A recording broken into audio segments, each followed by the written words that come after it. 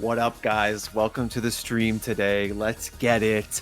It's another Friday. You know, the Score Esports be streaming games on Friday.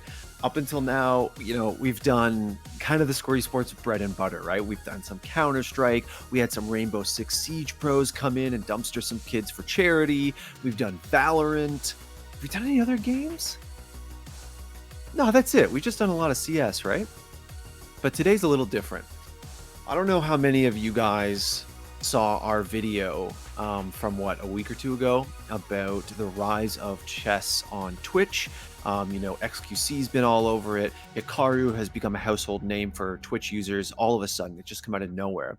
But we are really interested in a medieval game taking over a modern platform, and it's reignited a lot of interest in chess, at least in our office. So I thought this week, what if we played chess on stream? Forget FPS, forget MOBAs. We're playing the original esport, guys. Esport, chess. Now, I have personally not played chess probably in about 15 years. I learned when I was a kid from my dad. The rules stuck with me. I still remember all the rules, but I don't know a damn thing about strategy, about openings, anything like that. So would you want to come through for an entire Friday and watch an absolute garbage tier player lose every game? No, of course you wouldn't. So I had to bring in some help. I had to bring in some big guns, put out the call on Twitter, and some straight gods answered it. Today, we're going to have two incredible chess masters who also happen to be people whose names you might know. The first one coming through, who's going to come through at about 12 p.m. Eastern Standard Time, is Hans Niemann. He's a 16-year-old international master. He also has a really good Twitch presence, good stream. And he's a savvy guy. I know he likes esports. I'm probably going to talk a little esports with him, but I'm going to have him come through and teach me.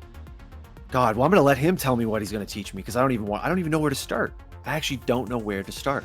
And after that, we're going to have Robert Hess in. He is a chess grandmaster, and he's also a broadcast personality and commentator in the chess world. And I know a lot of you guys in chat know who those people are. So I'm hoping by the end of today, I will go from an absolute trash tier, what am I doing, help me, I'm scared player, to at least maybe one level above that. Before we get Hans and Hess, baby, that's right. The only Zoltan, which is Colton, my producer, in the chat. Very excited to have those guys through. Before we get to Hans, who's going to come through in less than 20 minutes now, I figured we would just start the stream, we'd warm up, we'd talk a little bit, maybe we'd play a game, maybe I'd do a puzzle on chess.com. Oh boy. Rising LMAO says, I'm here to see Devin get wrecked by Daniel. So maybe the next thing after this stream, I mean, if you guys like this, maybe the next thing we do is like some kind of the Score Esports internal chess tournament. Like, you know how they're doing PogChamps right now? If you've heard of this tournament where like the different coaches are coaching different streamers, what if we did the same thing for the Score? And we would see who is like the ultimate chess master. I think Daniel Rosen is probably like starting off the best chess player because I think he said he used to play a lot. But, maybe I can get some coaching in there, and surpass him.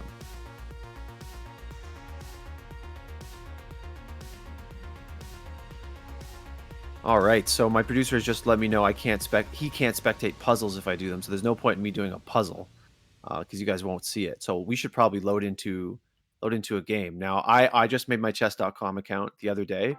The elo is all fucked up. Totally not representative of my skill. I'm sure I should be in the absolute bottom tier of elo. But let's see what we can do here. So I'm gonna click play. And what is this? Did this just get me into a random game, or is it? No, it's waiting for me to tell it what to do. How can I choose, like, how can I use chess.com to choose like basic shitty elo? You know what I mean? Let's do 10 minutes. That seems reasonable, right? 10 minute. See, look at all these weird forms. Live 960, +3 check, King of the Hill, Crazy House, Bug House. I don't know what any of this means. I don't know. And pleb detected. Yeah, you have detected a chess pleb for sure. What would be your rank? Is there like a wood rank in chess? Like a bronze wood rank? Can we see the screen? You can definitely see the screen as soon as I get into a game, and then our producer can spectate me. I'm just trying to figure out the best way to do that. I guess I'll just click play. I'll click standard 10-minute play. Okay, so I've just got into a game. I'm against Thinking Man 69. He's got a very dank profile picture. I love it. I am white. And Colton, my producer, could you confirm that you are spectating this? Okay, he's got it. Epic opening move, guys. Oh, this is Bobby Fischer shit right here. Epic. I don't know. I don't know any openings. Like, I don't know what I'm doing. Just understand that.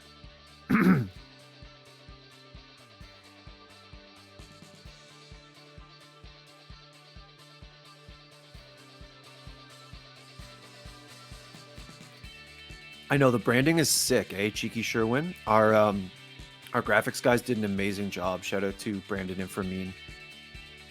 Ooh, this guy's thinking about his third move. He's like, that bishop, I didn't see that coming.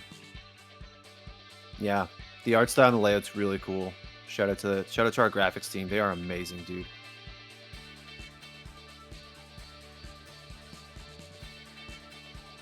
Oh, it's Dan from our social team. Hello, Dan. You have a secret Twitch name. Okay, he's going to put his pawn there and threaten my bishop. So what do I do here? Do I take his pawn? No, of course not. I'll get traded. With the knight, I'll get traded. That's super bad. Do I take his pawn with the pawn? Yes? Question mark?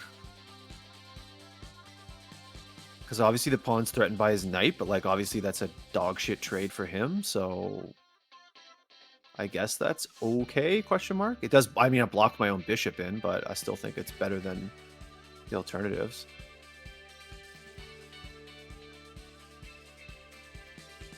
Okay, so he actually took that pawn with the knight.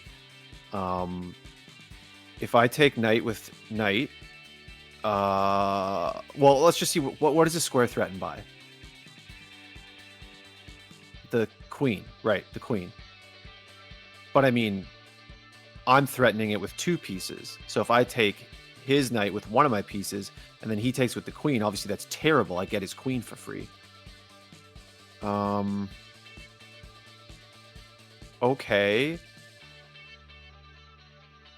I guess I'll just take his knight with my knight. Okay, yeah, okay. He's going to threaten the knight with the pawn, sure. Where can my knight go from here?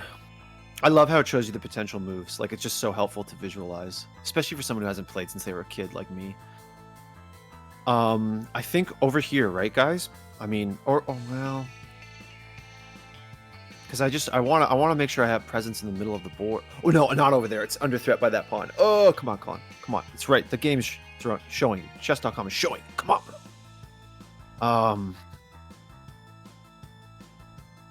Oh, apparently you guys can't see my cursor. Okay, my bad. I was about to put my knight, like, I was about to give my knight away for free, so yeah. My producer just reminded me you can't see my cursor. I mean, I guess it has to be here, right? I guess. It feels so bad moving that piece so many times, like I'm not developing my pieces at all. Like, I feel like I'm doing really badly.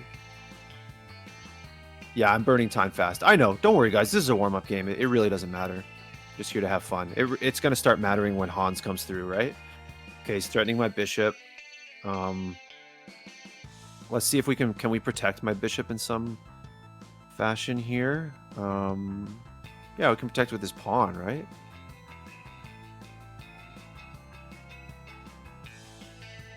But yeah, I'm 2 minutes behind this guy, so I'm definitely burning time. But hey, I gotta check Twitch chat. And by the way, guys, if you're not watching on Twitch, you should probably head over there, twitch.tv/thescoreesports. That is the chat that I'm reading and that I'm seeing. So come through. I want to see you guys in there. Okay. So he's threatening my knight now. What if I do this? Protect the knight with that. I've got like so many pieces clustered over here in the left. Like, I feel like that's terrible, right? Okay, so... Okay, that was terrible. I'm terrible. Because now, obviously, if I take his knight, I mean, he gets my bishop for free, and he comes out on top in the trades. So, yeah, I've just, like, screwed myself super badly there. Um, since I've backed myself into that corner, is there any sense in sort of like doing anything else? Because I've already kind of screwed myself in that regard. Okay, so where can his knight go? I mean, he's just threatening pawns right now. It's really not. It's nothing for me to panic about, right? Yeah, it's nothing for me to panic about. I'm gonna develop my knight. I think that's what I should do.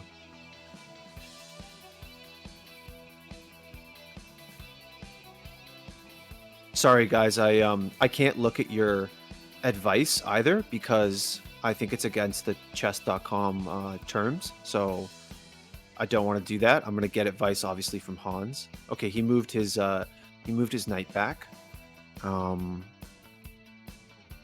Now his knight isn't really threatening anything. My bishop is still under threat, but I still have him covered by the pawn. This bishop is still under threat, but well, he's actually not covered by anything. That's kind of annoying. I could queen to c to cover that bishop. I could castle and unlock my rook, right? That's how it works, right? Because like let's say his bishop on f8 just comes zipping down to my bishop on a3. He's kind of just in my house, right? And I don't there's not a lot I can do about it. So yeah, I think I'll do that. I'll do that. Is this PvP? Yeah, this is PvP. This is actually hardcore PvP. This is not. If I was against a computer, it would be PvE. This is a human. In fact, it is a thinking man 69. And he's thinking right now about his next move.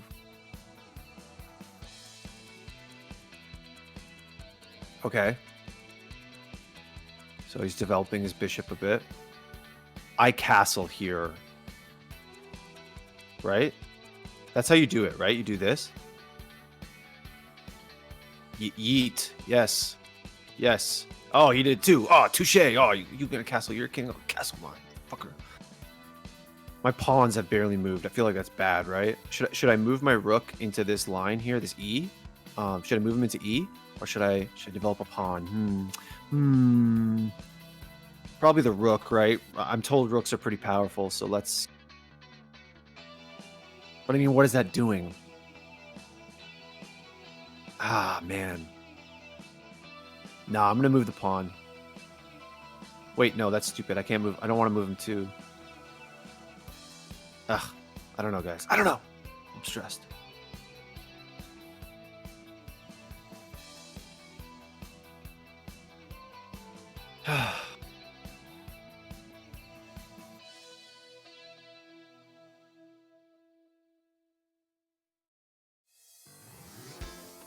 Colin said yeet in perhaps the most boomer way possible. That's all I know how to roll, man. That's the only way I know how to roll. Somebody asked who's the biggest boomer in the office. I'm curious to see Dan's answer. I'm not going to say who I think it is. I'm not going to say shit.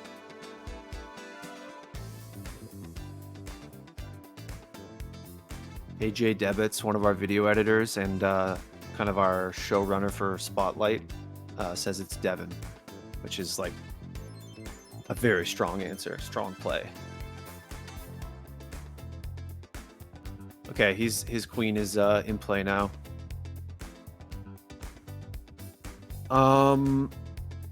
What is his queen like really threatening? I think he's just developing it. It's not really threatening anything meaningful right now. I have my bishop covered. Kind of feels bad to move my rook to E from F.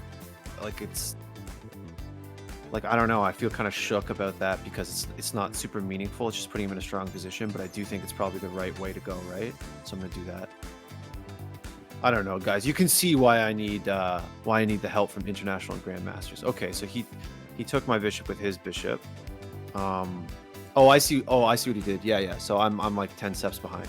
So now I was covering that bishop with my queen, but now that's meaningless because his queen is covering that spot. So the trade is really bad for me. So he got a free bishop, and he will get a free queen if I don't do something about it. And really the only thing I can do is a kind of like a lame defensive move. It's not. It's really not a great situation. I mean, oh boy, God. So I really don't want to lose the queen, right? Really, really, really don't. I'm also running out of time.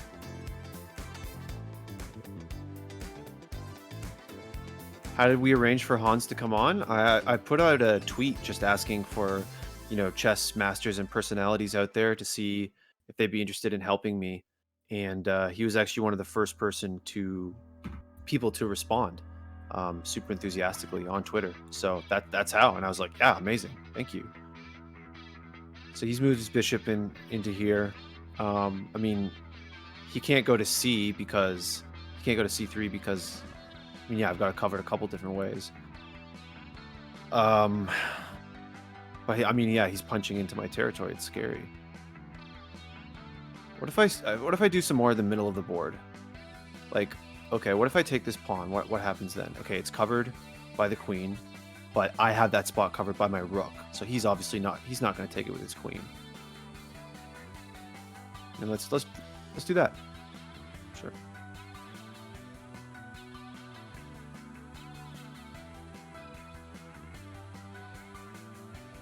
Need my coffee today, guys. My brain's got to work 100%.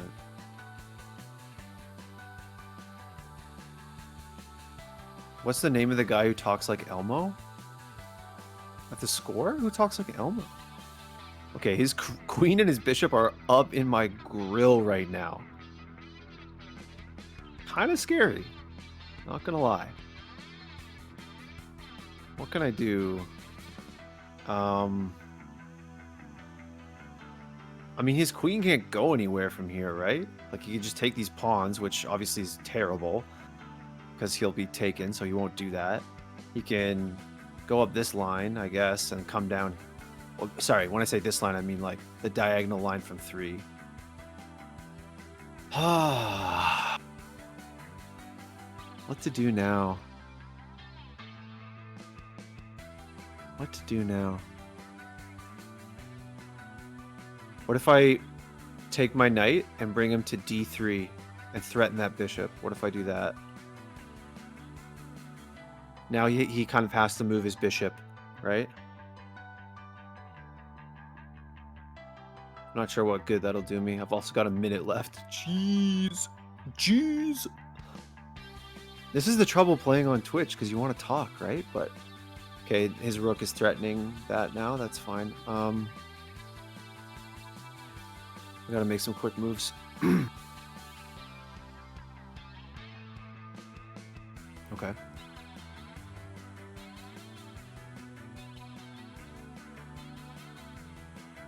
Okay. Did not think that through.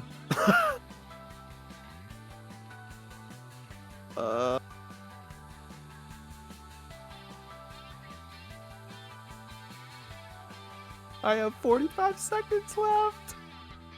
No, I'm so dumb. Oh, guys, I'm throwing this. I'm gonna forfeit this soon if I don't run out of time. Oh, I'm so bad. This is why I need help, guys. This is straight up why I need help. That's a wrap, baby. Yeah. How do I forfeit? Resign. All right, GG. Was Thinking Man 69 a good sport? Yeah, I guess. I don't know. Oh, he said good game. He was a good sport. Okay, let's check out producer Colton. Could you let me know if I go into the analysis, will the stream be able to see the analysis?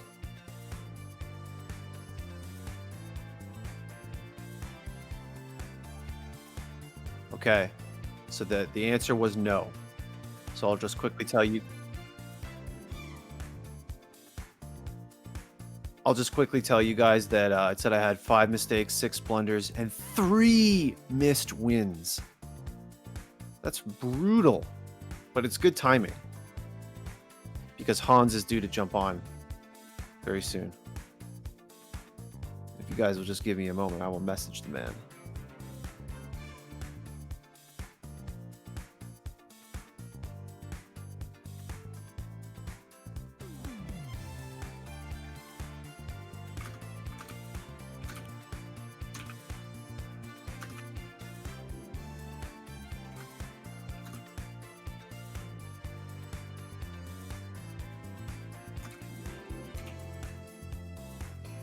So you guys got a little taste there of what we're working with, what these international masters and grandmasters are going to be working with soon.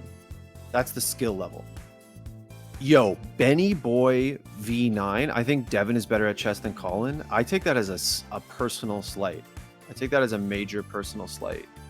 Come on, dude. Come on.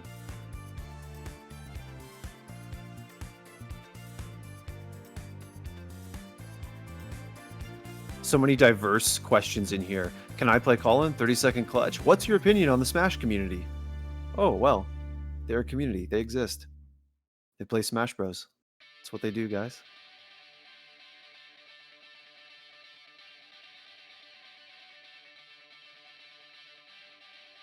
Yeah, so I haven't played chess probably in I played a little last night for the first time in 15 years, I would say. I learned when I was a kid from my dad. Never forgot the rules, but I absolutely don't have any knowledge of strategy. And it looks like Hans is ready. So behind the scenes here, I'm just going to pull him into a call. And producer Colton, do you need both your accounts in this call or just the main one? Need both. Okay. What's your second one called? I don't think I have it.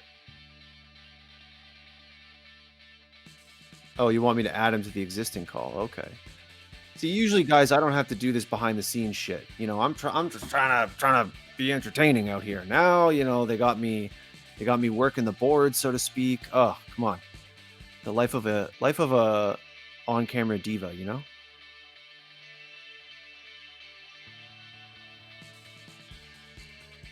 All right, I'm gonna try and add him to this call.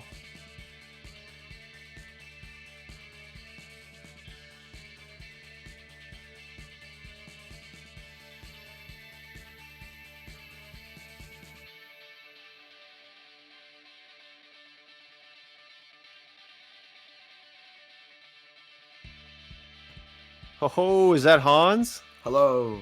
Oh, what's up, man? Welcome. Hi. Nice to meet you. Nice to meet you, man. Nice to meet you. So happy you could come through today. Yeah, I'm happy to do it. It's great. I'm a big fan of your videos. I binged like all your videos on the whole phase thing. Ooh, for real. Yeah, so I enjoyed those. Those were good. We're talking about the whole like Tfue phase lawsuit stuff. Yeah, right? dude. I would literally like binge every single video you did on that. So. Wow, we did like 8. So yeah, no, I watched all of them. I watched every single one of them. Now I used to be a big Fortnite fan. Mm-hmm. So the whole the Tfue phase stuff, that was definitely interesting for me to watch. And you say you used to be? Well, yeah. So I was a big Fortnite fan, but then kind of quit for chess. Like I tried to be a Fortnite pro, but that didn't exactly work out. Oh, really? You tried to be a Fortnite pro? Yeah, you know, I dabbled, but chess took over in the end. That's sick. I mean, I feel like maybe you made the right call because for those of us in the Score Esports stream who don't know, I mean, Hans is an international master. And are you still 16 or are you 17 now? Yeah, I'm 16. I'm turning 17 tomorrow. Tomorrow? Yeah. Shit. Well, happy birthday, man. Thank you.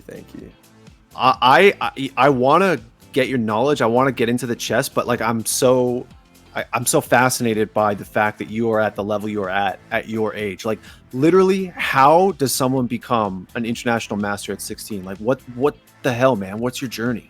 Yeah, so I actually started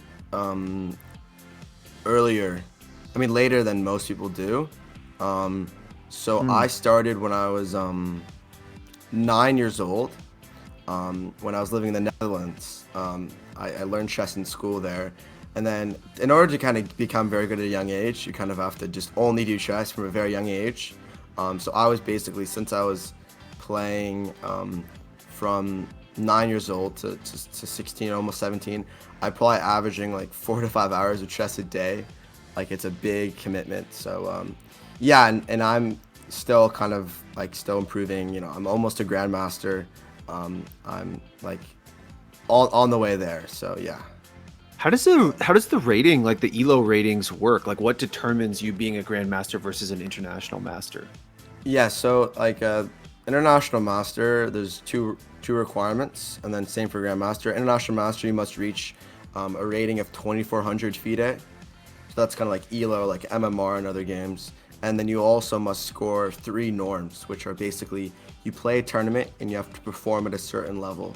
So in IM, you have to play 3 different tournaments where you perform at a 2450 performance elo against international masters, and then there's other technical requirements. But you basically have to have like 3 really big tournaments where you do really, really well, and then you can get the norms. And then for GM, it's the same thing for the norms, but then you need to get a 2,500 rating, which I'm close to, and I have 2 norms.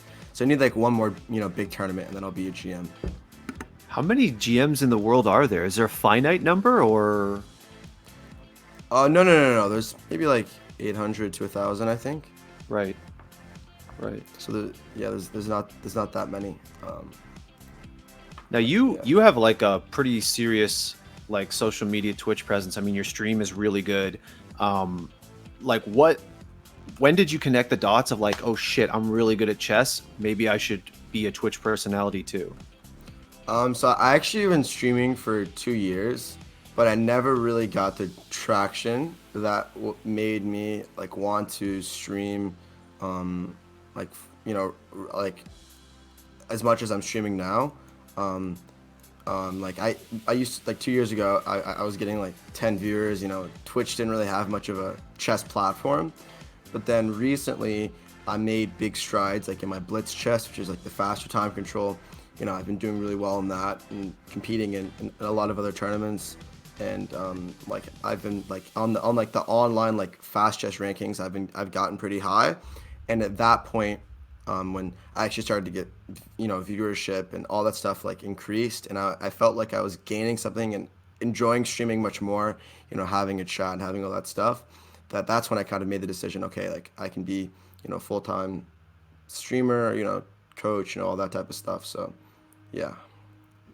Wow, well, I mean, it seems to be working out. I'm just like surprised that people at your level can maintain that competitive level and still do the whole like entertainment personality thing, Yeah, I'm not that good at that. Like even today, I was like talking to chat and I was like losing games. So whenever I stream, I drop rating and then I like go grind off stream and get it all back. Oh, that's interesting. Why do you think like the stream is like a curse like that? Uh, chat is always an interesting beast to tame. Yeah. Sometimes chat, reading chat, like, it's kind of like the emotions. I'm not that great at managing managing my emotions is not always the best. But the thing about 3.0 is that when I'm reading chat constantly, I'm not managing my time well. So I normally get low on time or something happens. It's like a chain reaction, I lose. But chat's generally pretty positive. They're never, but chat. Chess on stream, like you can see even like Hikaru or other Danya top players, they really try and focus, and when they don't, like it's hard to maintain that top level. Yeah, seriously, I would think so.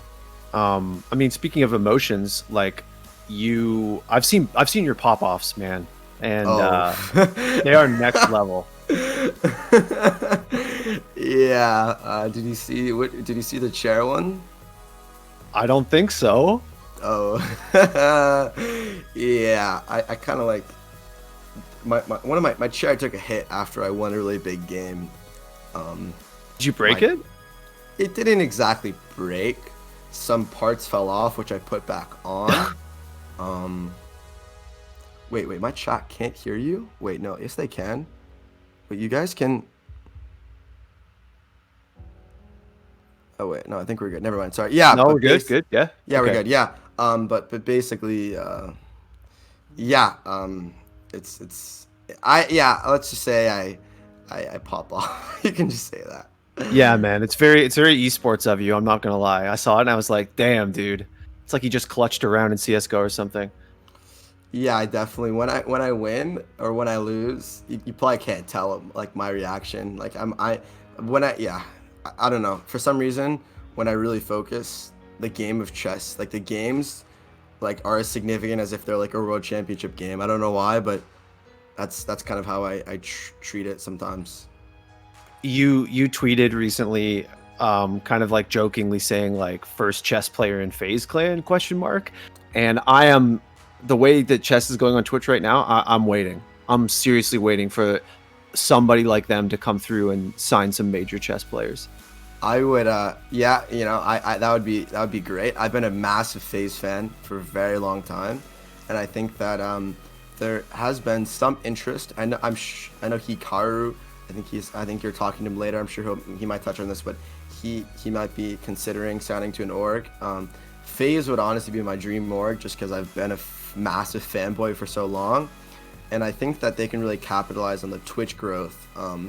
Right now, chess is blown up on Twitch, but I feel like the unique thing about chess is that everyone kind of knows about the game.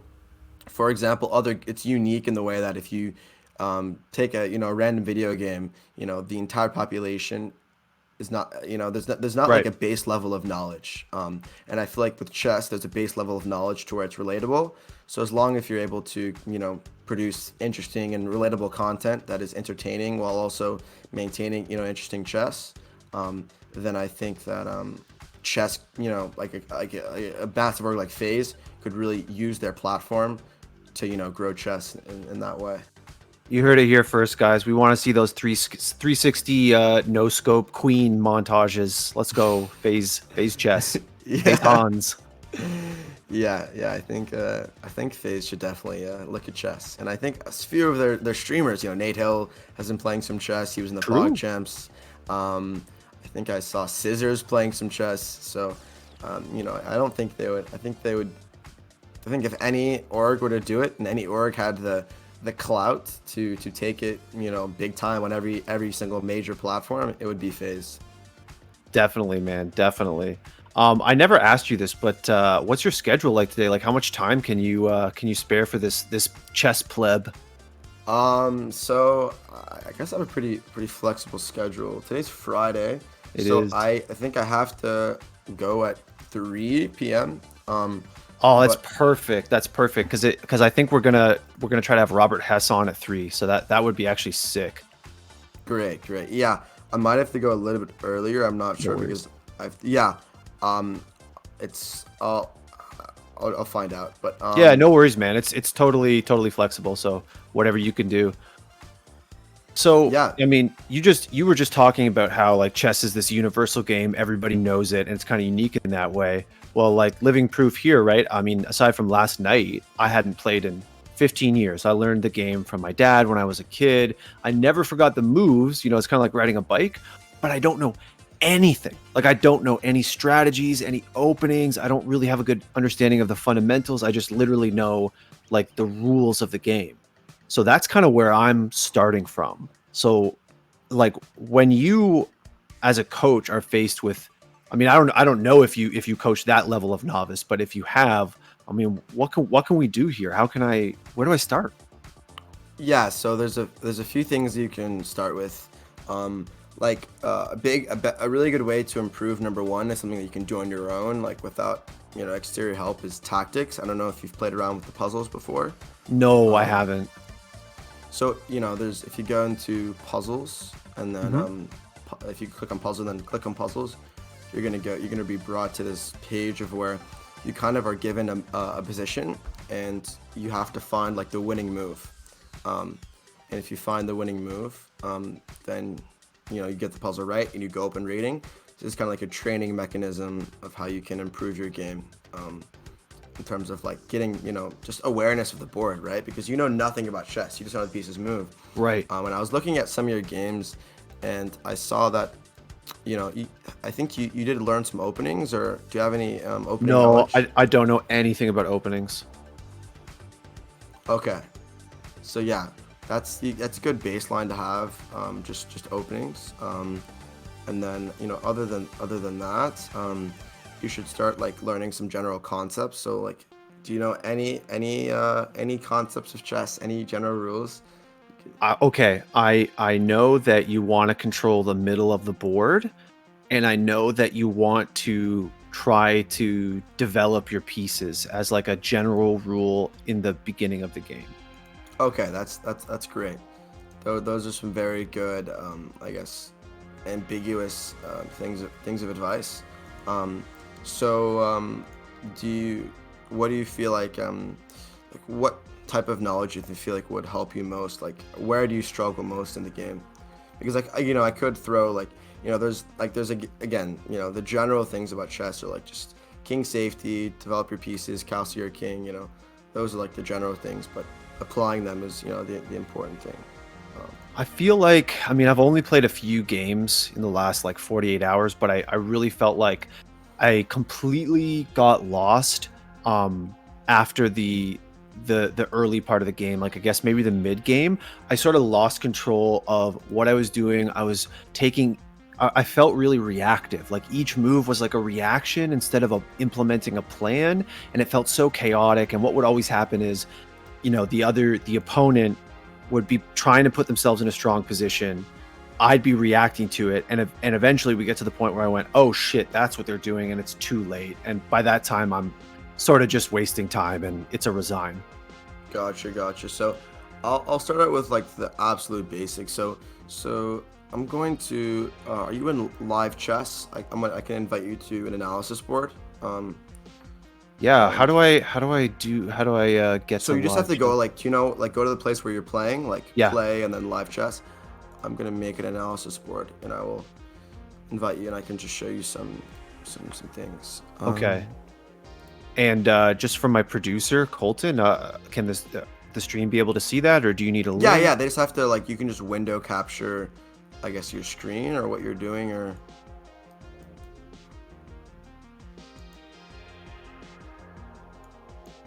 Okay, so what username would you like me to invite?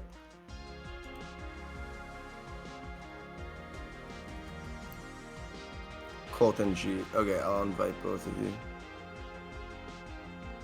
Colton G.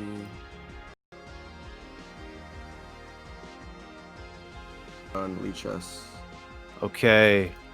Accepted. Okay, great. Okay, this is just some random game. You can ignore that. Okay, um, so first of all, let's.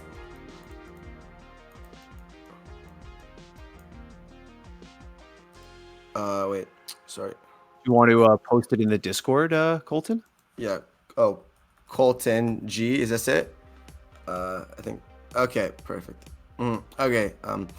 Yeah. So let's go here. So I guess let's just start for like the number the pure basics. Yes. So like how many do you know how many pieces have value? They have a point value. So do you know any of the values of the pieces? I don't. I think if you ask me about the general hierarchy, I could probably give you some ideas, but in terms of actual values, no. Okay, so what do you think the hierarchy is then? I feel like I know that the rook is more valuable than the knight. I feel like it's more valuable than the bishop. Queen has to be super valuable. The king, I don't know if this is how value is calculated, but obviously like that's the game, so surely that has to have the highest value in that respect. And then I suppose the pawns have the lowest value because they're the least, they have the least power in terms of movement. Yeah, that's good. So yeah, so it's basically just king, queen, rook, and then knight and bishop are the same. Okay. So that's kind of the general thing. But okay, so rooks are worth 5. Okay. Knights are worth 3, and then bishops are also worth 3. And then a queen, there's a debate, but let's just go with 9. There's a debate. There's a debate. I don't want. There's like people who are like, oh, the queen is 9.3, or the queen is 9.8, or it's 10.1. It's just chess players debating stupid things. Chess drama. Yeah. Anyways, let's just go with 9. Yeah, there's also debate over like then bishop and knight value. Some people say the bishop is 3.25, but like the computers tend to say that the bishop is worth more than the knight. Okay. Anyways, that's not important. So those are the values, right? So those are the values you should consider when you're like making trades. Okay. Like when you're trading off pieces, you always want to consider, is this a positive trade, negative trade? Am I gaining material, losing material? That's like the type of stuff you want to be, considering. Definitely. So let's just start off. So now that we know like piece value, you're gonna have to know like what the goal, early game, mid game, and end game is, right? So when you're first starting out, it's very difficult to like win the game. Like a lot of people when they're new, they call it stalemate. Do you know what stalemate is? No, I don't. So stalemate is basically, there's this one. Basically, what? So I'll just compare it to checkmate first. So when you checkmate a king, you're basically attacking the king with one of your pieces, and the king cannot move to any safe square. So if the king moves to any other square, it's going to be checkmate, right?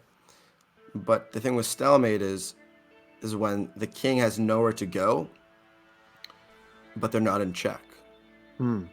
So if you don't, but then there also has to be no other pieces on the board. I'll show you an example of it later. But Okay. basically, if you have no possible move that you cannot play, then it's a draw. Okay. But anyways, so let's just start off with the game. So in the beginning, I would recommend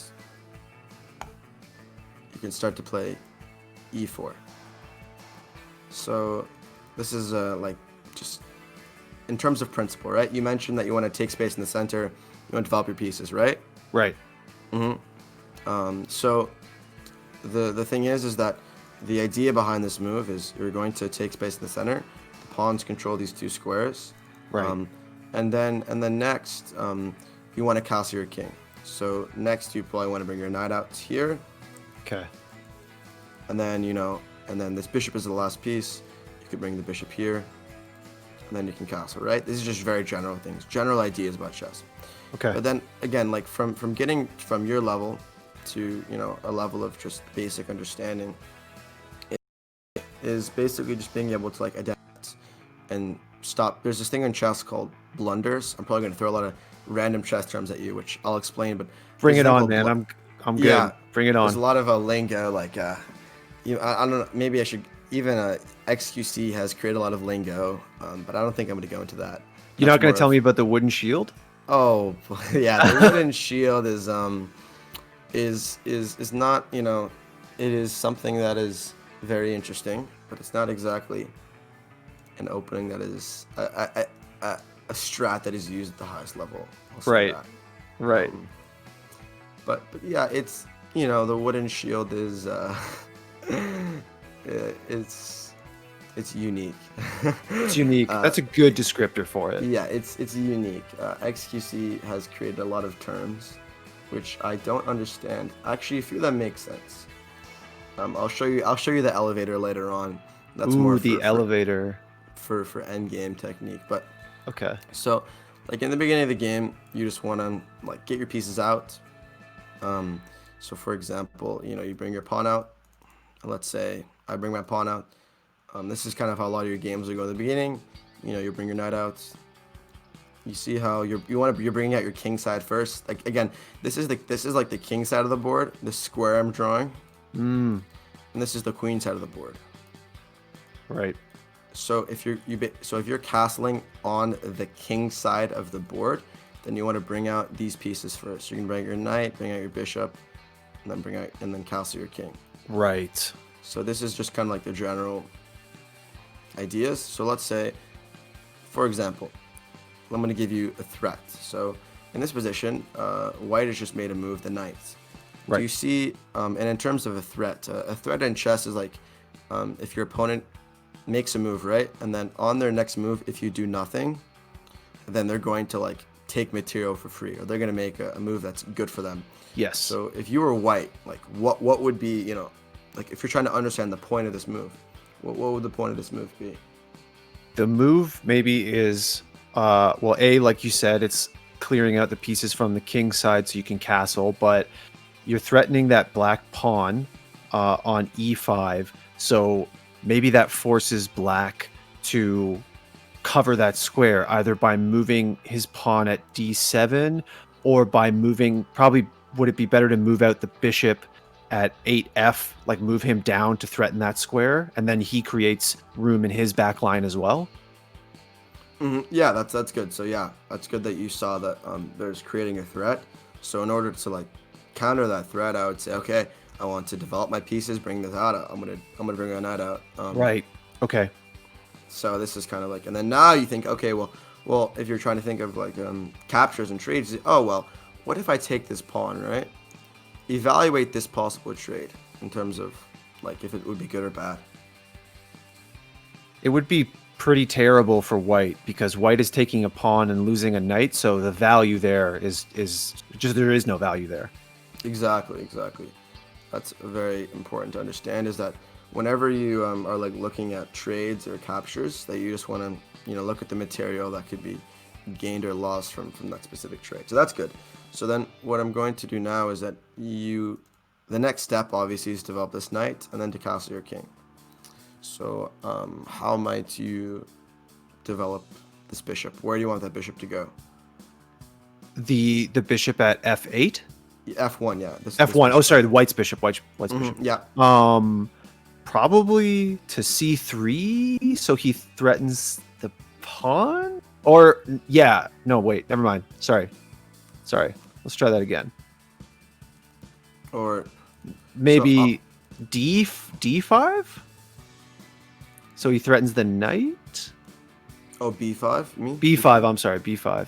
Yeah, so b5 this is called this is good. This is attacking the knight. I'll explain kind of a few things. So there's a lot of squares the bishop can go to. The bishop can go here, but again, bishops rely on their scope.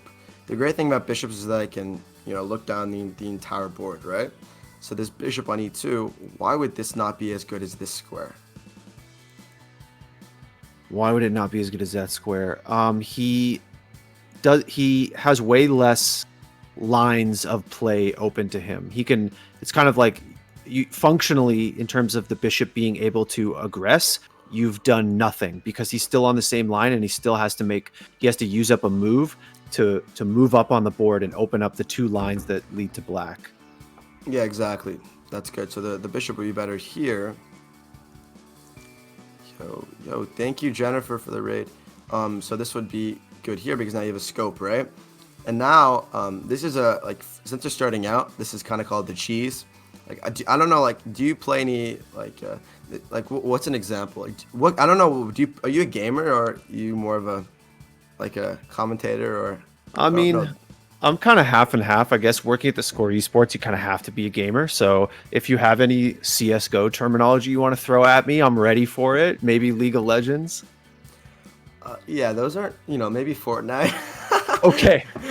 I'm not going to lie. I don't play Fortnite. I do play the Call of Duty Battle Royale, though. I don't know if that helps. Yeah. I'm too old for Fortnite, dude. I'm too old. Like terminology references. CS:GO, I played one game of and I rage quit. I didn't get a single kill. That's normal. That's extremely normal. Yep. And League of Legends, I don't think I played a game of Dota. I also rage quit that. Yeah, that's normal. Yeah. Yeah, Fortnite, I'm kind of a...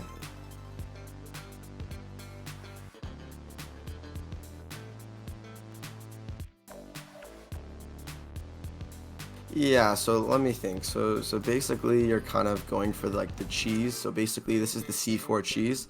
So when your opponent is like boxed up in a 1x1, you basically just, spam like your SMG C4 and just go W key them with your knight. This is the C4. This is the double L2 SMG spam.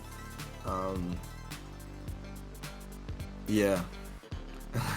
I hear you. There's definitely SMG hold W bullshit in CS:GO, so I'm there. I'm with it. Yeah. Yeah, that's kind of the... Yeah, so, but this is... So anyways, but you bring out the bishop, which is Yeah. good, and then you can bring out the king next. So again, like you can look at this move as, oh, this knight is now attacking the pawn, right? Yeah. So this is like a threat. So the way that you could stop this threat is you could push up your pawn to defend this. Right. You could bring your knight out to defend this. Again, all these are resulting in positive trades, but then there's this thing called the fried liver. This is kind of an instructive moment. I'm just gonna teach you like about sacrifice in chess, and Okay. basically in chess, like there are kind of principles that you do follow, and those principles are kind of like in the opening, you don't want to move one piece too many times. Yeah. Let's say you have any like this knight moving twice is kind of like a against opening principles. Again, in the opening of the game, you could go for the ultimate cheese. Have you learned the Scholar's Mate before? No. So yeah, this is something you should definitely watch out for. A lot of people are going to go like Queen H5, and they're going to try and mate you in 3 moves. Wow. So Okay. it's important that you know how to defend against it. So let's say the knight comes here. I've won a lot of games this way. Okay. When I was newer to the game, you bring the bishop out. See the bishop and the queen trying to collapse here. And let's say they make the logical move attacking the queen. This is checkmate. Shit. On the 4th move, yeah. What's this called? It's called the Scholar's Mate. I feel like, oh man, maybe your chat or my chat can correct me, but I feel like I just watched a Pog match with XQC and Critical. And is this what Critical did to XQC? He did it like a more sophisticated way. Okay. I'll show you what he did. This is Okay. what he did. So they continue this way. The pawn came out. He brought his bishop out. And then after taking, he plays here. The queen came out, and then XQC played takes.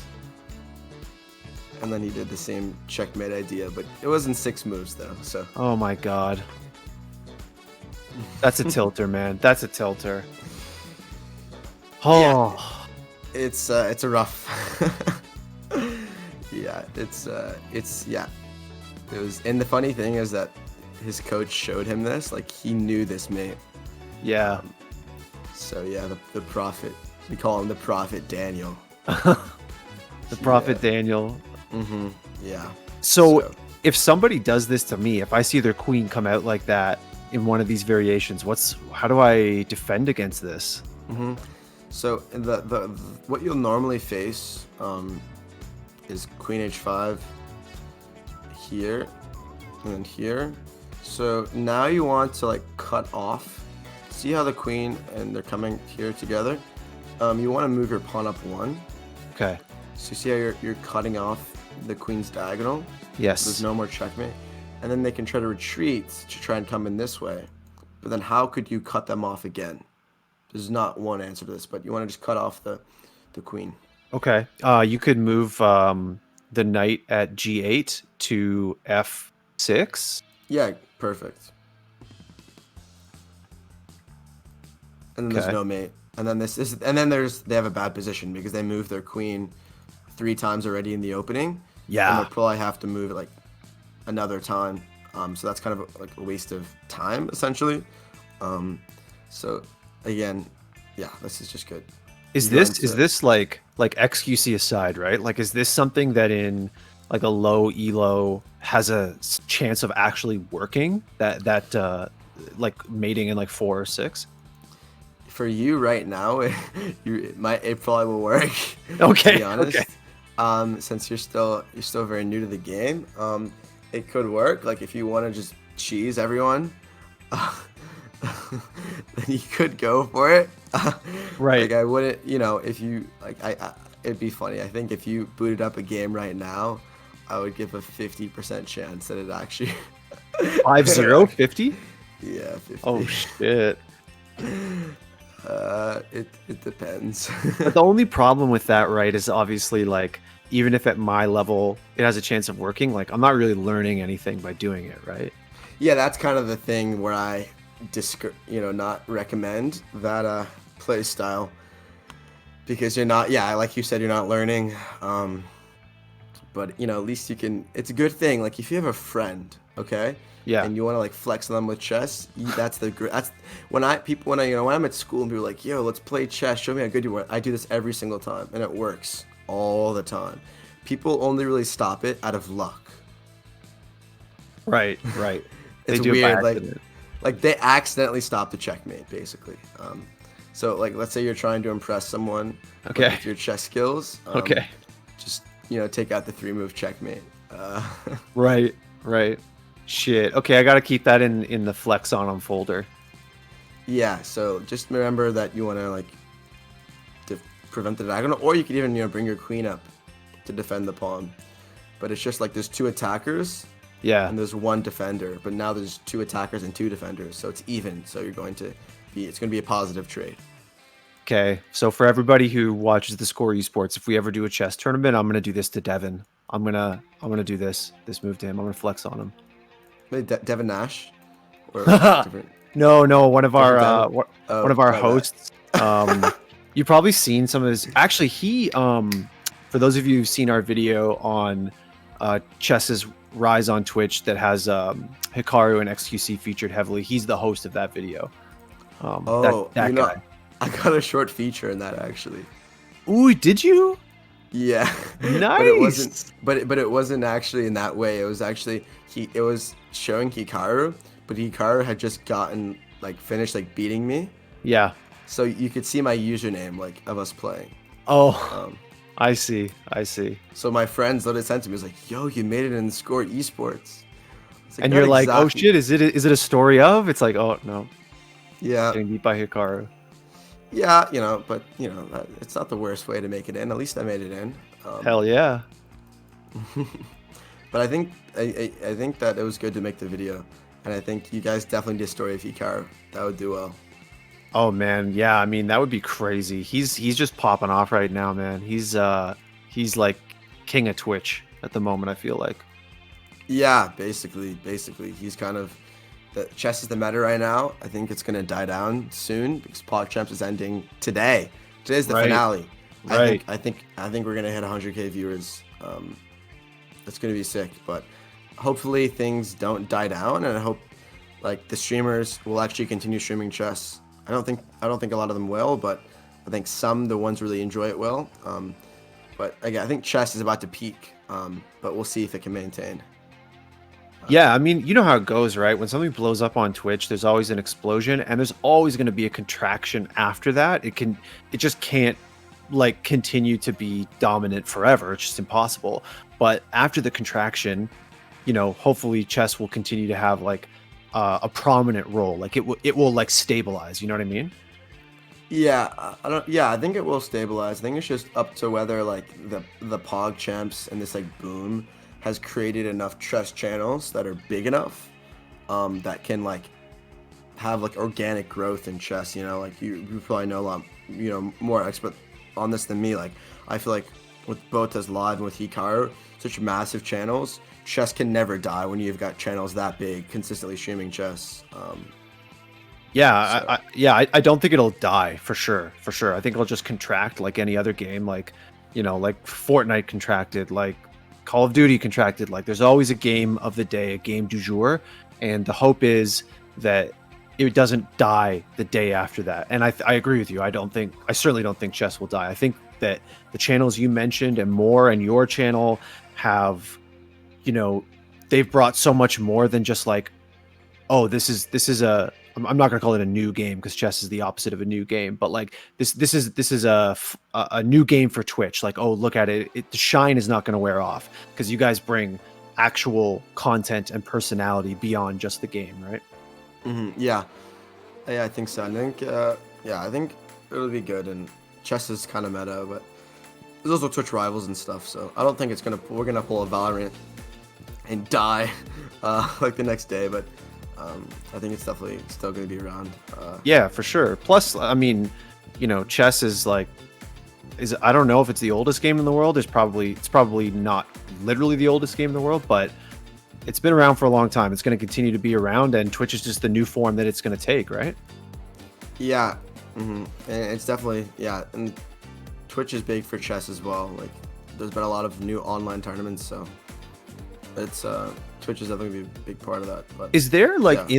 in the pro chess world, if I can ask you, is there any sort of like extra weight given to like real life tournaments, like let's call it tournaments on LAN, you know, to use an esports term? Is because in esports, right, like obviously it's all video games, but LAN tournaments are where it's at, and online is like a second tier.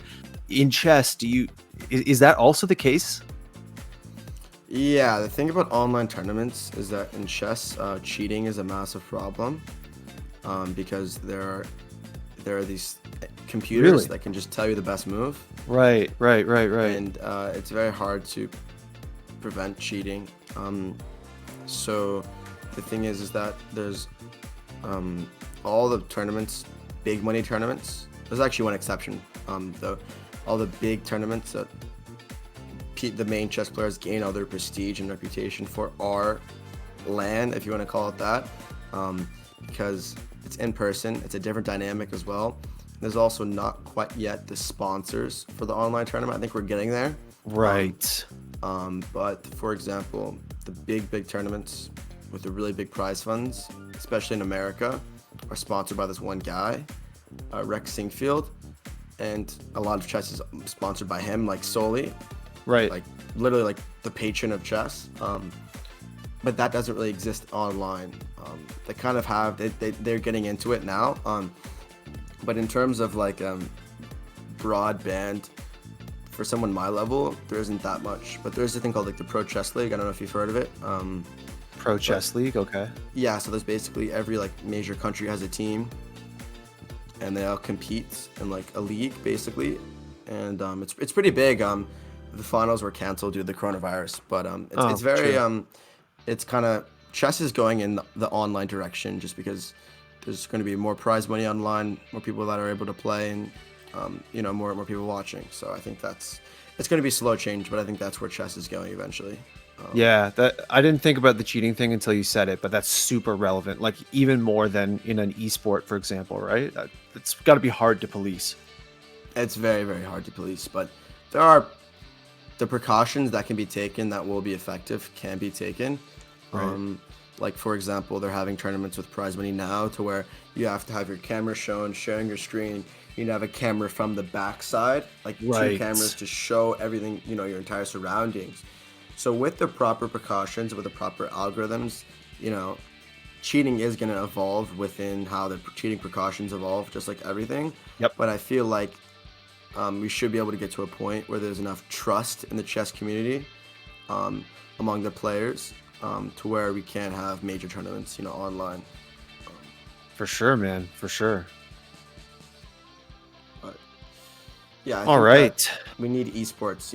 Could you? I don't want you to give me the nice answer to this, but could you see every single major esports team having a chess team? Chess team? I could Like, see just them. like they would. I'll tell you what. I could see them signing chess streamers. You know what I mean? I think for competitive chess, like actual competitive results oriented signings, we might be a little bit away from that. I think what you're talking about regarding online tournaments becoming more viable, that needs to happen first, right? Because I don't think there's the infrastructure there for the teams to get what they need out of it. Because obviously, if you're a Team Liquid, which I guess I just realized has a Perfect Chess logo already, or you're a Cloud9, or you're a FaZe Clan, or you're an Optic, you need eyeballs on your players and your teams. That's how you do business. That's how you make money. And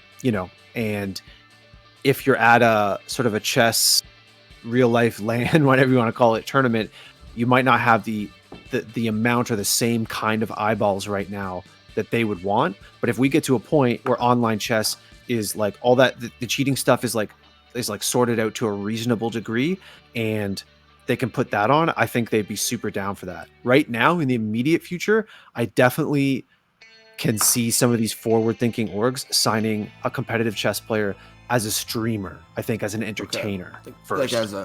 like as a content creator. Like I think as a Greek was content signed, creator. Exactly. like I Greek mean, was signed to TSM, Slicker to Liquid, like that type of stuff you would see.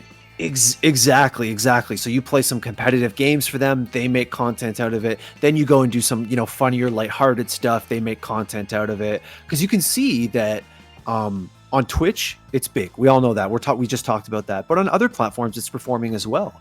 Hikaru, for example, his YouTube channel is super popular. His videos do very solid numbers, and they're just kind of stream cut downs, right? They're not that crazy. They're not that special, right? Yeah, it's just VODs. It's basically just VODs. Yeah. Yeah, I mean, I was watching some of them the other night, right? And so that tells me that there is an appetite on that platform, and that's a really monetized, like that's a platform where these guys can monetize it heavily, just like they can do on Twitch. So that tells me that there's room for this signing to happen. So I don't know if it sounds crazy to either of our chats, but like I would not be shocked at all if a forward-thinking, sort of cutting-edge esports org announced soon that they were signing a top-level chess streamer. And I think you alluded to that actually might be happening sooner rather than later. Yeah. I don't think I'm quite at that level yet. I think I got some growing to do in terms of orgs, but I think Hikaru is definitely in a very good position for that. I don't know.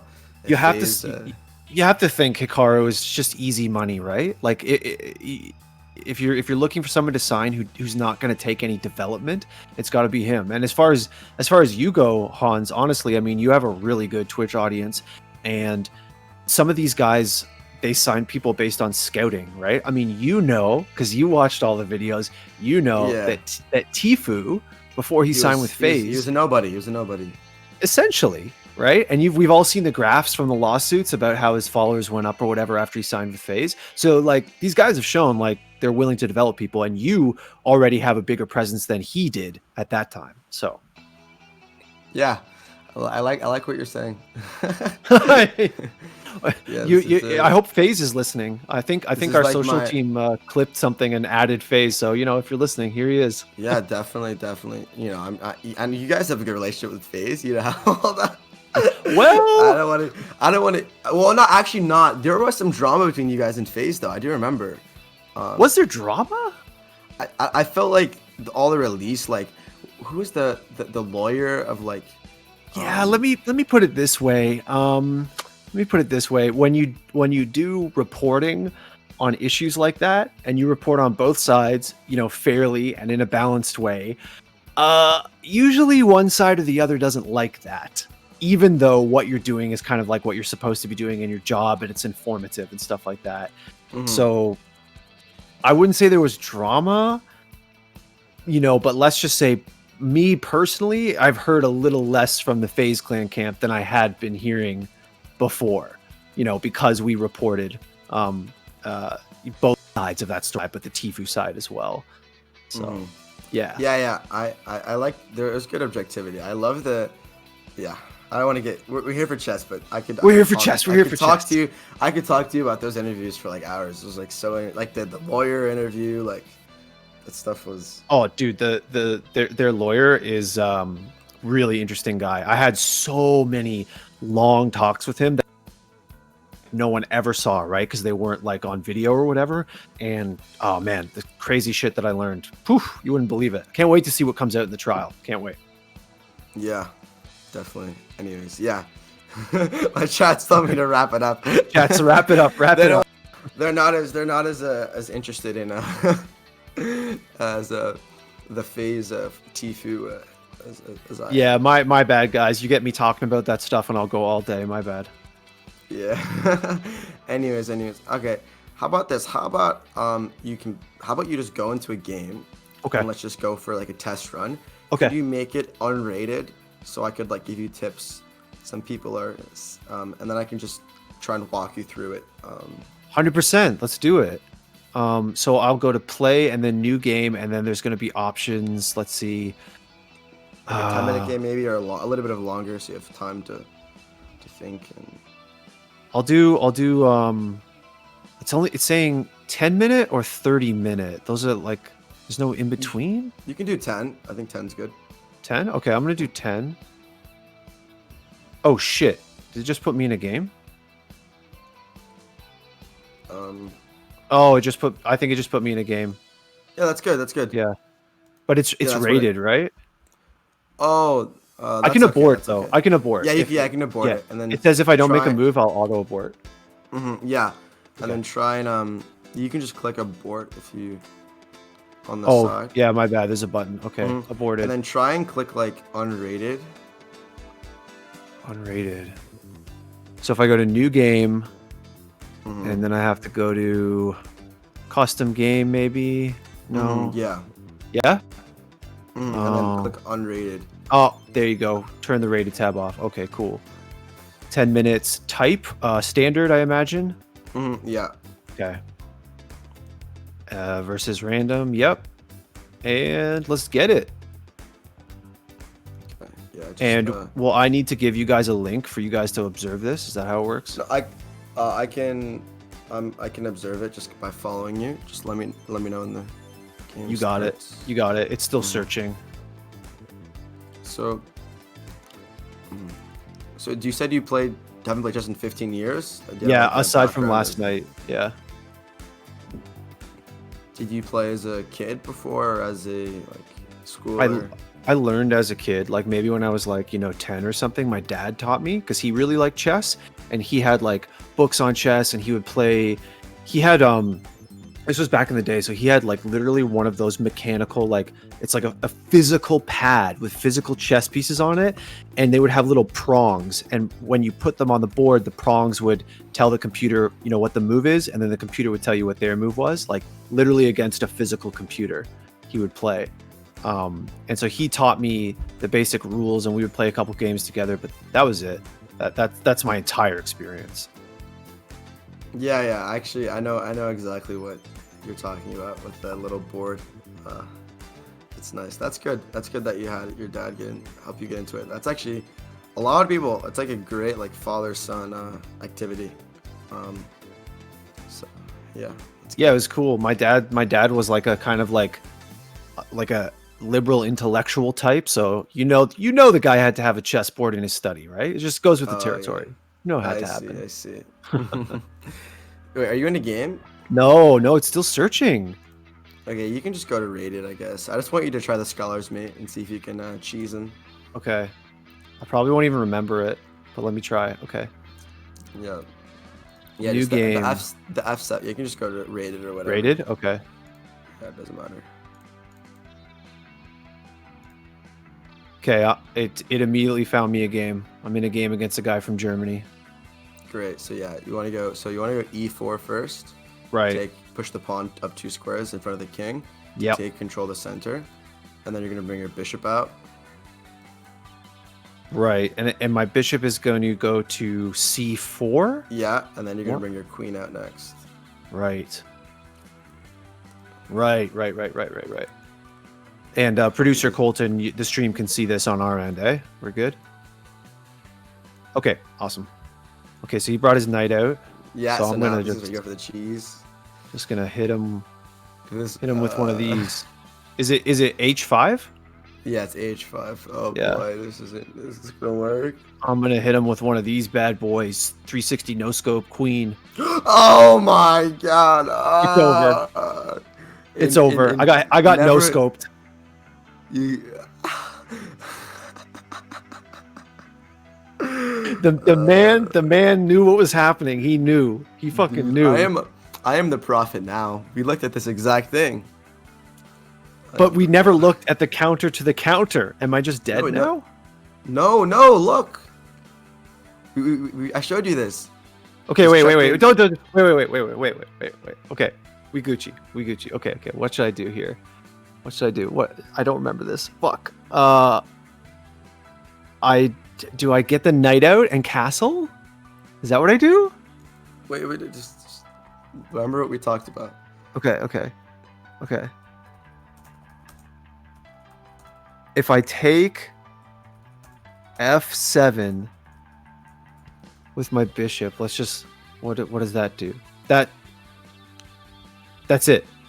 Wait, that's it. Isn't that mate? Well, then if you take with a bishop, then the king can go up 1 square. Okay, if I take with my queen, Right. Okay. Shit. So yeah, right. The king can go to e7. So what the fuck do I do? I'm choking, Hans. I'm choking. The pressure's too much. So if I take, okay, if I take that pawn with my queen, right? That's still the exact same situation. The king can go to e7. You know how the queen moves and the bishop moves. Oh, of course. Okay, so I take e5. Oh yeah, and that's mate. That's mate. Right? Not exactly. Not exact. No. No, did I fuck it up? No. What did I do? No, because he can still. No. The knight takes the queen. No. Yeah. So you could have taken the pawn at f7 with your queen. Okay. And then that. Dude, what the fuck? Wait, didn't take. What the fuck did he do that for? He didn't take the queen. I don't understand. Okay. I don't understand what's happening. So now your queen is under attack. So yeah, you want to move your queen to a safe square. Okay. If I move her to f5, he can threaten with a pawn, but he could do that kind of any time. Maybe I should just blast her off to the left or something. No, wait, then she's threatened by the knight. Maybe I move her back. Maybe I move her to f4. Yeah, just as long as it's a safe square. That's good. Yep, good. Okay. I'm not even looking at chat right now. I'm too shook. I'm too embarrassed. My chat, yeah. You're gonna go from 200 elo to 1000 elo, I believe. Today? Like how long? It's the training arc. It's the arc. It's the arc. It is the arc. Look, guys, Goku started off, he couldn't do shit. Okay, then he was Ultra Instinct Super Saiyan. Like the next day, let's go. Okay, so now there's a threat. The knight. Try and identify what the threat is. Okay. I mean, if the knight takes c2, then he has me in check. And I don't have an immediate out. Like I would just have to move my king. So I don't really want to be in that situation. Now that is what we call a fork. Yes. Right. And okay, so fork is when you attack two pieces at once. And it's commonly with a knight, when the knight attacks a king and another piece. So now you have to say, okay, that's a threat. Well, is the pawn on c2 defended by any of your pieces? No. So right? That means you have to defend it. Okay. I can defend it with the king. Sure. It's kind of like in CSGO if you just have no one on A or B and you're stacking C, but no one's near them, you know? Hans, I hate to say it, there's no C in CSGO. There's only 2 bomb sites. Oh. In Valorant though, in Valorant, I got you. There's no C. There's no C. Like it doesn't exist in CS:GO. No, sorry, I meant to say Valorant. Yo, my bad. Yeah. Sorry, yeah. Is my mic working? My mic working? Valorant. Okay, so I have to defend C2. I can. How can I do that? Shit. Oh my god. So, shit. I guess the bishop. I guess I have to move the bishop that's currently on c4 to d3. That's good. Let's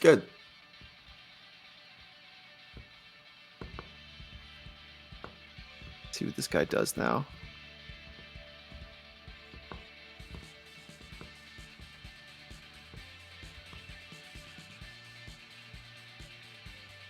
He's thinking.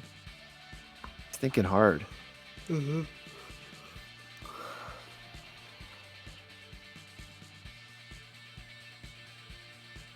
Okay. So now there's no again, keep an eye on threats. Like is there a threat? Anything you're worried about here? Okay, I'm no longer worried about that knight taking c2. Then, hmm.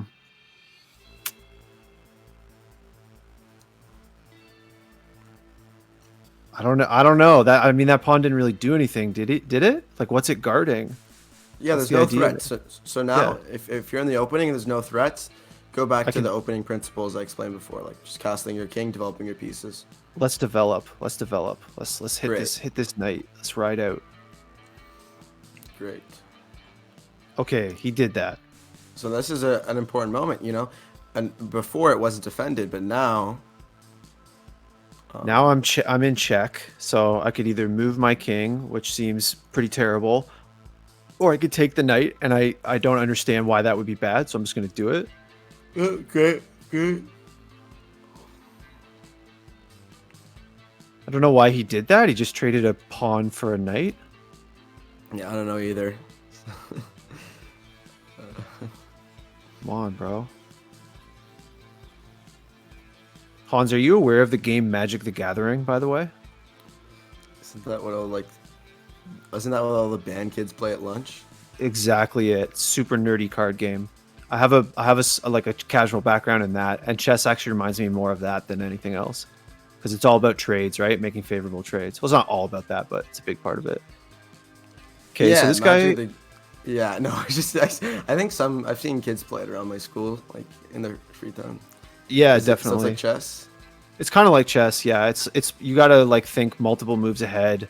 You have to like predict people's movements, all that kind of stuff. Value Do you know trades. anything? Do you know anything about like Clash Royale? I definitely played it like as like a time waster mobile game. Yeah. Yeah. If any teams looking for pros, I'm available. Wow. Wow. A chess I international master and a Clash Royale god. Yeah, so like if a team wants to sign me as a content creator slash Clash Royale pro, I would be down. Okay, That's, for that's actually this the one game I'm really good at. Like other than Clash Royale. yeah, that's like my best game. Jesus. Not including chess, right? Yeah, not include chess. Like I try hard Oh at that god, game. I spent more times like playing Clash Royale than chess. that's fucking amazing. I get hard addicted to games and then I grind them. That's So amazing. I didn't know people still played that game. yeah. So this So dude is threatening my knight, but so I have the knight yeah, but defended, so it's just like a mhm. shitty trade for him, right? Yeah, you can just castle now. Yeah, exactly. Oh, your time, rip. Okay. Yeah, my time is that's okay, guys. Don't worry about my time. It's if you flag, it's okay. Just Trying to, just yeah. What should I do now? I should develop this rook, maybe. I'm sorry, this knight. yeah, yeah, that's good. Yeah, now you can just bring out how many trophies on Clash Royale? I peaked at like 6.2. Okay, Is that good? that's pretty good. But I didn't have a maxed account. I had like it's pay to win basically. Oh, okay. When are we gonna get some sick cosmetic skins in chess? Let's go. Uh, He just kind of did like a do nothing move there. I feel like I'm not really sure what the point yeah, of that was. so I used to bring out the other side of the board. Okay, let's maybe bring out the bishop here. It's good. Okay. Yeah, I kind of want to free up this rook and this bishop who are just hanging out. Yeah, so you could bring out your pawn from D2 to D4, and then your bishop and your rook. Right. Okay. Threatening my rook. Kind of terrible though, because the king could just trade, right? That's good that you're noticing that. And then So not really a credible threat.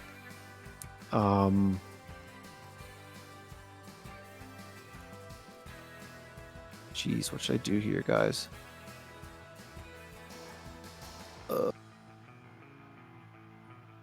That? yeah, that's a great. You're doing great. You're doing great. I think. Oh, Whoa, what? that's fucking weird. Okay. Yeah, that. Thank you for the queen, I guess. Yeah. Okay. Shit, my time is crushing me right now. Yeah. It's okay. If I had, I need to get dev powers. I need to perform better under pressure. This is good for me. It's good. Yeah, but the time doesn't matter. You played really well. That's the important part. Okay. You're learning. I'm learning, Hans. Yeah. So do you spend most of your time like gaming or like the esports or like actually other than making the videos, what else do you do like for the score esports? Oh my gosh, that's a good question. No one ever asks me that. Straight up, no one ever asks me that. Because sometimes people think that all I do is like, go in front of the camera and do videos. But actually, my official title is supervising editor, and I do a lot of. I'm gonna run out of time here. What happens? I just lose, I guess, if I run out of time. Yeah, you ran out of time, but it doesn't matter. And you won, and you can. Oh. I lost. Yeah. I lost. It's okay though. It's okay though. Damn. You won in the game. Yeah, in the meta game. You hit in the the meta you hit game, the highest. I won. Yeah, you hit the highest ranking. You're 100 in the world now. That's Oh. Yeah, like because you took all of his pieces, so you got rating points for that. Oh, okay. Interesting. Okay. I'm just trolling you. I'm like so confused. I'm like, what? Like, what do you mean? No.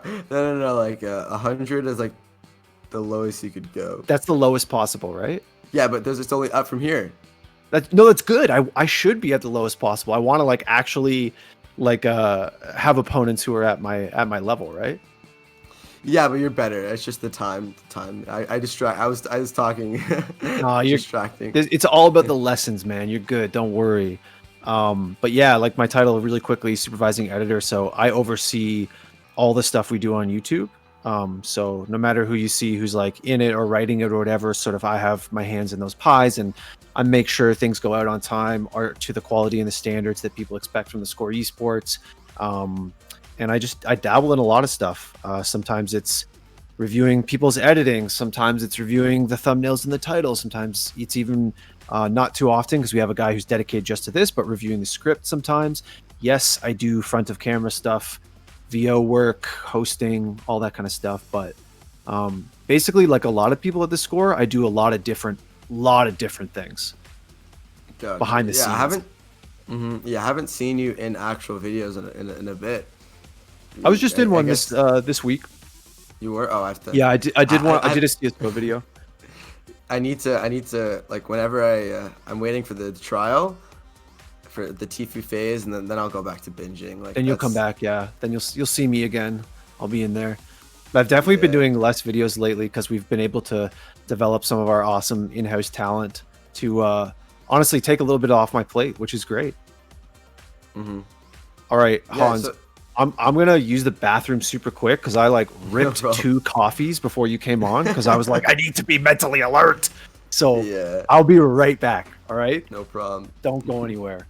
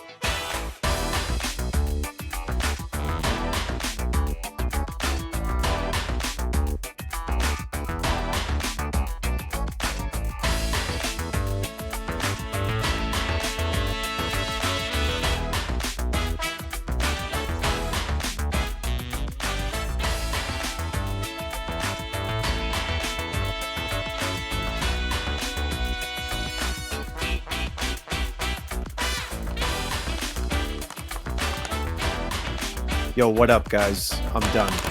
We had a nice bathroom break. Ready? We're gonna win a game. I swear to God, we're gonna win a game. We can't possibly lose. We're at the lowest elo. Come on. But for all the people who are watching from the Score Esports, I know we're live on multiple platforms, but if you're not on our Twitch, you should jump over to that because that's the chat that I'm actually reading and that's the one I see. So if you're anywhere else like YouTube or anything like that, hit us up, twitch.tv/the Score Esports, because that's the one I'm looking at. All right, Hans, I'm ready. Okay, so yeah, in the game, I'm gonna show you. I just want to show you the checkmate quickly from the game. Okay. You'll get another invite. Okay. I'll send it to both of you.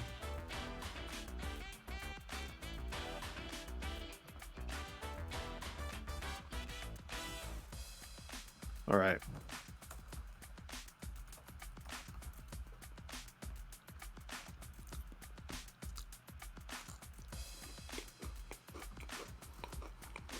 Okay, so here,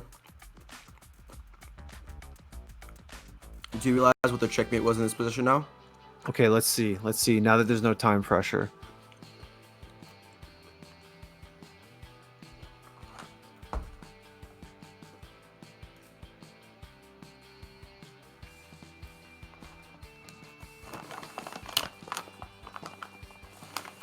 No, honestly, no. What is it? Help my dumb brain understand. Look at the F7 square.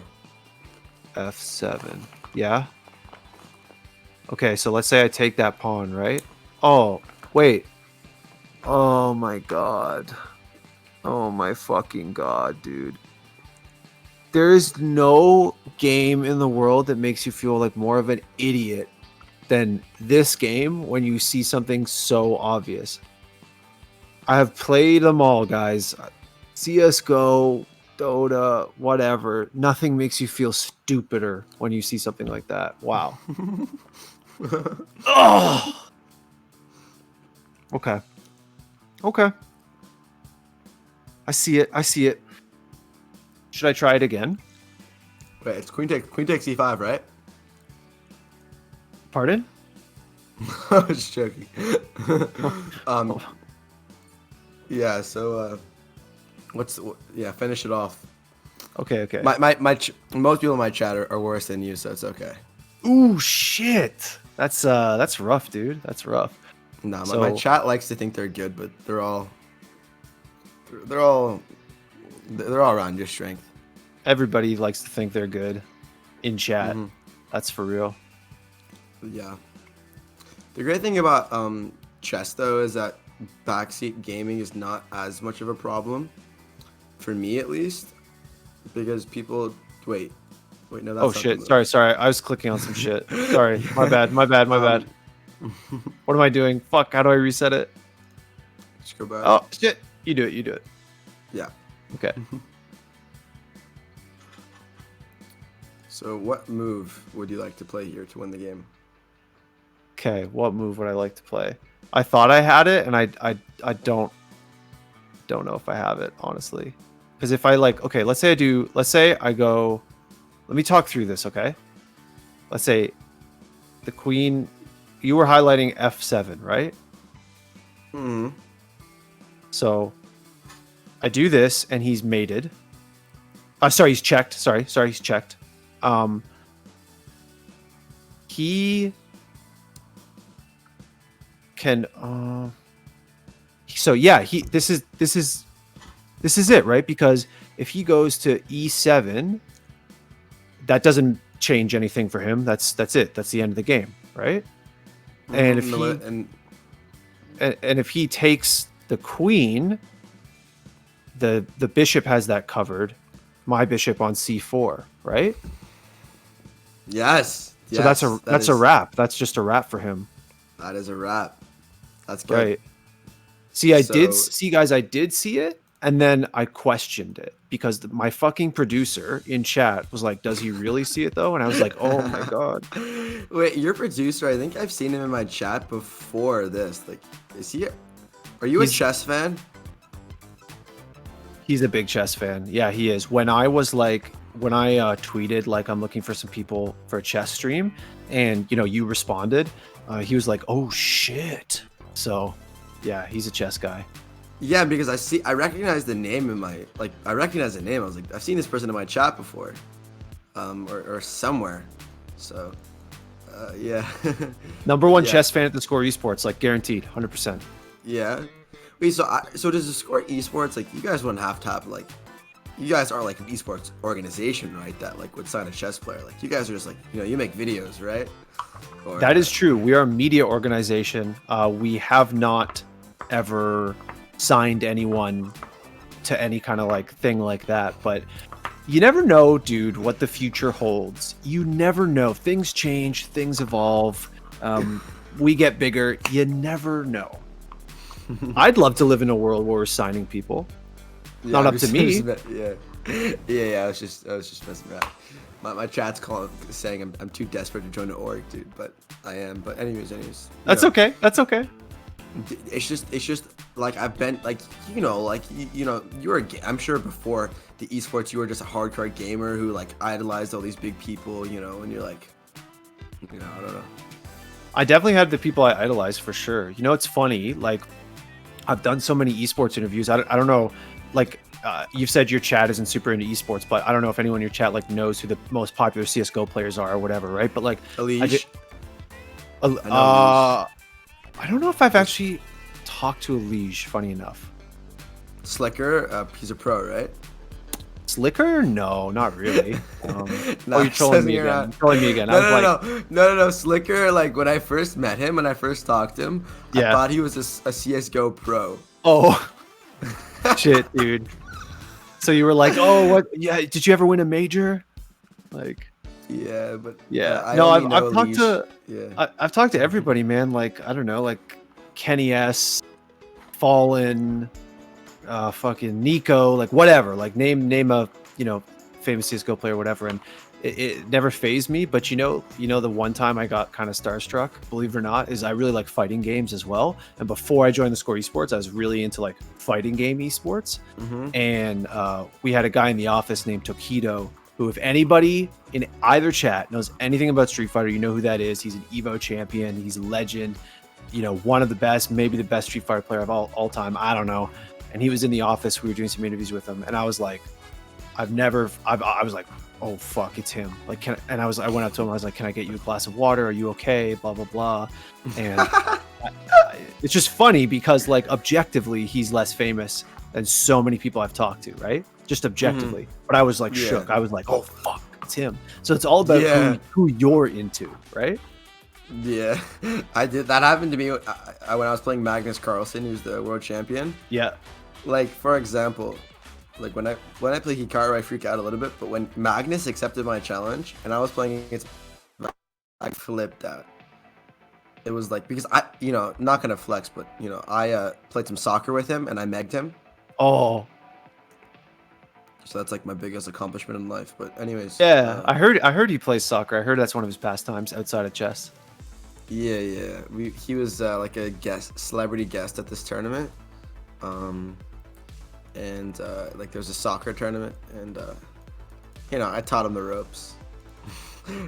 Nice. Yeah, not really, but I had my moment. Yeah, that's cool. I was too scared. Yeah. We all have those moments, right? Yeah, but yeah, I can relate to that idolizing. I even when I was like, yo, Colin McNeil wants to play chess, I was like, damn, like that guy's got some cool videos.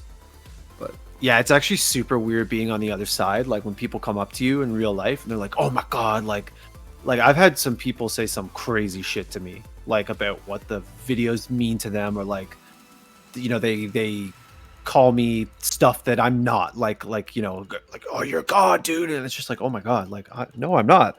Like the people I interview are gods. They're amazing. So weird. And you must get that too. Yeah, I get that. But then like at tournaments, sometimes like parents will be like, oh, can I take a picture with my kid, or like, yeah, like sometimes like that, but being on Twitch, like since I've like been growing on Twitch, I don't know, like I used to like fanboy hardcore over people, but Okay. I've kind of gotten used to it. Like let's say like back in the day, like let's say I got on like like I was teaching XQC chess, I'd be flipping out. Like now, Yeah. not as much. Like I've learned to like realize that like like they're pretty famous, but like you just treat them like a normal person. But yeah. Yeah, for sure, man, for sure. They're all just real people, like when you get face to face. And as long as like you give them casual energy, like they'll give it back to you, and they'll be a normal person to you, right? Yeah. That Yeah, always if you- surprised me, like back in the day, like when I'd interview someone who's super famous, who like can't walk down the, down the arena without getting mobbed, and they would just be super chill, like the most normal person in the world. They're all just normal people. Yeah, if you treat them like a fan, they'll treat you like a fan. But you treat them like Right. exactly. That's 100% it. That's 100% it. Yeah. So again, my chat's telling me to get back to the chess, but Let's do it. I Let's do let's like do I it. think this is interesting though to talk about this stuff because I feel like I mean, have so many questions. I know I mean, obviously, like, we promoted this as all about chess, but I can't help but enjoy talking about this stuff because I usually don't get a chance to, right? I'm usually talking to a pro about something really specific, or if I'm getting interviewed, it's about other stuff like my career or whatever stuff that happened before. So I love to talk about this stuff. Yeah. All right, let's see if I can win a game. Okay, let's go into another game. Okay, Let's just make it 10 minutes. I'll leave you to it. you'll leave me to it. Okay. I'll give minimal commentary, but then we'll review it. But I think you can get a win. And you Should can I try the opening, the balls to the wall 50-50 opening? Yeah, let's do that. Okay. But when you search, Oh shit! I just did it. Sorry. that's a support. Sorry. No, just your opponent's username. Johnny swims. Yeah. For some reason. Yeah, you can just import like you can import or yeah, it's fine. But yeah, I guess I think what he's gonna try it. Maybe you could try it as well. Yeah, so you can actually try it now. You can try it with black as well. It's not just something You can do white. black as well. Okay. This is good to know, right? Now I'm not white, and we can try it. Do I bring the queen out first or the bishop? You probably want to bring the bishop out first, because the queen coming out can be attacked. This is a really instructive chess concept. So the queen is worth 9, right? So when a queen is, let's say you move move the queen out, like advance the board like into your opponent's camp. Yeah. Then their pieces are close to you, right? So if they bring one of their pieces out, and then they attack your queen, then your queen has to move backwards, right? Because if you don't move, then you're going to lose, negative trade, right? Yeah. So whenever you move out the queen too early in the early game, then you're leaving yourself very vulnerable to like your opponent just gaining a big tempo, like gaining a big, big set, like big control over the game.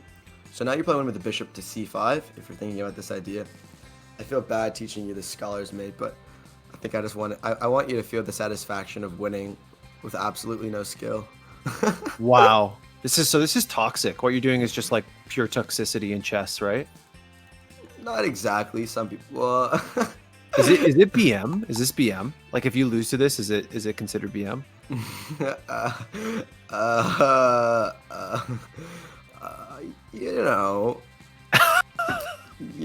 I wouldn't say that. It sounds like it depends on who you ask. Yeah, it depends on who you ask. Okay. So now, now kinda stopped it. So now you just want to play normal chess, like. Okay, yeah. Okay. So just develop now, eh? I suppose. Yeah, like if you were to ask, like your traditional like Russian like boomer grandmaster, they would probably say yes. But if you ask a Zoomer like me, I'll say it's part of the game, kid. Get good. Hell yeah. Hell yeah. Like, is there a cheese in CS:GO? Like, what would a cheese be? A cheese is buying the auto sniper. So this could be the auto sniper of chess, honestly. It's just an unspoken thing. It's exactly the same thing. It's completely viable. It's a gun in the game, but it is an unspoken, explicit rule that you do not buy it and you do not use it. Is it actually?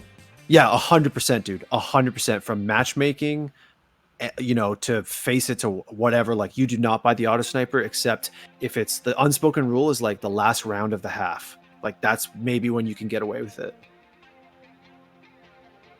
No, and even in competitive. In competitive, you almost never see it. Like 99% never see it. And it is a viable weapon. It is like 100% viable. It's just very expensive, but it is a good weapon. So it's the like time a mutual agreement not to buy it. It's a gentleman's agreement for sure. I mean, it has downsides because it's expensive, but it's totally viable. And anytime one gets brought out in pro play, oh boy, the commentators are gonna get tilted. Really? Wow. Yeah, they're it's that gonna bad. talk about like this guy has no honor and shit like that. Oh, really? Wow. Yes, man. Yeah. Okay, wait. Sorry, make your move. Make your move. Talking about auto snipers here. Yeah. Wow. I know it. Yeah. Interesting. There's not really a chess equivalent to that. No, I wouldn't No, there think is a so. chess equivalent. There's like pre-move tricks, but I know, not gonna get to that. Yeah, you just castle your king, develop your pieces. You've got the good like basics down, and I think just as more practice, you're probably gonna remember, you know, more of what you learned as a kid. At this point, in this early stage when I'm developing, is it more advantageous to castle right now or to continue to develop? Like, how do I make that decision? So this is an instructive moment. So look at that knight on h3. You see that knight on the rim of the board? Yes. Let's say you were to take that knight with your bishop, and they were to recapture. Yes. So would that would be an even trade, right? It sounds like it would actually be a slightly worse trade for me because I'm getting a knight, he's getting a bishop, right? But let's think about 3 for 3, right? But then the pawns are doubled, Yes. so they're both on the same line, and the king is open. So you want, if you have the opportunity to mess up the pawn structure in front of your opponent's king. Oh, okay. So the sacrifice actually produces a result beyond the trade, beyond that specific trade. Yeah, so now when you take the knight and the pawn takes back, then not only are you gaining material, but you think of the position in more of a general way, you're weakening the king. This is key. Okay, this is key because my big problem, like last night when I played a few games, like I said, for the first time in 15 years, is I was thinking move by move, like what's a valuable trade, right? I was not thinking about stuff like how do I open their king, things like that. Yeah, so in the long term, that pawn structure is going to be bad. So now you want to maybe start to bring some pieces into the attack. So that pawn in h3 is currently undefended. So if you had the opportunity to attack that pawn, then you would get a free move. Okay.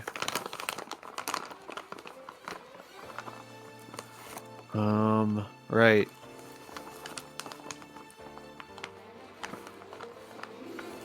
So what should I do here? Just continue to develop? Or are you saying I should try to like do something with that pawn at h3? See how you can maybe attack the pawn in h3. Okay, okay. It's called a tempo. I can't get that rook into play because he's being blocked by all these pawns right now. This knight really, the knight at f6, I don't really know how he can threaten it. What about your queen? Right, if I make room for the queen. Right, so if I do this. Oh, well, now your knight is undefended because the bishop can take it, and then it's a negative 3 trade. Shit. Yeah, fuck. I didn't even see that. I didn't even think about that. So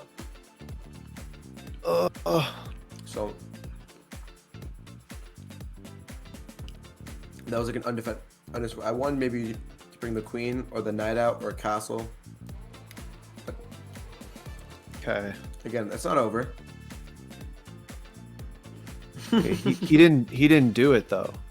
So for some reason, right? That was kind of odd. Like he gave me, like, cause he could have just taken my knight for free because I fucked that up. Exactly.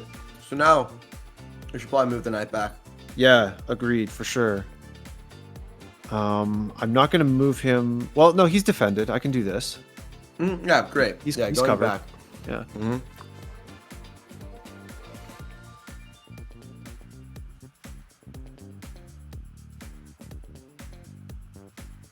I need your elo, Johnny Swims. Sorry, bro. I need it. For some reason, he has been a common topic of debate during the PogChamps commentary. He always comes up for some reason. I don't know why. Wait, are you serious? Yeah, they're so weird. Like, Slicker really intensifies things. What? Like Johnny Swims? No. What? You talking about Slicker? Yeah, Slicker just tends to bring up certain characters. Oh, that's good. Run the net out. Good. It's good. Okay. Yeah, just ignore that. Slicker, the commentary, whenever Slicker goes on for an interview, the commentary takes a rough turn. Shit, really? Okay, I'm gonna start watching his games, man. Yeah. I've been watching my boy Felix XQC. I've been watching Critical his games. Okay, so you just move that pawn out. Should I castle here? Yeah, let's do casting that. is always safe option. Okay. Okay. That So pawn's now, just like threat. That's a threat. that is a threat. That's absolutely a threat. And I don't. Yeah, I want to get my bishop out of there because that's a shit trade for me. If I move him to d4, I threaten his knight. And am I threatened by something? I've been really terrible at seeing threats before, but I don't see one here. Okay, great. Great move. Great. I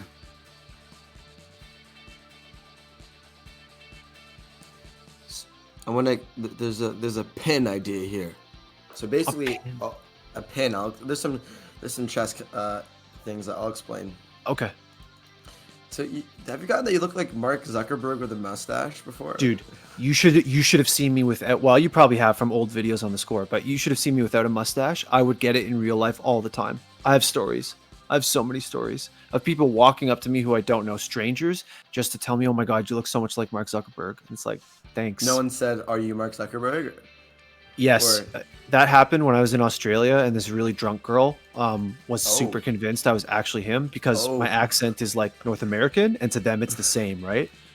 So now Mark Zuckerberg, I think I look like the old Mark Zuckerberg, the new robot, like alien Mark Zuckerberg. I really don't want to look like him. You could use that to your advantage. Bait the gold diggers. I actually did that one time. This was like 7 years ago in Australia. The social network had just come out. I did bait that person. So I'll admit that. I usually come truthful, but they were so drunk. I was just like, yeah, I'm Mark Zuckerberg. I'm just hanging out. What's good? And she was really confused, like super confused about why I would be there. Wow. Wait, you had a threat. Oh, okay. Oh, I fucked up. No, he probably missed it again. He missed it. Okay. But yeah. Sorry, I felt so much pressure to move because my clock is at like 2 minutes. So I was like, yeah. God. Just ignore me. Just play. No, you're good. You're good. But have you ever had like people recognize you and be like, yo, like clout in like public places? Like recognize me for me, not as Mark Zuckerberg? Yeah. Oh, tons of times. Yeah, that's more common now. Back then, I wasn't working for the score and I wasn't on YouTube, Yeah, so it was just play like. the moves. I can't have you fly again. Okay. Sorry. Okay. Shit, boys.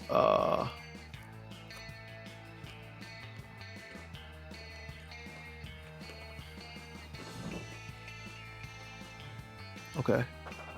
Maybe you can bring the queen into the attack. Okay. Interesting. You know when an international master's watching you play and goes, oh, okay, interesting. You know you just did something fucked. All right. Shit. Okay.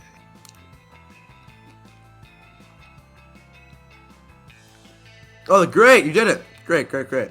Okay. That's why I've been trying to get you to play for like 10 moves, but it's good. Okay, my bad. My bad. No, it's good. No, it's good. It's good. You found it. You're attacking. It's good. Yeah, I found a mate unless he. Sorry, a check. Unless he moves his king. Yeah. Or put something in between, obviously, which he can do. Mhm. Okay. So threatening the bishop. Even though the bishop's being threatened and that's a dog shit trade for me, I still should check him because. Wait, check. Right? Well, think about material, right? I You mean, wanna save the bishop. Say, I want to save the bishop. Yeah. Okay. Yeah. Okay.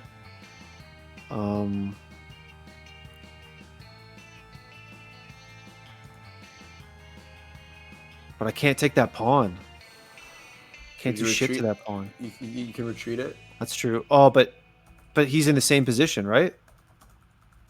No matter where I go, I'm threatened by a pawn with that bishop. What about Right? B6? Oh, true. Wow, I'm dumb, guys. I'm dumb. It's okay. It's okay.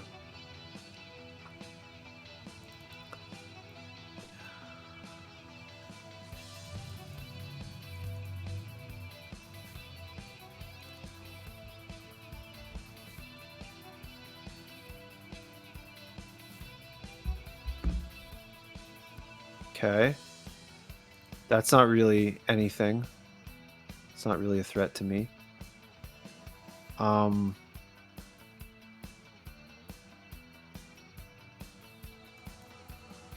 moved the queen to b3. Oh god, shit, I'm gonna run out of time. Oh shit. Oh, that's GG. I can't do anything with this amount of time left. Yeah, no, it's okay. The time you'll improve on that. You'll improve on it. Maybe the next game I should pick something with a more forgiving time. Yeah, we can go even slower, but again, I don't care if you're losing. I know it's discouraging, but you're doing well. You're absorbing the concepts and you're playing solid chess. Okay. Okay. So, it's that's what matters. You know, you just got to get. I'm loving what I'm seeing. You're definitely not a 100 chess player. Okay. I'm telling you, you're not. You know, there are some people in my chat that are definitely 100 chess players, but not you.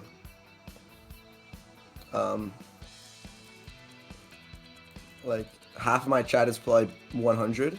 You know, I'm tough on my chat sometimes. But anyway. There it goes. There it goes, It's okay. guys. It's okay.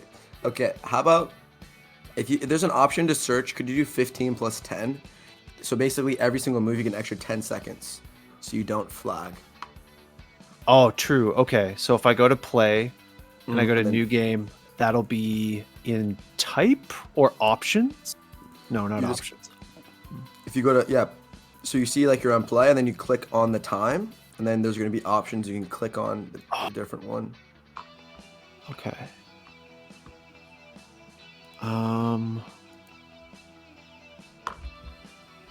More 15:10? Is that what I want? Yeah. Okay. And what does that mean? 15 minutes and then I get 10 seconds if I move? Is that Every the idea? move, yeah. It's called Okay. an increment.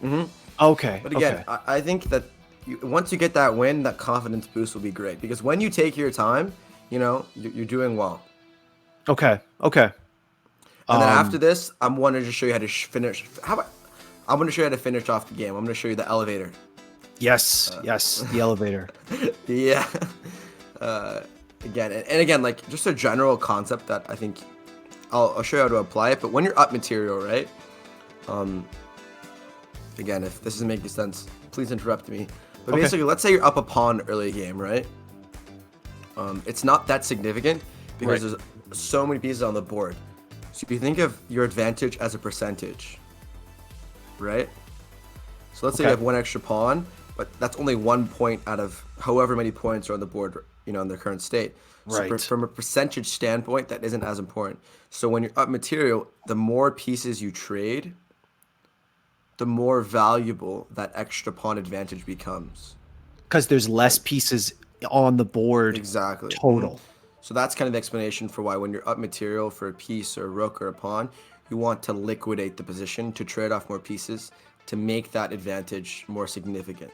Okay. But that's just a general concept I think you should, I guess, keep in mind. Okay, that's good. That's good. It makes sense when you say it, but I never would have got there on my own. Okay, so should I do another rated game? Yeah, 15-10 is great. Okay, I can't sick. tell you too much, but I'm loving what I'm seeing. I think, you have a good foundation from whatever you're doing, playing with your dad, and I think, your Zoomer instincts are coming back, possibly.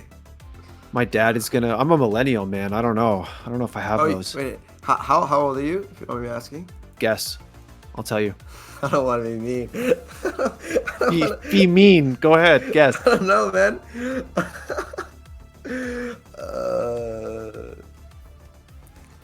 I'd say like late 20s.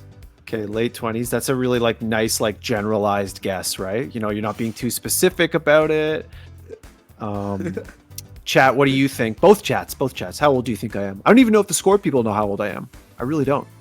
Really? Is this not something? I mean, it's just not something that it doesn't come up very much, to be honest with you. My bad. No, you're good. I'm not bashful about it or anything. It just doesn't come up a lot. So, just try and continue with your similar plan. Okay. So my chat's saying like 30 to 35 is their general range that I'm seeing. Okay. What about you guys? Okay. Well, yeah, okay. My chat is just trolling. It's just 40, 47, 16. 16, yeah. Yeah, you got the wrong one. Hans is 16, not me. I am 32. I'm 32. 32. Okay, so I was close. A lot of people guessed younger, which I feel like is a good thing. Even with the mustache, people guess young, and the mustache makes me look a bit older, I think. Yeah, definitely. I think without the mustache, you could get younger. But yeah, it's yeah. How long have you been in the esports field for a while, or I've worked for the score for 3.5 years now, and then before that, I was working for an actual newspaper here in Canada, where I live in Toronto, because I went to school for journalism, and that's my background, and that's kind of what I'm trained to do.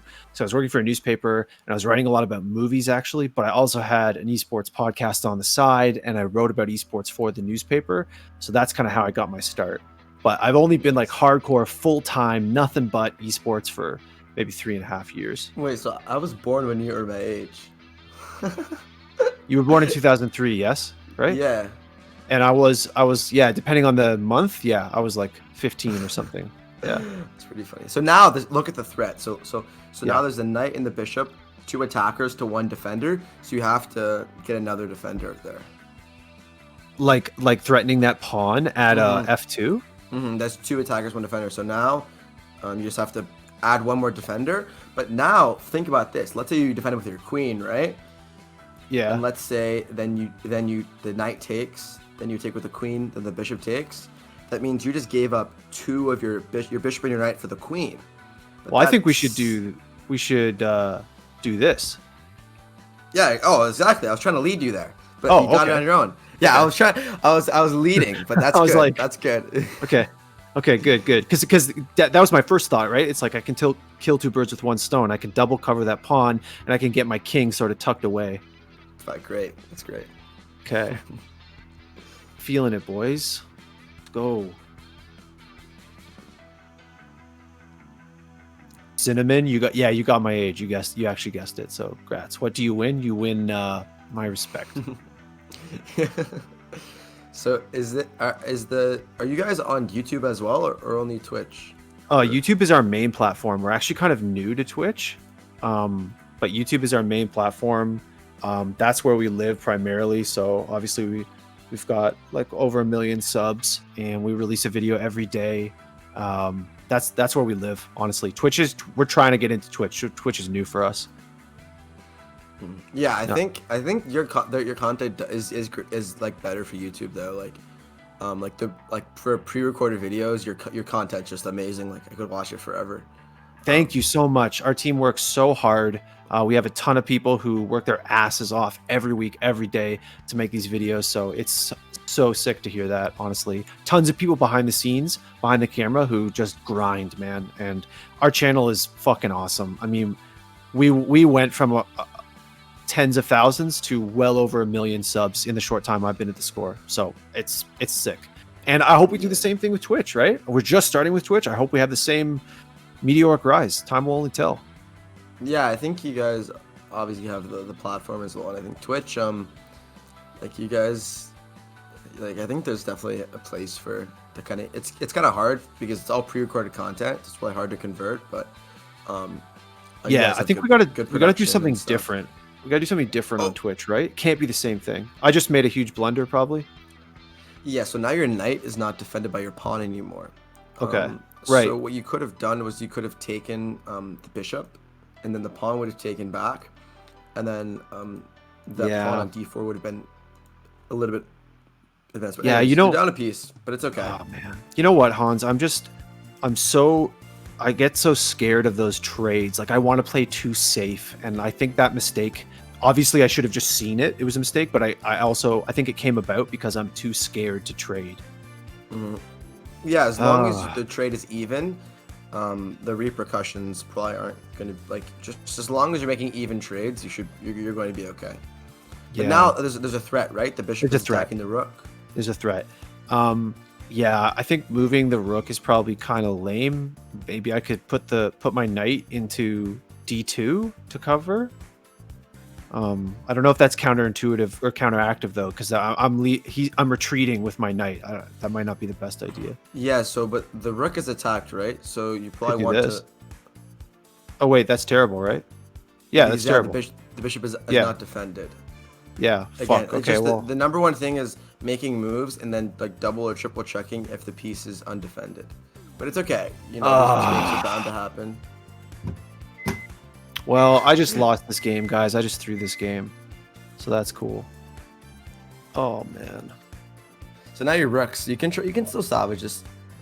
Okay, so now, like, when they take the rook, right? That's going to be a 3 for 5 trade because the bishop is 3 and the rook is 5. Right. The rook's more valuable. Right. So you could have done is move the rook over, but it's okay. It's okay. You're gonna get a win. You're gonna get a win. It's just gonna take some time. But again, chess is at the beginning. This is the hardest stage. But when you're gonna really enjoy chess, if you continue and enjoy it, is when you really start to get into like the really dank stuff. And you're gonna it's dank? Really like sometimes it just gets way too dank, and it's just amazing. Tell me about dank chess. Oh, it's like a Twitch meme, which has been applied to chess games that are kind of like cool. But when something's way too dank, it's like way too advanced. Yeah. Or cool or so some like for example, like when I'm playing a game or like I do some cool like tactic or I calculate really ahead, then it's like dank. But that's some Zoomer shit, dude. Some Zoomer shit. You're a millennial though, so I'm a millennial. I'm halfway there. Like I have bosses who I have to explain stuff like that to, and that's how this conversation usually goes. So now I'm on the receiving end, right? Yeah. Okay, so he's threatening my bishop right now. Oh boy, I think I have to get my bishop out of there, right? To just peace out. Yeah, again, I mean, this game's probably a wash, right? Like I probably just screwed myself so badly with that blunder over at B2. Yeah, it's kind of how about let's just resign and move on to the next one. Let's do that because that's going to be more instructive for me as for well. Sure. Yeah, let's do that. Okay, I'm gonna start a new game. It's gonna be the same thing, 5-10. Anything else I should change, or do you want me to keep it the same? How about could you maybe putting it on unrated so I could help you more if you could toggle that setting? Okay, cool. Yeah. If you don't know how, that's okay. No, I just untoggled it, so should be fine. It did take quite a while to find a match last time. Like we if you can't get a match, we can just go to normal. Okay. But yeah, I'm doing in 10 minutes. I promised one before that I'd do an adoption match. Do you know what that is? Like, No, what is that? so in chess, there's this thing called adopting someone. And you Okay. basically beat them 10 games in a row. Um, so it's kind of like I kind of have a goal to see how many people I can adopt. And I have this challenge where I'm trying to adopt one of my friends like while I'm blindfolded. Oh my God. So I promised I would do that soon. So I can, You're gonna play a blindfolded game. That's wild. yeah, so it's like I'm playing blindfolded and I have to win 10 games in a row. So when you play blindfolded, do you have like audio in your ear saying like what the moves are, or? So I'm not like basically when there's a setting on the board where I can not turn the pieces off, Okay. but then I look to the side to see the notation. So I'm basically seeing the notation and then putting the chessboard in my head. Right. Right. But yeah, anyways, yeah. How about you can just play a normal game if you want. Okay. Okay. So you gotta bounce at 2 is what you're saying basically. Yeah, basically. Okay, no worries. Another time if you want, like even off stream, if you have questions, I can help you out. Oh, that's so kind of you. I might hit you up. All right, we got a game. We're Yeah. rated. Let's go. We're black. Let's go. We're not gonna fuck up this time, guys. Let's go. Yeah. Okay, he's got to move. Just waiting on my man here.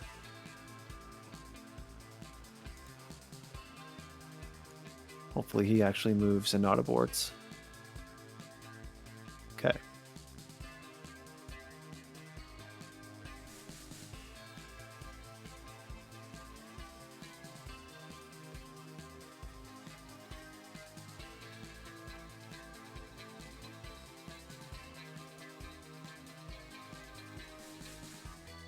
This guy's taking his time a lot.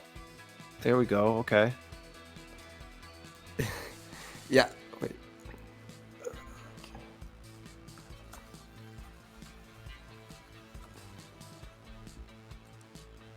Okay, so remember how we talked about like the knight attacking the pawn? Yeah. So like this is actually like a move. It's called the Petrov. But okay, so now they're trying to take space in the center. Yeah. So you have to your eye should be glued to the center right now. Okay. Okay. Okay. So this pawn's threatened. I can cover him with the pawn that's at d7 right now, moving to d6. Or, okay, the knight could take his pawn at e4. And then is he under threat? So he's here. The bishop can't threaten him. I mean, if I do that,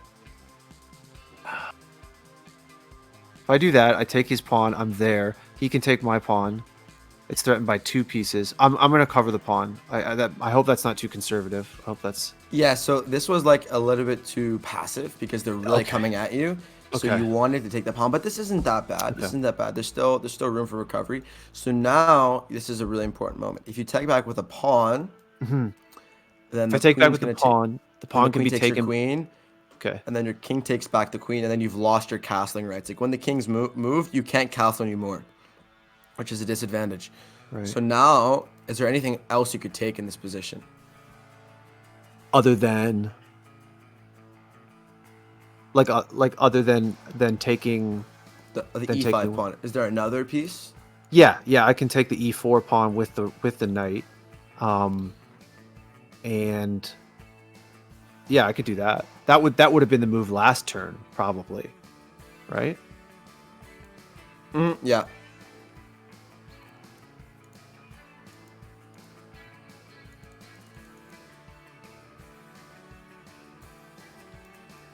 Okay. So he's threatening that pawn. I mean, that pawn's defended right now by the king, but like you said, that takes away the castling ability. So probably I should move this pawn. Well, oh no, because because he's either going to get taken by the white pawn. Yeah, he'll just get taken by the white pawn no matter what, because he can do an en passant, right? Oh. Not an No? en passant, but now like you see how this bishop is pointing at this f7 pawn. Yeah. you want to maybe try and challenge that bishop, the Yeah. diagonal. Right. Right. So Is if there I a way move you my could? if I move my bishop into his path, Mm-hmm. like so. Perfect, perfect. Now you can cut off that bishop. Now again, you're kind of in a tough spot here because your king is still in the center. So Yeah. you're vulnerable to be attacked early game.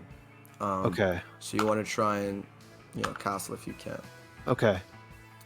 Dude, I need to play some CS:GO. I wish I could give you some references, man. Dude. Why? Are people giving you CS:GO references? No, they're not. But I just with other times that I've played, I've been able to make references. Like League, when I teach League streamers, I'm good at making references. Okay. But like anything else, I can't. Like like I've watched competitive League and I understand the general concept. But for CS:GO, the strategy of it doesn't really relate to chess. Or I don't know. Right. Hey, well, you know what? In both games, mid control is super important. Yeah, that's actually CS:GO, just like chess. Okay, in so CS:GO, this there's is always a middle of the map, and you well, not always, you often want to take control, and it opens up map control for you. Just like taking the middle of the board helps you control the board, right? so now you want to take the middle of the board by putting a pawn in the center of the middle of the board. How could you do that? Rather than castling at this point. Yes, you want to take advantage of the moment. So where if you can maybe put a pawn in the center. Okay. I think I go. And also the knight on e4 is undefended, so maybe you could strengthen that knight, which is centralized. Right, right. So I definitely go f5 on this because that seems like it's defending the knight and it's not putting the pawn in a vulnerable position. Mm-hmm. So the only downside to that is now your bishop was undefended. You want it to go d5 actually. So now, your bishop is undefended, so you have to be kind of careful. You should probably look at some captures here. You could take the knight. You could take the bishop with your bishop. Yeah. Either way, the trade is similar. I guess it's just where I want the trade to happen. Is there an advantage to the trade happening somewhere? I think probably I feel, well...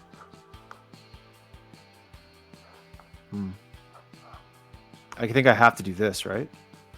Yeah, that's good. That's good.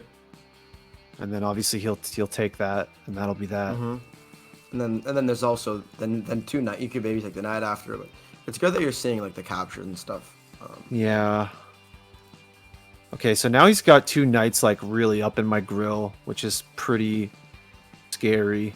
What can I do? Should I get my knight out here? Well, again, the knight is kind of threatening to come and attack you. Yes. Your king is still in the center, so there are some holes that need to be covered. Should I just castle then? You could castle as a possibility, but this knight on g5 is looking very scary to me. I might want to eliminate that piece. Okay, right. So take the other choice from last turn. Yep, good. Because that knight was just very dangerous. So now there's a threat, right? Now there's a threat to my attacked queen. by the bishop. Mm-hmm. Now I don't want to take the bishop with my queen if I don't have to, because that's a dog shit trade. So I should take it with the knight. Probably. That's an even trade. Yeah, perfect. That's an even trade. Now, is there another possibility here? No, I have no pieces that can block that line. Right? Perfect. No, I don't. I don't. Exactly.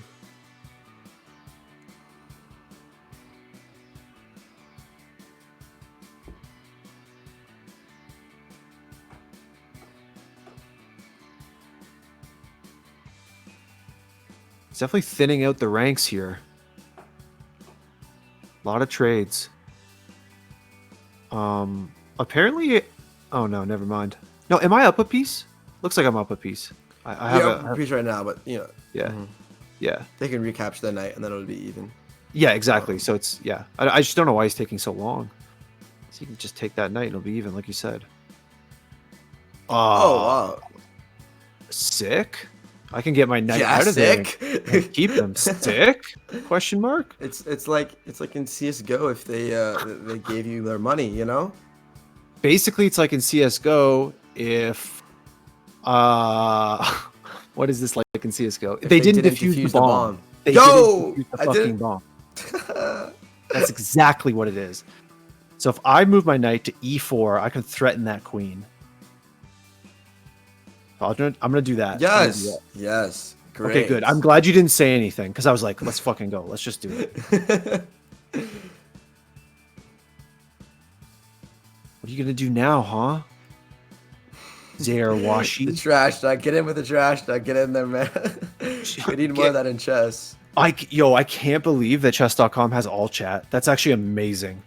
I haven't been using it obviously because I've been like concentrating on actually not sucking, which clearly hasn't helped, but the fact that there's all chat is amazing. Okay. Yeah. I have to turn mine off because it can be like bad with like TOS. True. So you probably want to turn it off, but True. like also you should turn off all like friend requests and stuff. I don't know what the capture's looking like, but you should turn off all friend requests and like notifications. I definitely got quite a few friend requests as we've been doing this, so I'm pretty sure that is capturing my username. Yeah. Yeah, that's okay. I hope that. Yeah. Should I? Okay, so I could move my pawn up one to d5, which would cover the knight, and obviously that would be the worst. That would be just a bad fucking trade for him. So he's not going to take that knight with that queen. Yeah, that's great. Okay. Perfect. It's the best move. Okay. Excellent. Excellent. I can see the training arc forming. Do you think? I'm at King Kai's right now. Do you think that if the Score Esports at a tournament, you would place well in terms of the company? I was just talking about that before you jumped on, actually, because someone was saying like, "Oh, I want Daniel Rosen and Devin, like two of our other hosts, to face each other." I think one of our guys, Dan, says he used to play chess a lot. So I have this idea. Hopefully we can execute on this. I have this idea where all of us get trained. It's basically like Pog Jams. We all get trained by like a different person, and we have a tournament. I think that'd be fucking super fun. Definitely. So he retreated with his knight. There could be some good. Yeah. So now, like, again, there's no threat. You know, you should maybe castle your king or. Well, he's threatening. Oh yeah. There's a threat, but I have him covered, basically, right? Yeah. Because he's threatening my knight, but obviously I have him covered by 2 pawns. So I don't have to freak out here. I don't have to do anything. Okay, let's castle then. I guess like I just want to pick your brain on one last thing, since you're like the YouTube expert. I've been trying to expand my YouTube and expand my platforms. Do you have any advice in terms of that? I would say there he castled like you. I would say post often. Like make sure that people on YouTube are going to get their, I was going to say money's worth, but subscribing is obviously free on that platform. But so to speak, get their money's worth out of your content, because they want to see you. They want to see your content. Maybe not everybody can watch your stream all day. They want to see the best of it. So for me, if I'm a fan of Hans, like personally, like hey, we already discussed it. I'm 32 years old. I got a lot going on in my life right now. I can't sit on Twitch all day, but I do want to watch you and I want to see your best moments. So I'd love to go to your YouTube and I'd love to watch a condensed highlight package version of what you do. I mean, Hikaru does that. And like I said, there's nothing fancy about his editing. There's nothing fancy about his videos, but they perform. They have good titles, good thumbnails, good content. Yeah, I definitely think that's a good step for me. Like to really expand.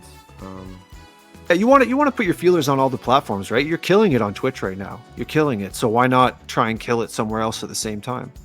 Yeah, exactly. So I just moved out. I tried to develop my knight. I don't know if that was the right move, but he castled. So I was like, okay, I have the ability to like get somebody out, kind of thing, from the back line. Okay, now he's threatening this pawn with a pawn. So I should maybe do this. Yeah, that's good. Look at this triangle I have going on, boys. Look at this. What would XQC call this? The pyramid of power, maybe. The pyramid of power. Yeah. Yeah. That's what he would call it for sure. Let Felix know. Hit him up. Oh shit. Yeah. Oh shit. Okay. Have you interviewed him? Or Him never. Him never. Because we focus so much on like hardcore esports, and he hasn't been in Overwatch in quite a while, right? So I've never spoken to him personally. Gotcha. Okay. The king can go to F7 or H8. I guess I get a bit scared when he's in the corner. I don't know. In chess theory, is that a bad idea because you have limited movement, or is it not relevant? It's a little bit more safer. You're going to have to fend off some attack here. Okay. Because your king is kind of open, but if you just prevent the threats, it's not going to manifest into anything too significant. Okay.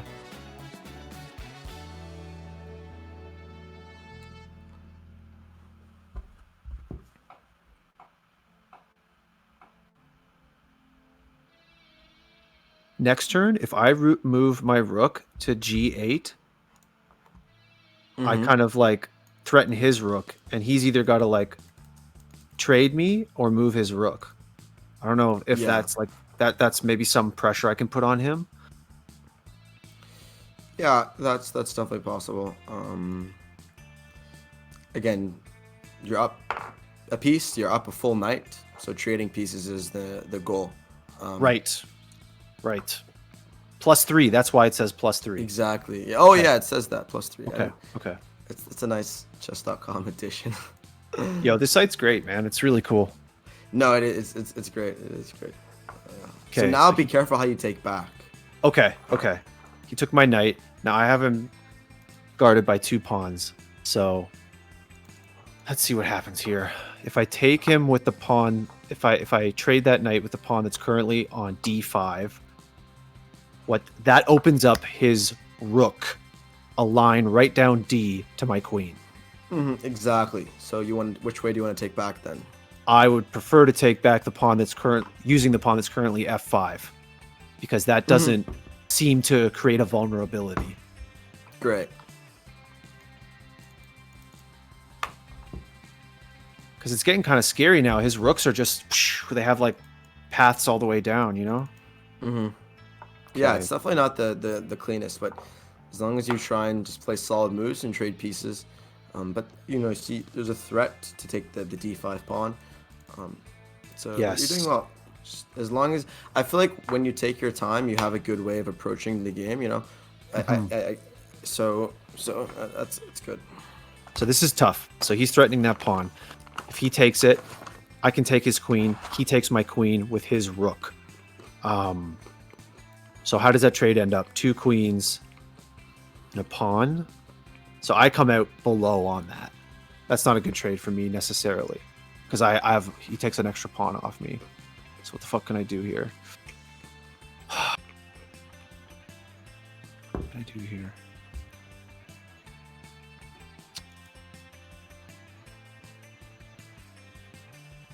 How do I protect this pawn at D5? You don't really have to protect it. I don't really have to protect it. No, don't care too much about it. You could push it, but right, I could just move it up, I guess.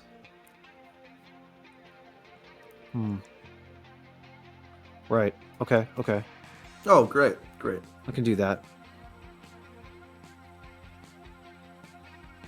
Now, if he takes it with his rook, I can take his rook with my queen without my queen being automatically in a scary position. But I don't think he'll do that.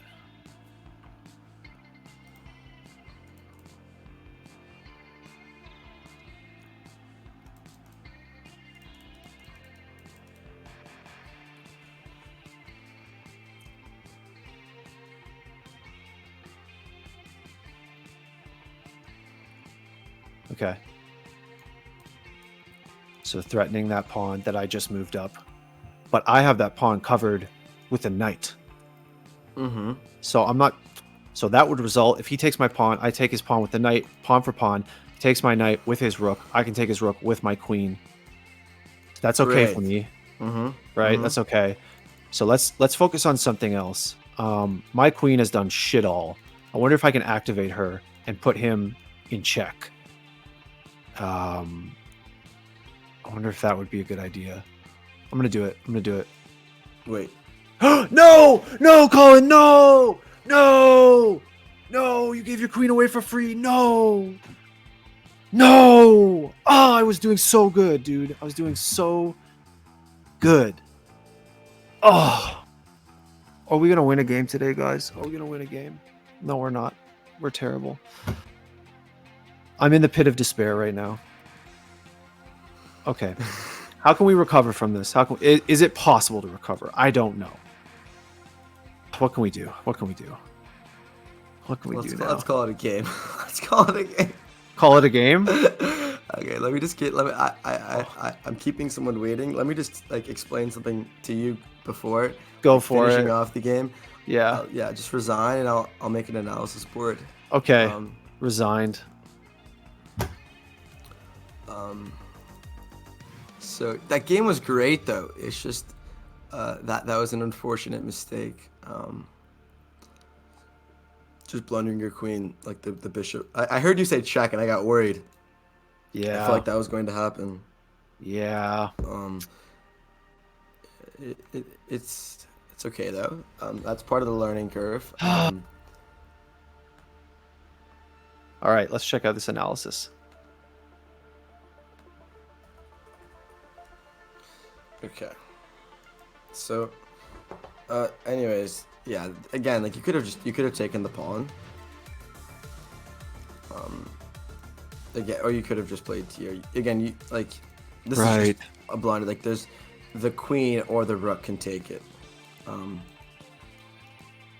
So That is not the first time, even today, that I moved into the path of a rook and made a huge blunder that way. I clearly have some kind of difficulty seeing their line of attack.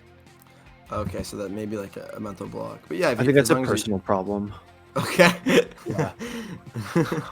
A personal chess problem. let me straighten that one out. Personal chess problem. Yeah, sometimes people have like blocks or things that they struggle to see. Okay, but I'm just gonna don't mind what I'm doing. I'm just going to get all the pieces off the board.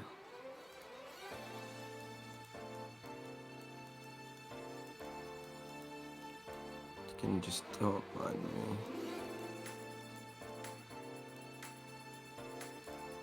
Yeah, no problem. Okay, wait.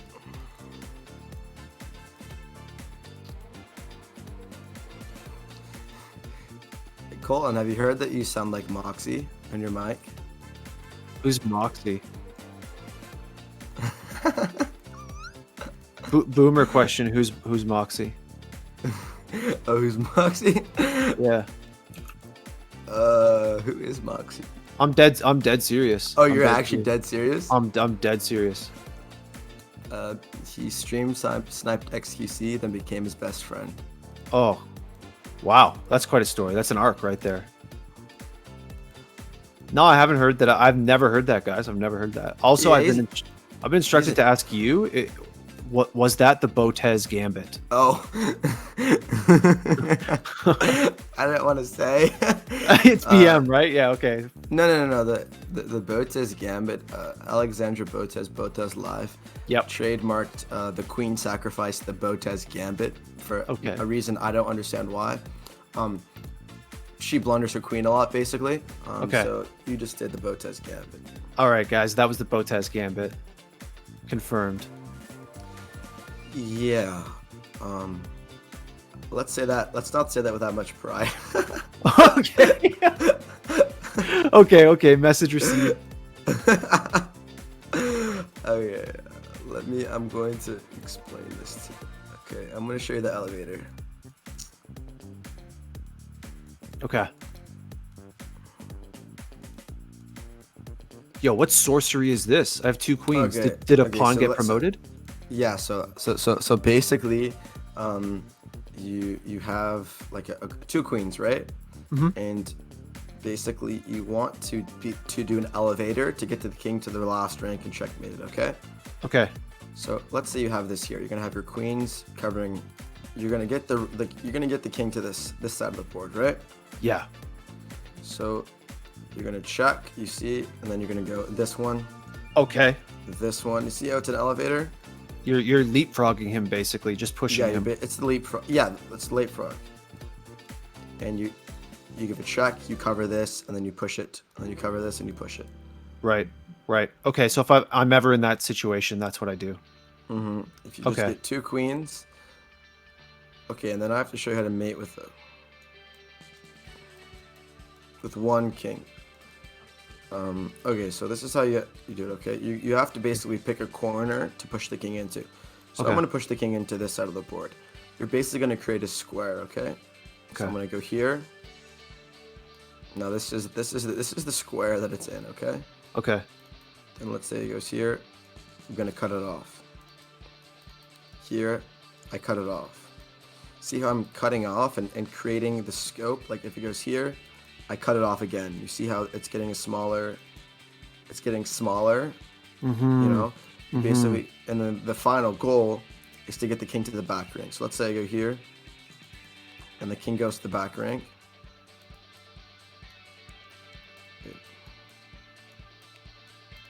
Then what you do is you cut it off. See how the king can only go is stuck to this rank because it can never come up with a queen. Yeah. And then basically you're gonna drive it. And once it's stuck, and then here this is something that XQC has done a lot of times. Okay. Called stalemate. So let's say in this position I played this move. This would be a draw. Okay. Basically to draw because the king has nowhere to go or it can't be taken. Right. Because here it's take, here, take, here, here, here. All the squares are taken, right? Right. But people would think that's a checkmate, right? Yeah, But I you're would not think that. But you're not attacking the king. So it's a draw. Wow. Okay. This is the XQC special. Okay. He draws a lot of games No, he draws a lot of games in this way. in this way. Okay. Yeah. Okay. So basically you want to like slowly make the square. Like if they go here, right? Yeah. You go here, and then this is the square. You can keep on cutting it off. This is the square. And then as soon as you can cut them off to one line, like here, how would you cut the Right. king off now? Cut him off. Like just restrict the king's move it completely. Let's see.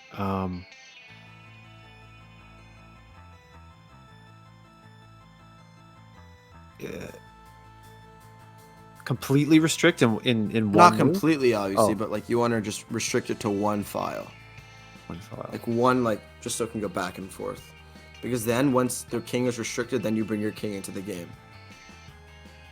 Okay, so if you moved your queen to c2, the king, he could go a couple different ways. Okay, so c3. And then if they go here, and then remember how you want to cut them off to like one file? Where would you move your queen to then? Which one is the file? Is it vertical or horizontal? Actually, no, it's a rank. You want to cut it off to one rank, actually. Okay. So ranks are horizontal, and files are... You want to go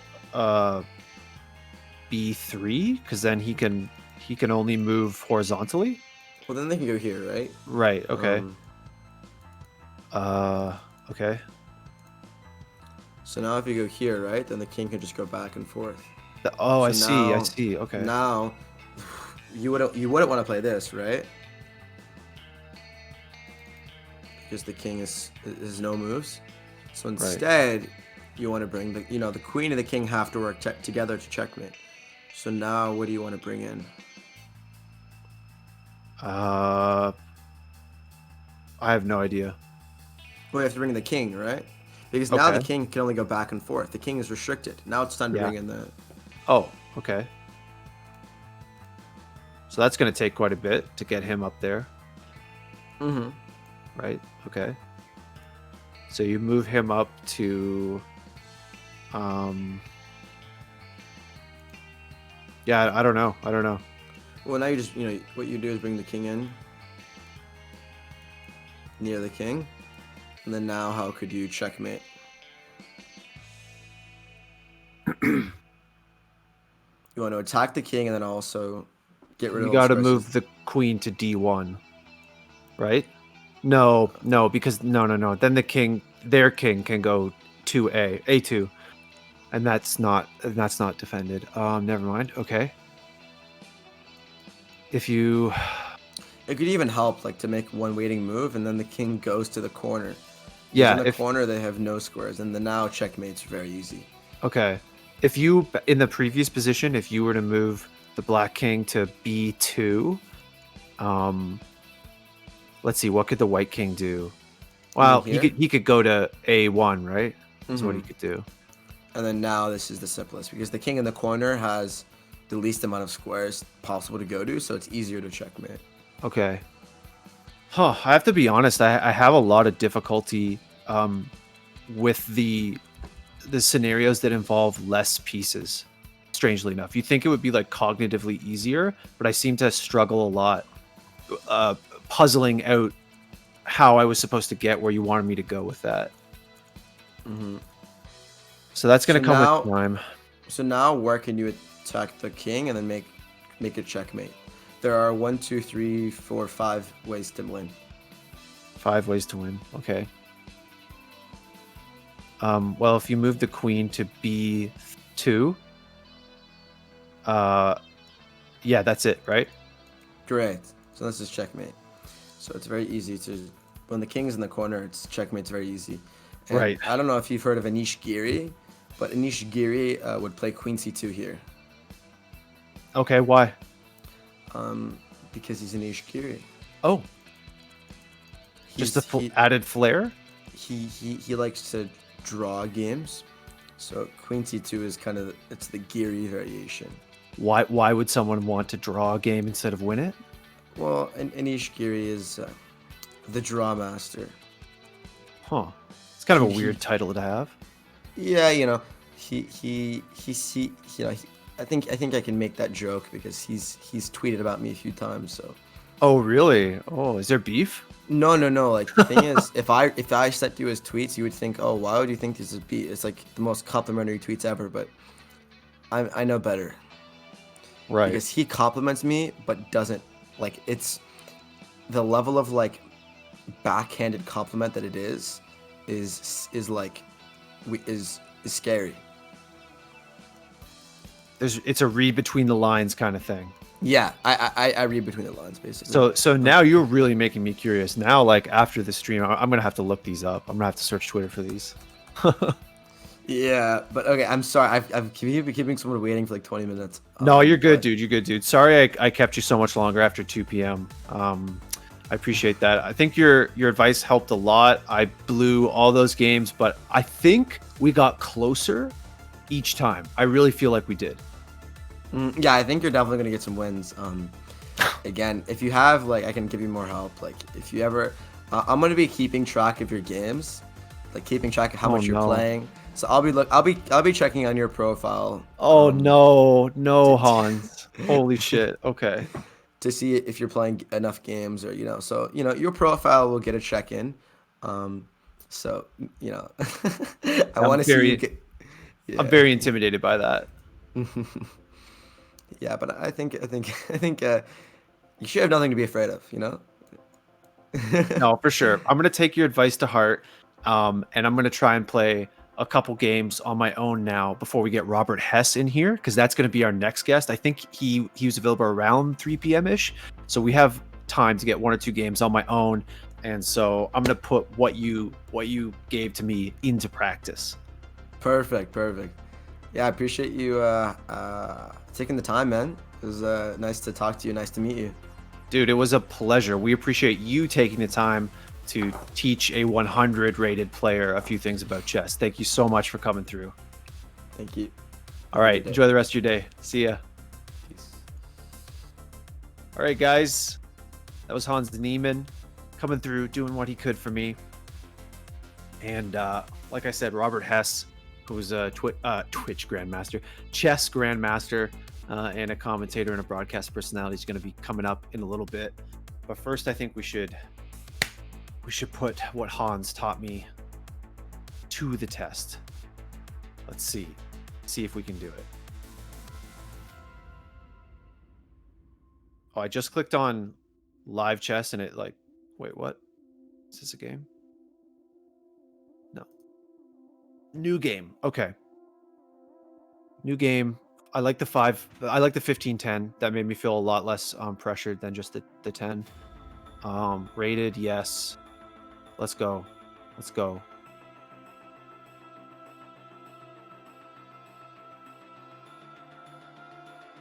Wait, what's going on here? Why am I not in a new game? There we go. New game is loaded. Okay.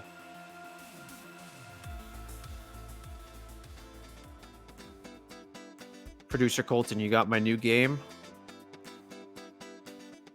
Sick. Okay, guys, let's go. Let's go. We're black.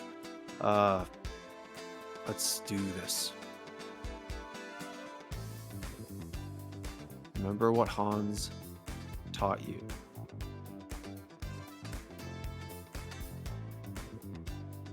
Okay.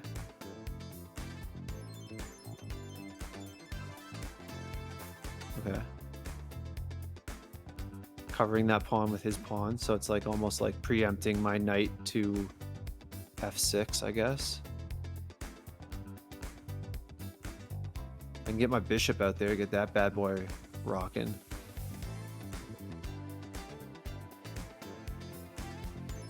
Maybe I'll do that.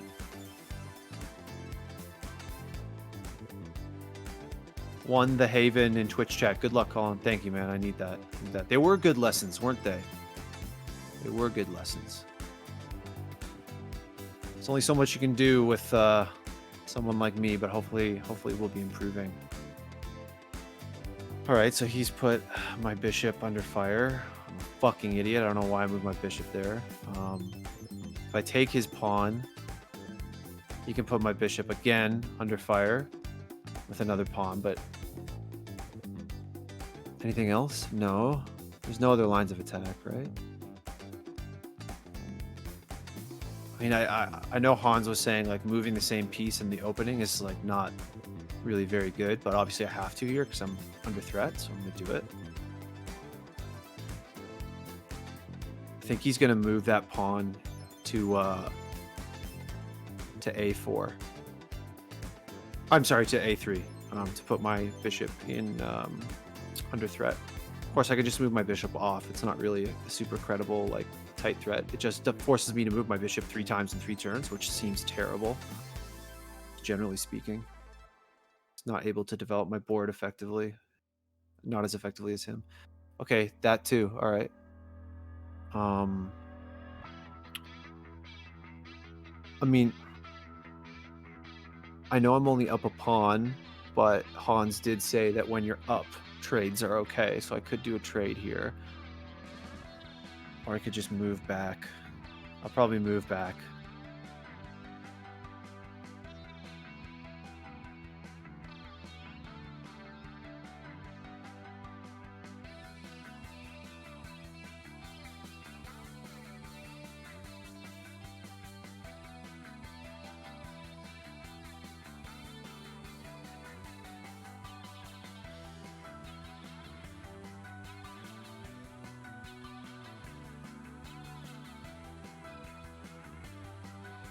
Playing chess is so intimidating. It really is. It just feels so stupid when you make a blunder, right? Like, it just becomes obvious the second you do it.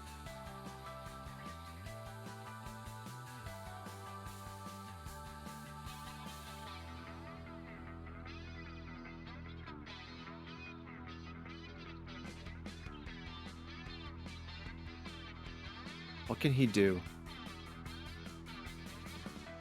He can move his queen out, I guess. He can develop his knights. He can threaten my bishop again with his bishop, I suppose, although that'd be terrible because I would just take it for free, so that's not going to happen.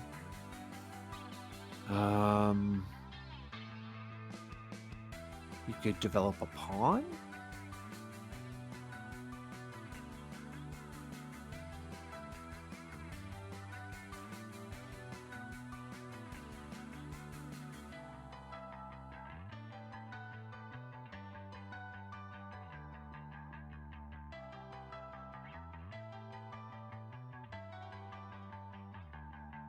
He's taking his time. Big move for him. Let's start thinking about what we can do, agnostic of what he does. We can develop our knights. We could get our queen out there. Okay, so he did develop a knight. So that knight is not immediately threatening anything, although it is under direct fire from my bishop, and that bishop is... that square is not protected. He has nothing protecting the square that the knight just landed on. He can't threaten it with one of those pawns. The queen is behind a pawn. And also on the wrong color square, first of all. She would have to do a move in between that to threaten it, which means I have time to get away. I question myself, right? I feel like he's made a silly mistake, but it's quite possible that I'm making a silly mistake by thinking it's a silly mistake. So I'm going to take his knight. Let's see. I take his knight, then what happens? Nothing, right? Am I fucking crazy, guys? I've moved this bishop around so much. Holy shit, it's so bad. I want to move some other pieces. Let me out, baby. Let me out!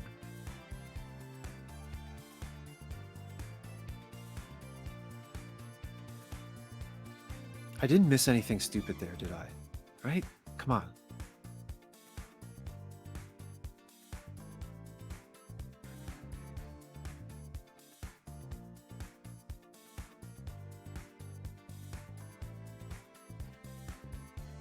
Where's this guy from? Egypt. Nice. Very cool.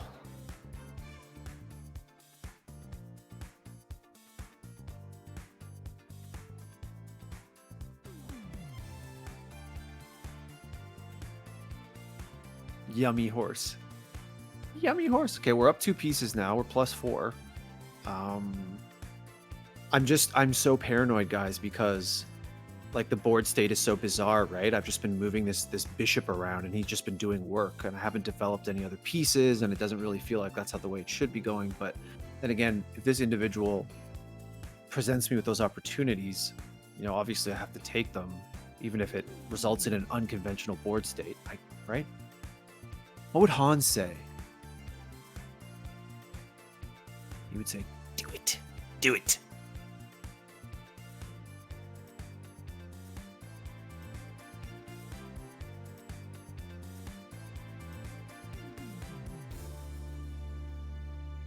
This guy's really taking his time. This is the first time that I've been significantly up on time in a game. I'm usually the one who's fighting the clock, so that's kind of a nice feeling.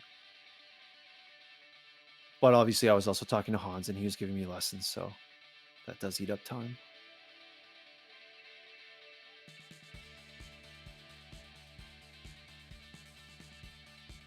Yeah, you guys think this guy is just too new, like he doesn't know what he's doing, he's like me? Yeah. I'm just paranoid, right? Like I'm paranoid it's an elaborate plan. Or I'm just going to blow it at some point, right? And blow the lead I already have. But we have a lead. Let's take it. Let's remember what Hans said. He said, when you have a lead, and now we have a significant one, +4, let's you know, be okay with trading. Let's think about trading. Reducing the total number of pieces on the board, maintaining our advantage, increasing our advantage. This guy's still thinking. He's eating up a lot of time. He's going to hit sub 10 minutes soon. And we're 5 turns in.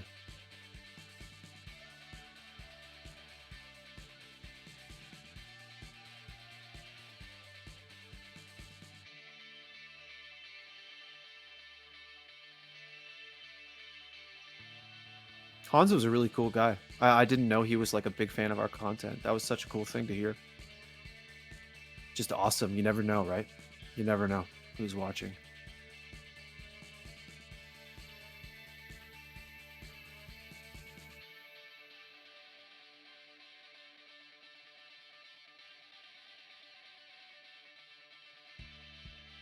It's really funny that he was a big fan of the FaZe Clan versus Tfue lawsuit reports that we worked on so much last summer that I was involved with. That's it's kind of funny. Dude, Did he resign? That's a dub. That's a W. I almost feel robbed. That was my first chess W. That was my first game that I won. Wow. I almost feel robbed because we only got like 5 turns into the game. It almost doesn't feel authentic. But we got it. We got the W. We didn't give the game away for whatever that's worth. Okay. Feels good. Feels good. All right, guys. I'm going to play another one. We're going to try and keep the W train going. Just give me 5 minutes. I have to heat up some food because this stream is eating up a big chunk of my day. I'm getting hungry, and you know your brain can't work on an empty stomach. So stick around. Do not go anywhere. I'll be right back. Producer Colton, maybe if you want to throw up. Do we have a Be Right Back screen? Okay. Oh, we have a Be Right Back screen. Okay. I'm going to heat up some chicken. I'm going to heat up some rice. I'm going to be right back.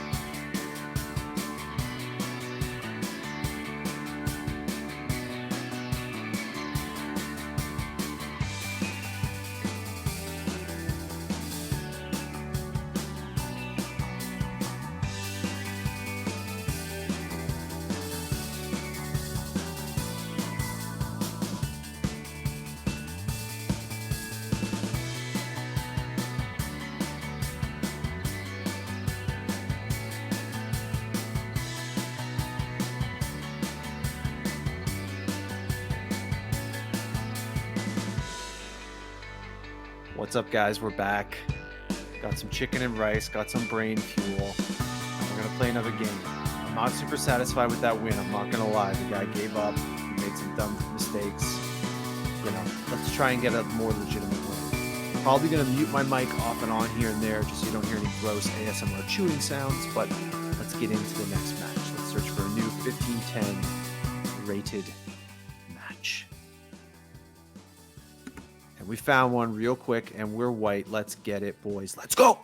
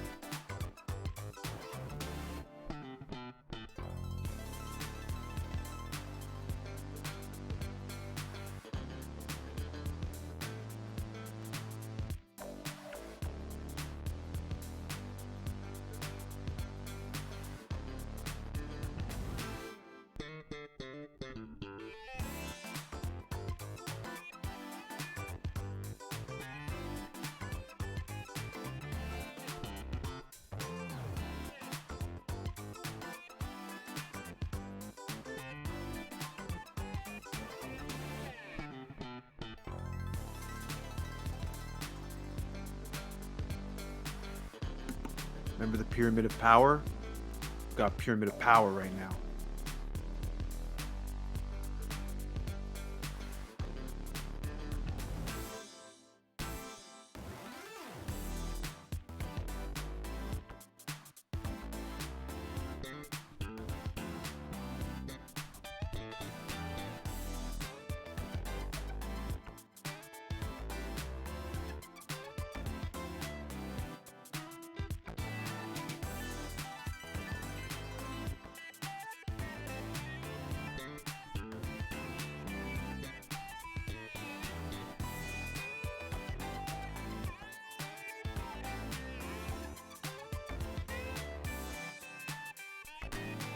I feel like that's good.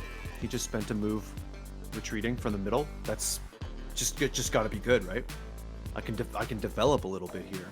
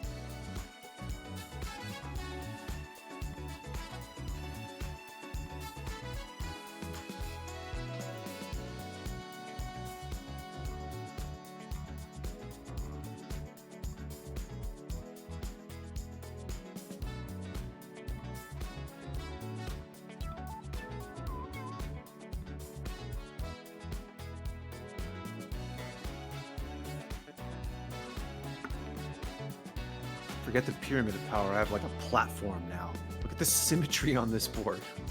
On my side, anyway. Beautiful symmetry. Perfect. I guess I'm just trying to take control of the middle here. You know, Okay, castle. I think I should do the same, honestly.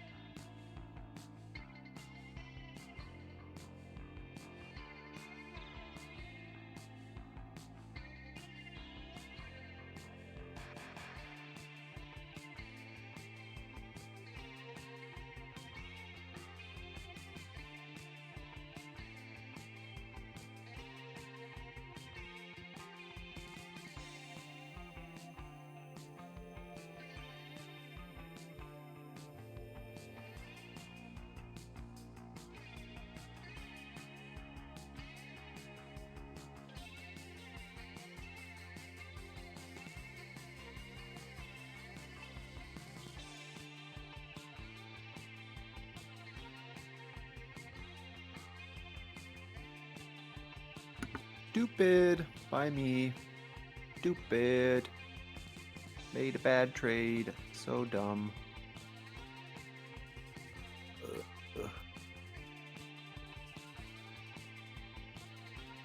So dumb. Not happy with that.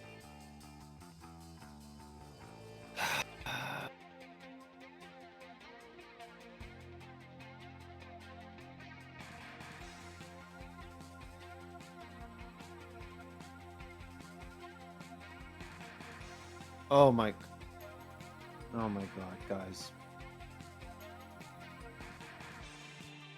Oh my god. I did it again every time with the queen. Just give away the queen every time.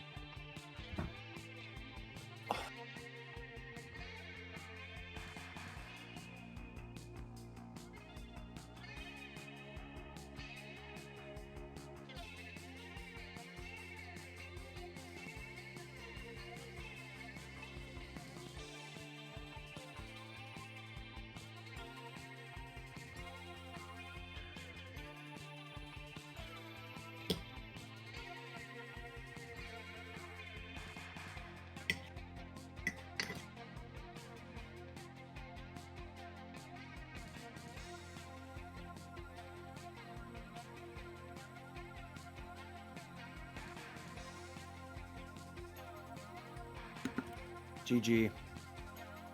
Another giveaway. Oh my god. Alright. Try again. Our winning streak stopped at 1.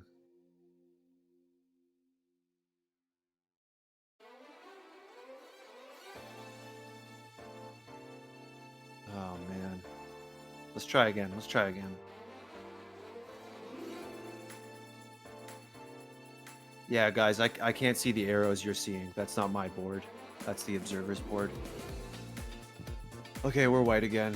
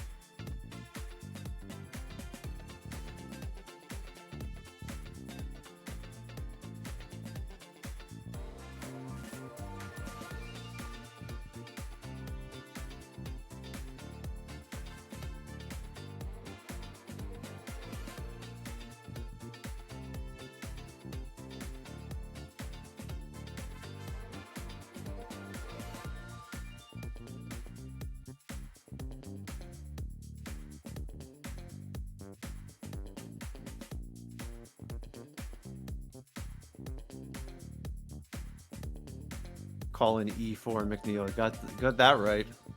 Got that right.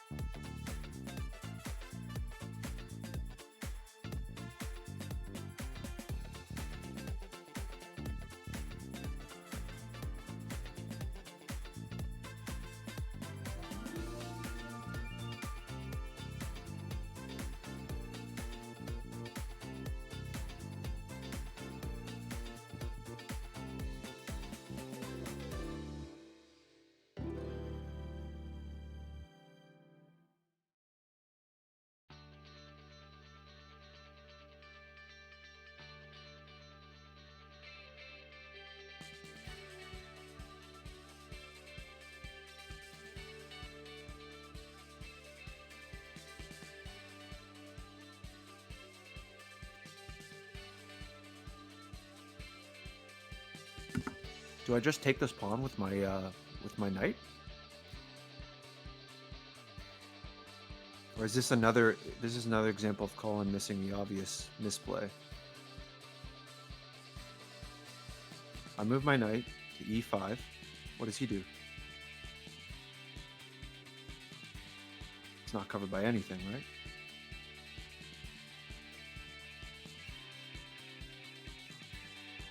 I know very quickly if that was a blunder or not.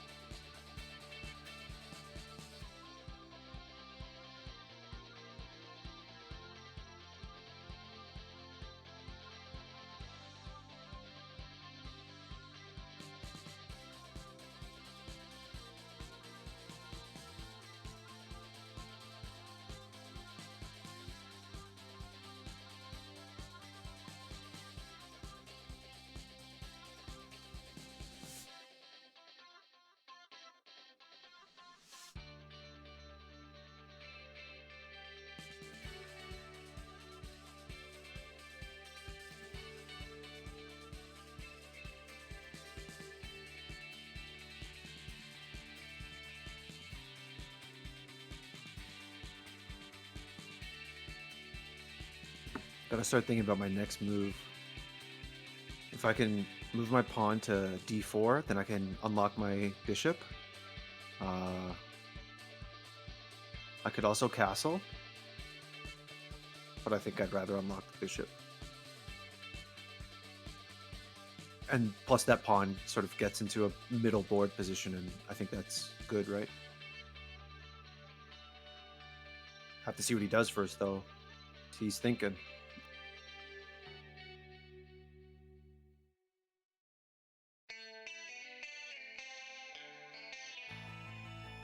Oh man, you want me to play 1 minute bullet? Oh my god. Every move would be a blunder. Every move.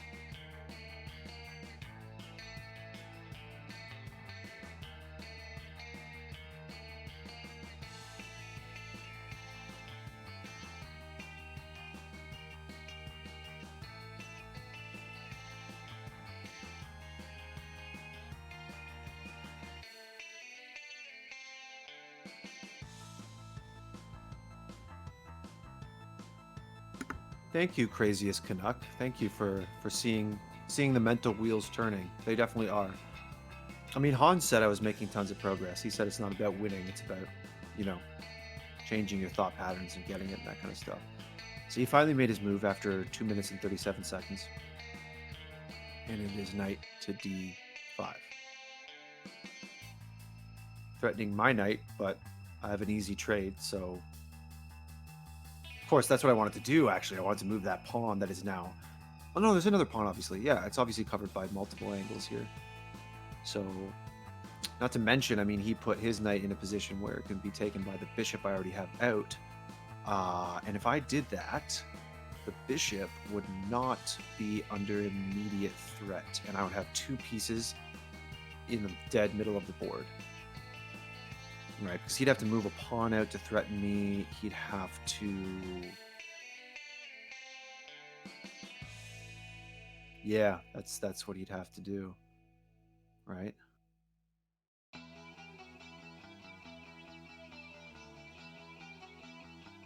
mean, I kind of want to take it. I want to take it. This is another one of those things where I'm thinking, like, am I missing something that's painfully obvious where I'm going to smack my head next turn?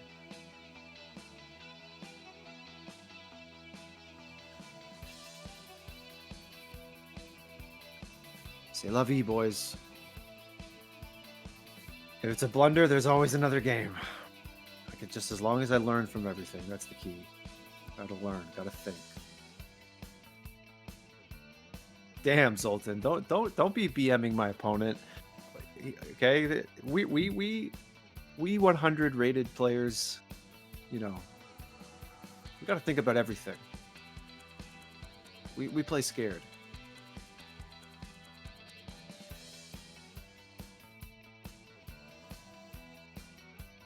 Yeah, I definitely respect the game, guys. I mean, it's fascinating. It's mentally very difficult, but it's fascinating. Okay, so he's moved out his bishop. He's put my knight under threat. I probably should have seen that coming. That seems pretty obvious in hindsight now. But it's fine because I can move my knight away. I give up that middle position in the board, but I can move him away, and that means I'm still up. I'm still up that knight that I took, which means I'm up a total of 4 because I have a knight and a pawn, and he has nothing. Question is, where does my knight go? I can go back. That's fine. I still threaten the middle of the board. I can't go. Can't go to G6. I'll just get taken. Same with F7 and D7 and C6. So he's gonna have to go backwards. He's gonna have to go back.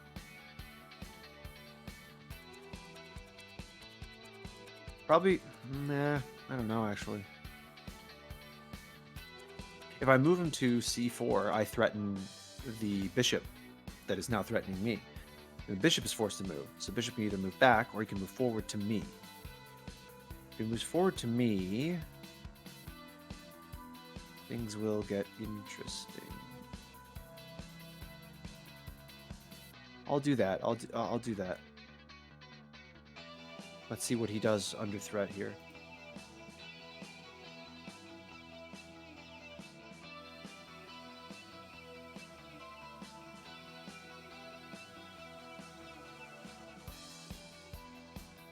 $100 rated equals silver 1. Yes, 100%. Okay. So, okay, he's going to threaten my knight with his pawn. And his pawn is protected by another pawn. Yeah, I should have seen that coming, shouldn't I? So it's a bad trade for me no matter what. So once again, the knight has to leave. He has to get out of there. It's not great, is it? If I move to E3, I will be threatened by the bishop once again. So I might as well go to A3.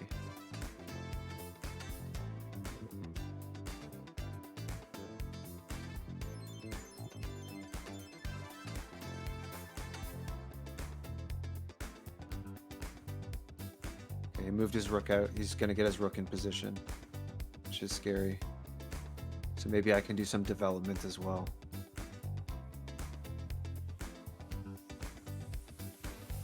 I could castle.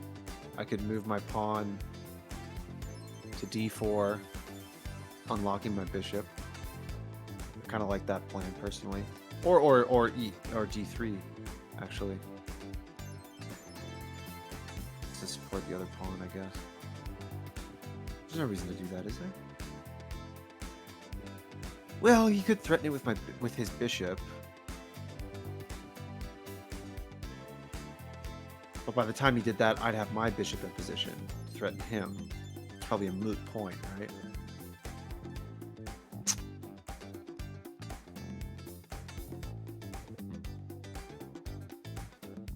Whoa, that was the quickest move he's made yet. Okay, threatening. Oh, yeah, okay. Well, I'm bad. All right. Ah, man, I'm so bad at evaluating these threats. Fuck. That is so frustrating when you're thinking hard and you don't see things. It's very demoralizing. Because now he gets a knight. Now he gets a knight for free. And my lead just got cut drastically down. I'll still lead by 1 because I'll have a pawn on him. But I kind of effectively blew my lead here. Frustrating, guys. Sincerely frustrating.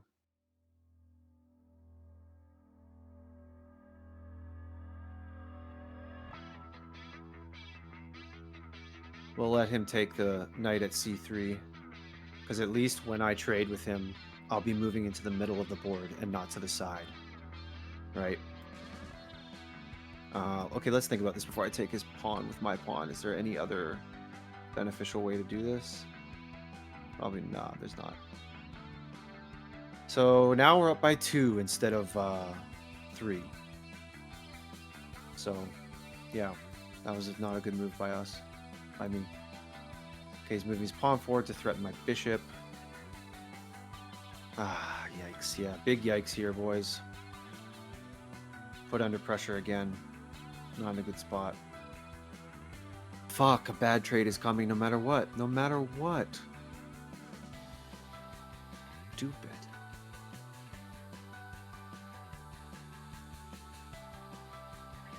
I'm gonna lose this game. I lose this game 100%.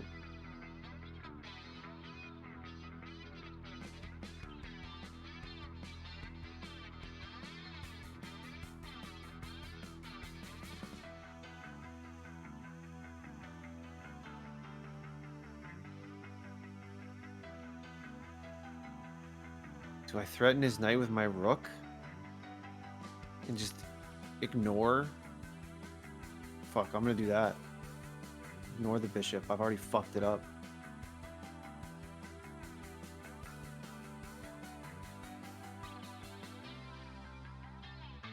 Let's say I take his knight with my rook.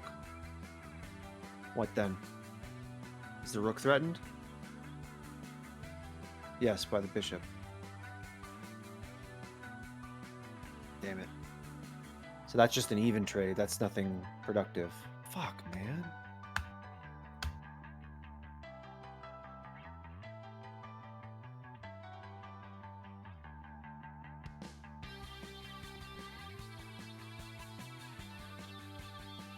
What if I took his bishop with my knight? What is this square guarded by right now? Nothing, right? Nothing. Nothing. No, nothing. If I do this, knight to d6,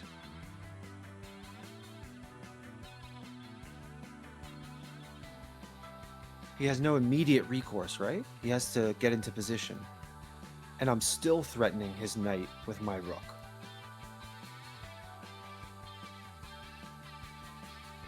Oh. Okay, so he threatens my knight with his king. Oh.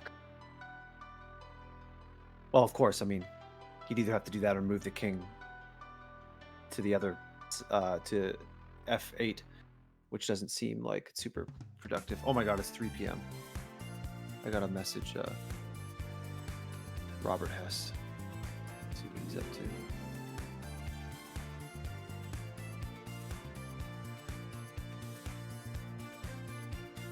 Take a quick pause here.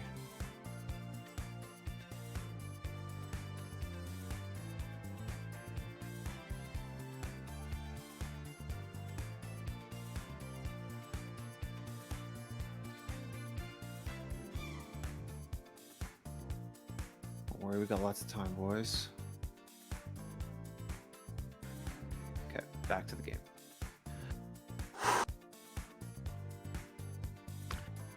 If I move my pawn to e5, then he can't take my knight. And he can't take that pawn either, right? No, there's no immediate threat, right? We'd have to move a pawn or move the king. Right? If I protect this, if I move my pawn to e5, if I protect the knight, there's nothing he can do the next turn, right?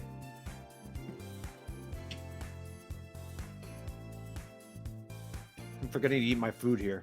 This game is intense.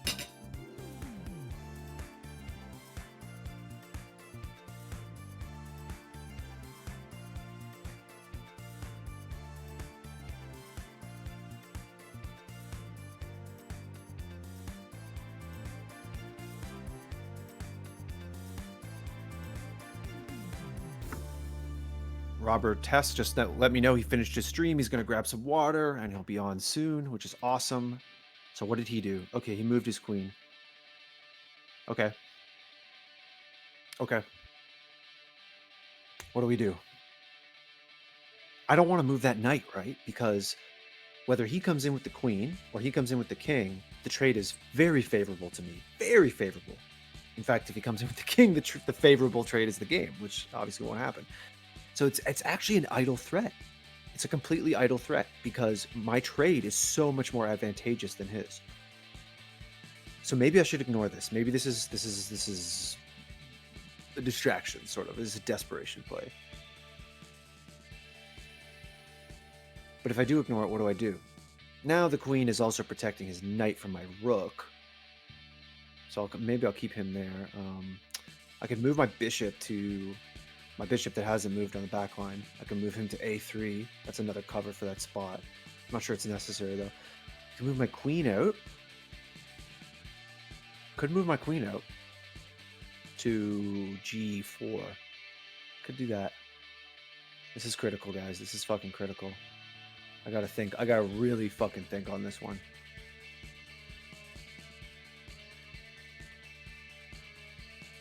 I'm up 2. Just remember that. I'm up 2.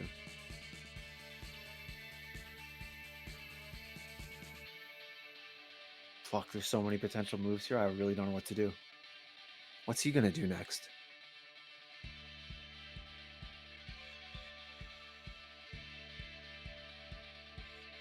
I kind of want to get my queen in play just for the sake of having that threat on the board, you know? Obviously, I can't move it to g4, obviously, because that's where his pawn is, but I can move it to f3. I can move it to f3, threaten that pawn. That pawn can't do shit. So that pawn's just gone, frankly, right?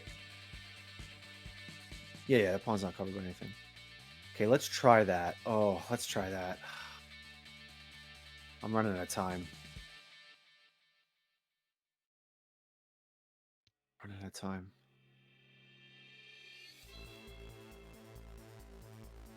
I can't take so long on my turns. Oh!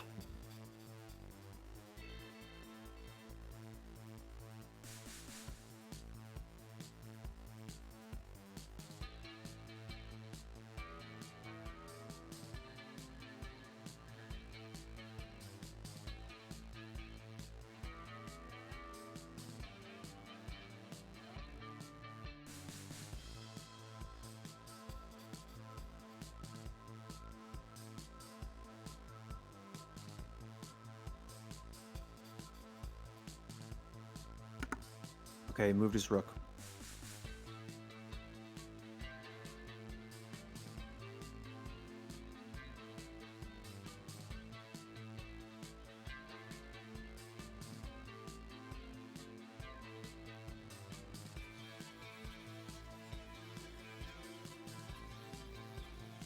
Do I just take his pawn with my queen? Do I just do that?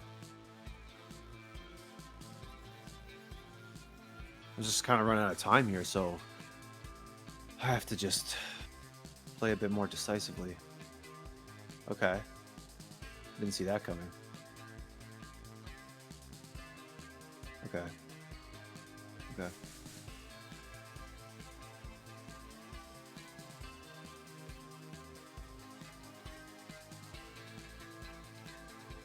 Fuck. Right. That's check. Shit. Shit. Shit.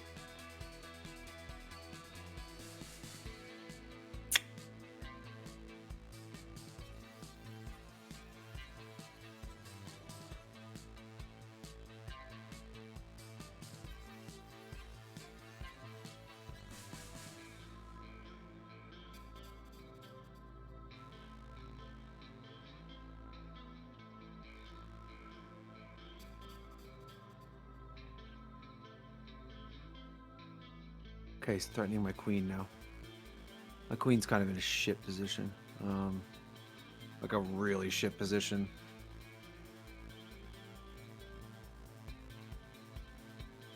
I think I have to move her to b3.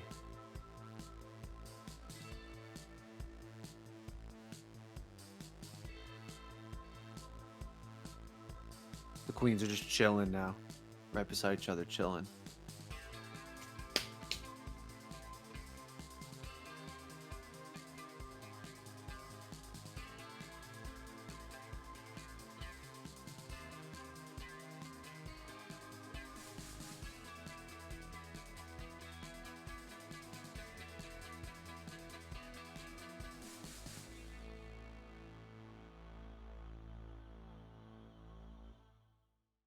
Hey, by the way, guys, if you are watching anywhere else, you should head over to twitch.tv/thescoreesports because that's the chat that I'm looking at. So if you're on another platform, head over to Twitch. Okay, he retreats his queen.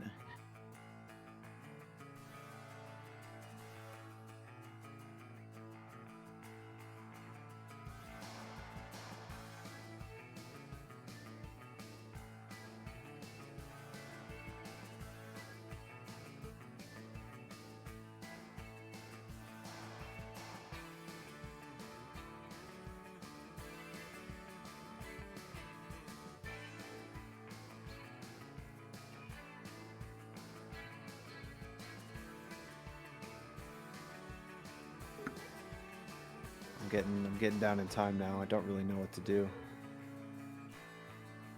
I don't really know what to do.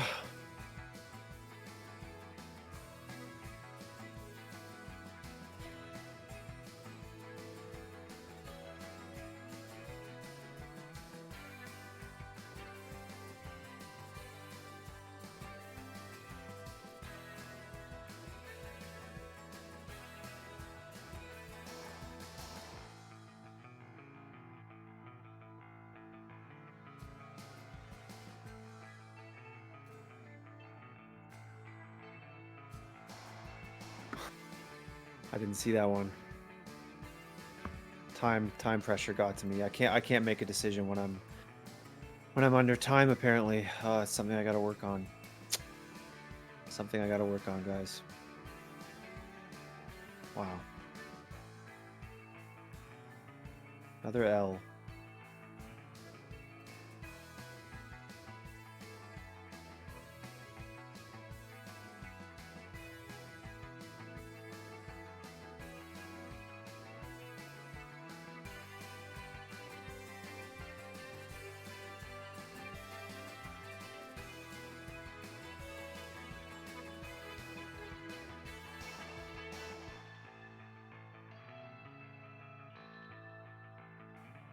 Robert Hess is going to come on very shortly. We'll finish out this game.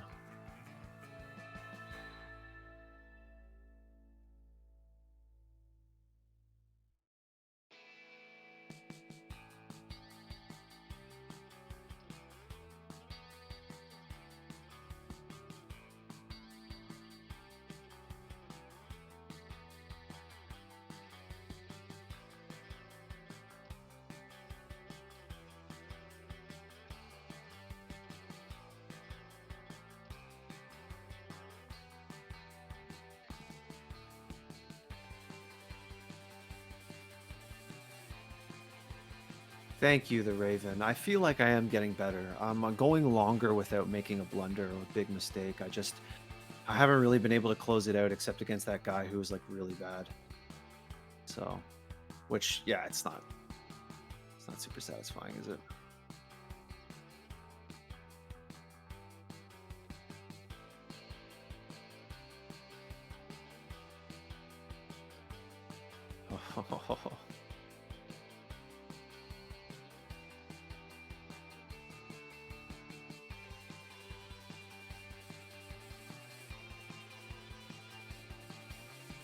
Okay.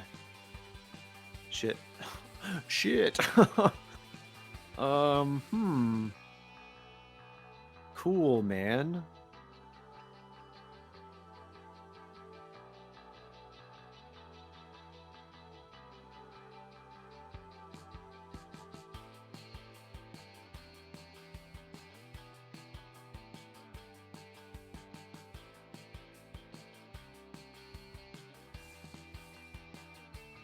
Maybe I can pin his queen down. Somehow. I don't know. Okay. Oh yeah. No. Okay. Okay. Right. Okay. Okay.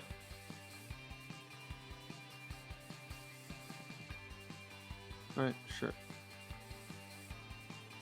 Well, he just gave me his queen though, right? Right? He just gave me his queen.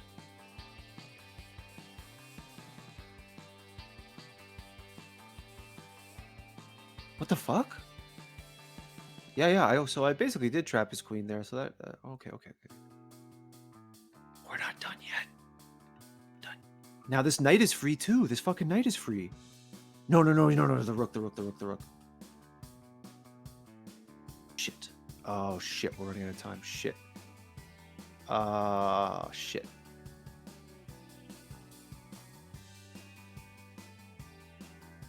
We're gonna lose on time.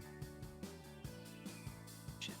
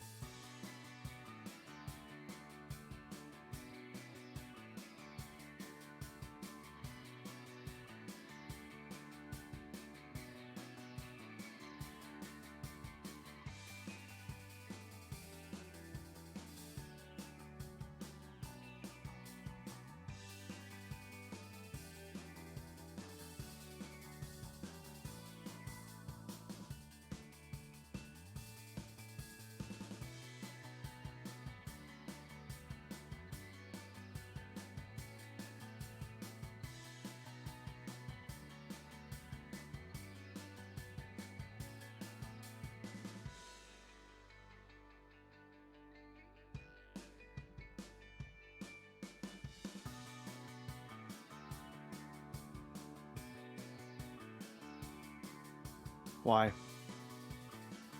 Why did I do that?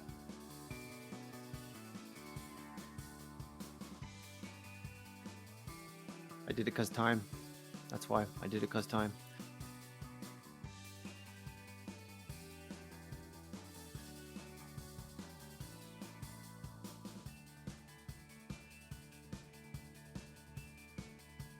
I just heard my producer say, oh no. I don't think he meant to do that to me. Oh my god.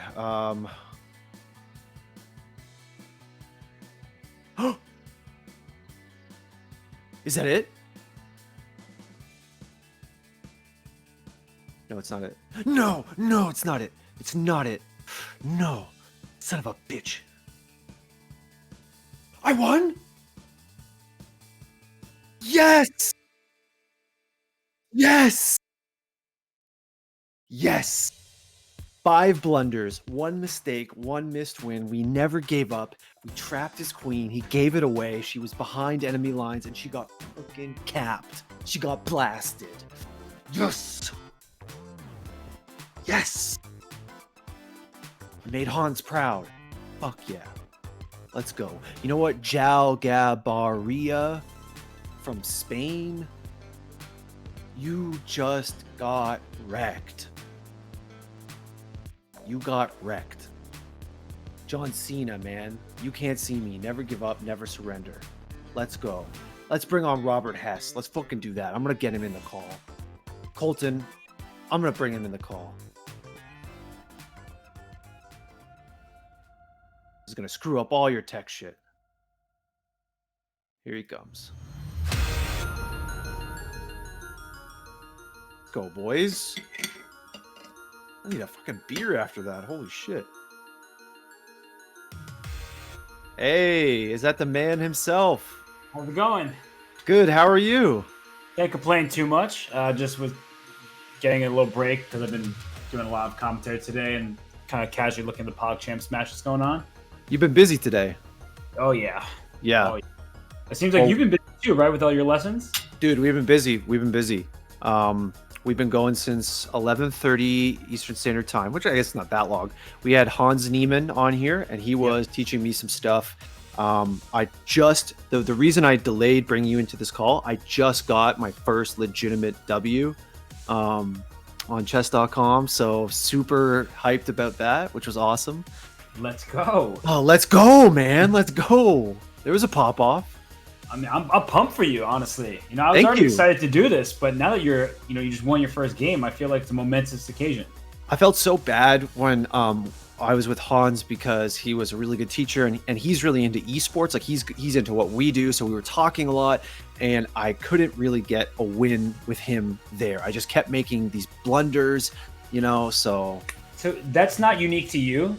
And it's going to sound like a dig at Hans, but the people he worked with in PogChamps, they're the people who were eliminated pretty early. So there's. Damn, dude. And no, Damn. It's not a call. It's because Slicker worked with Hans some, and when Slicker would lose, he would just call Hans out every time in like the post-match interview, hilariously, because Slicker is just one of the funniest guys ever. Holy shit, that's amazing. Yeah. Did you have anybody in the PogChamps tournament? Yeah, so I was doing a bunch of the commentating. So the last couple of days I was doing it, and then I coached Boy a bit, but nice. Box and Fusli. Nice, yeah. Nice. Who's the best out of those three? Well, Boy is in the final, so he actually starts in 30 minutes. He'll be playing against Hutch. That's sick. That's sick. I figured it might be Boy. I don't know. I feel like his mind would be apt for chess. Yeah, he also has a history. Like he played as a kid, and Box played a bit as a kid, but has made tremendous progress in the last month. He really worked hard and was just grinding chess. So he beat Box yesterday. Today it's Hutch. Hutch is also really good and has been playing for a long time. Yeah, I saw some of Hutch's matches actually. Like I watched some of the VODs. They were pretty entertaining. I was mostly there to watch XQC play for just entertainment. He's playing right now. He's playing right now, yeah? XQC's playing Ludwig right now. And that's in the consolation bracket, right? Yeah. Yeah, because I saw his match against Critical and it was fucking amazingly funny. Yes, it was. And yesterday, Critical beat Slicker. So the winner of XQC versus Ludwig plays Critical in like an hour and a half. Wow. Yeah. That's sick. It's funny because it's the consolation bracket, but really because everyone's just having a good time, there's no real distinction between the two, except obviously Boy and Hutch are the best two players. Okay. But beyond that, everyone's just having a good time. Yeah, no, it's a really cool event, and chess being on the rise on Twitch is something that we've obviously noticed along with the rest of the world, and we're really interested in. So we did one video about it, which is our main platform here at the Score Esports YouTube, and we did a produced short documentary about it. And we've been getting into Twitch lately. It's our next avenue of expansion, and we've had a stream every Friday, and we've been going to our bread and butter, which is CS:GO and Valorant and Rainbow Six Siege. And we thought this would be a really unique opportunity to do a game that our viewers are interested in, but that might not be something that you see on our channel every day. And I'm really grateful that after just putting out a tweet, I got such great responses from you and from other people. It's just a great sign for the community. Yeah, I mean, honestly, so most of what I do these days is commentating. So I do a ton of chess commentary, whatever event's on, and I firmly believe. Also, I don't even know if we're live right now, but we are live. Yeah, we are live.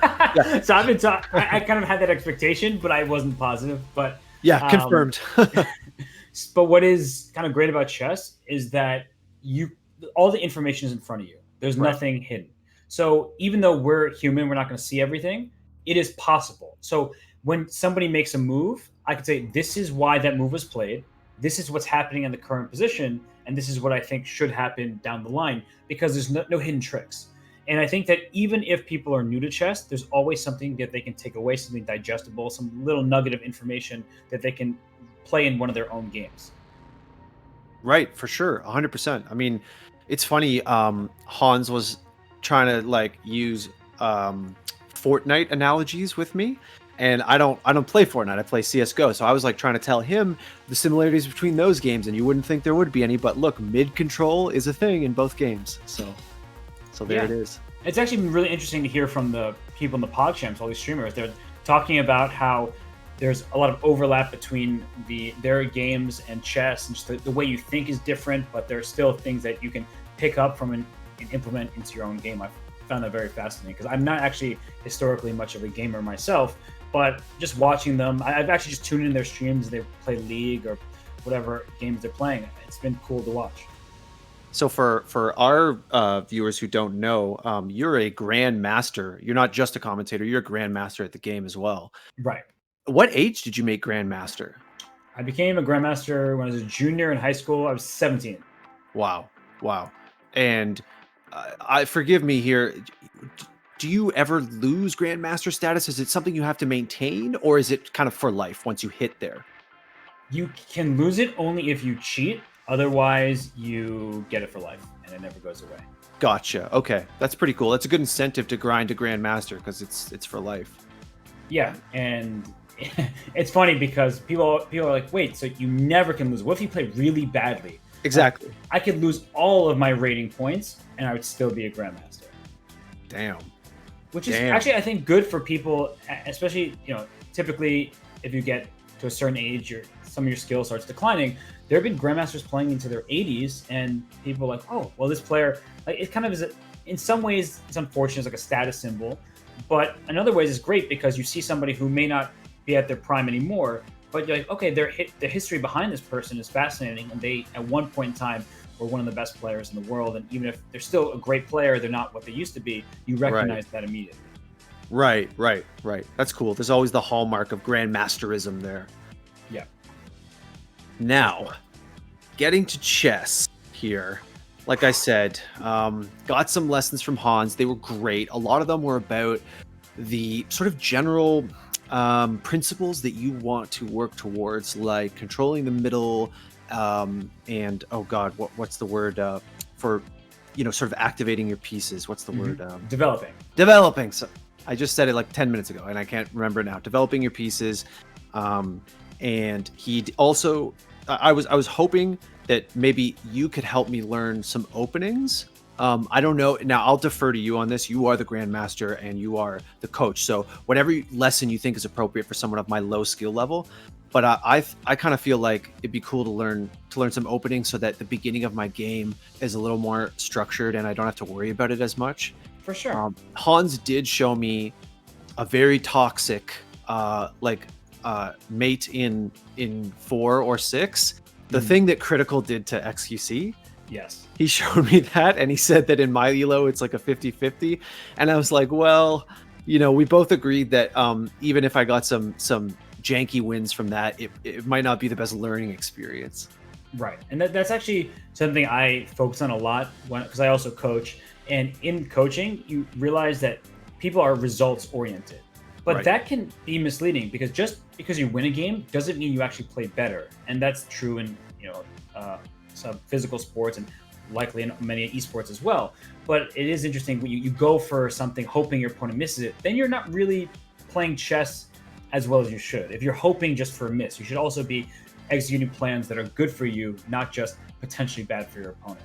Right. So, what's your account on chess.com? I can invite you to analysis board and we can get looking at some positions here. I will post it in our Discord right now. Sounds good. So I can just copy and paste it. Good thing. Yeah, no worries. Our producer just asked me. I know you guys on stream can't hear it, but he just asked me if you could post his name as well. So that I wasn't told I was going to be helping 2 people, so I don't know if he's invited. Don't worry. He's gonna siphon off my advice or your advice to me. Yeah, he wants you to learn so that he learns with you, but then he can beat you. That's I think what's happening here. Oh, he can already beat me because he's actually so our producer right now, Colton, whose name I'm just dropping right now, is probably, I mean, I haven't done a survey, but he's probably the biggest chess fan at the Score Esports. So he's a fan of yours. I know he was a fan of Hans. We all make mistakes. When I initially put out the tweet and I got such an awesome response from some people in the community, he was like, "Holy shit, Hess! Holy shit, Hans!" So he's not mad at his job right now. I think he's having a good Friday. Well, I'm glad, and I invited you both. Seems like he accepted. You have yet to do so. So you're the one holding up the show, man. What's wrong with you? Oh shit! Here we go. No, I'm just obviously messing, but it's cool because honestly, it's great to see chess have a broader audience. And the way I've commented on chess, it depends on the event. Obviously, organizers, they have some discretion there. But I often try to include everybody because that's another great thing about chess is that even though there's some prerequisite knowledge to figure out plans, you can learn from an explanation. You may not see a 7-move variation, but when I explain it to you along the way, hopefully you're picking up some of the information. All right, I have clicked on the wrong invite. I got an invite by a random person for a game, which is not what we want to do right now. So I'm going to abort this. There's your invite. That's awesome. Chess.com baited me, man. That mistake happens to me plenty, where I'm trying to work with somebody, but I'm about to press enter, and then somebody challenged me just at that moment. And especially if you stream yourself playing chess, people will do that to you all the time. Like, I'm just trying to play a friend, and they know you're waiting for an invitation. And then so you accidentally click their invitation instead. Then you kind of get sucked into it. I just had to abort it. I just got Elo stolen. Come on. We can maybe work on getting that back to you, but probably not. Okay. You have to work it for it yourself. Right. I feel you. That's only fair. Yeah. And here, tell me again, and I always say this first and foremost, 2 important things. Okay. 1 is having confidence in yourself. 2 is never saying sorry, and there are no stupid ideas. And that's, I think, is a struggle for newer chess players, is they don't want to say their ideas because for some reason or the other, chess seems to be this hyper intellectual game. And if you can't play chess very well, all of a sudden you're quote unquote stupid. That is ridiculous. I have a big problem with that. I think it's a really detrimental stigma that makes people not interested in chess. Whereas I think I consider learning to be fun, and I enjoy helping people learn. So there are no possible stupid suggestions, ideas. The only thing that you can do that's bad is not making those suggestions or ideas, because you never know when they'll come in handy. Well, that is a great attitude. I'm super happy to hear that's how you approach it, because as you sort of intimated there, from an outsider, chess is very intimidating. So that's great. And it shouldn't be, because just because I'm a Grandmaster doesn't mean that I should expect or want you to be a Grandmaster. I want you to play chess because you enjoy it. The same way, if you're an NBA player and somebody's just a casual basketball player, there's no expectation there, right? It's right. You love the same game or the same sport, but it's just one player is more experienced or better than the other. I think that there's no shame in that whatsoever. Absolutely, and it's like you said, it's about learning, right? So I could see that when Hans was helping me out, and then after he left, between you, I had some solo games. I could see I got better each time, and it actually did culminate really linearly into a win, which is great. Yeah, for sure. So let's get started on what you know or what you feel confident about within the opening stage of the game. Okay, so I'm white. So as our producer memed on me before, I think I've done E4 like every time. Mm-hmm. So I would go like that. So let me ask you why. Okay, the why is because I want to try to control the middle of the board. So I want to make a piece. I want to develop a piece towards the middle. By moving this pawn to E4, I unlock some of the back row. I'm sure there's chess terminology for this. Some of the back row pieces on the king side, which lets me later on castle the king a little easier. So I'm unlocking my bishop.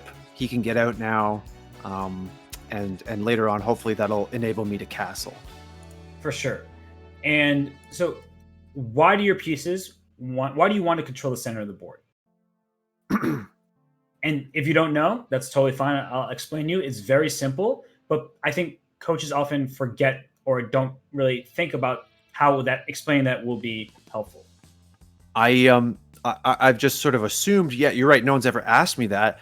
But controlling the middle of the board seems to make sense, because when you're in the middle, you have a 360-degree opportunity for movement. Whereas if you're at either side, your movement is just limited by that much. Yeah. And you have the edge of the board. So actually, I will show you just before we get into the opening itself. For instance, let's say I make some random moves just to get here. This knight on h4 hits 1, 2, 3, 4 squares. These 4 in green. Okay, right. This knight on d4 hits all of these green squares. And so very simply, the knight in the center is attacking 8 squares, and the knight on the side of the board is only attacking 4. Right. So it's really just anyone who's can count honestly can realize, wait, okay, that makes sense that my piece in the center is hitting more squares. But we often just say put your piece in the center and then expect you to figure out why that's the case. And then people always do it because they think it's like a law rather than a principle. Right. So yeah, don't play. You don't want to move the same piece multiple times in the opening, typically, but it is just something to keep in the back of your mind. That's why you want your piece in the center, and that's also why you want your king castled, because whether your king's on the side of the board, that means you're trying to encourage your opponent's pieces towards the side, in which case they'll have less room to operate with. Right. Exactly.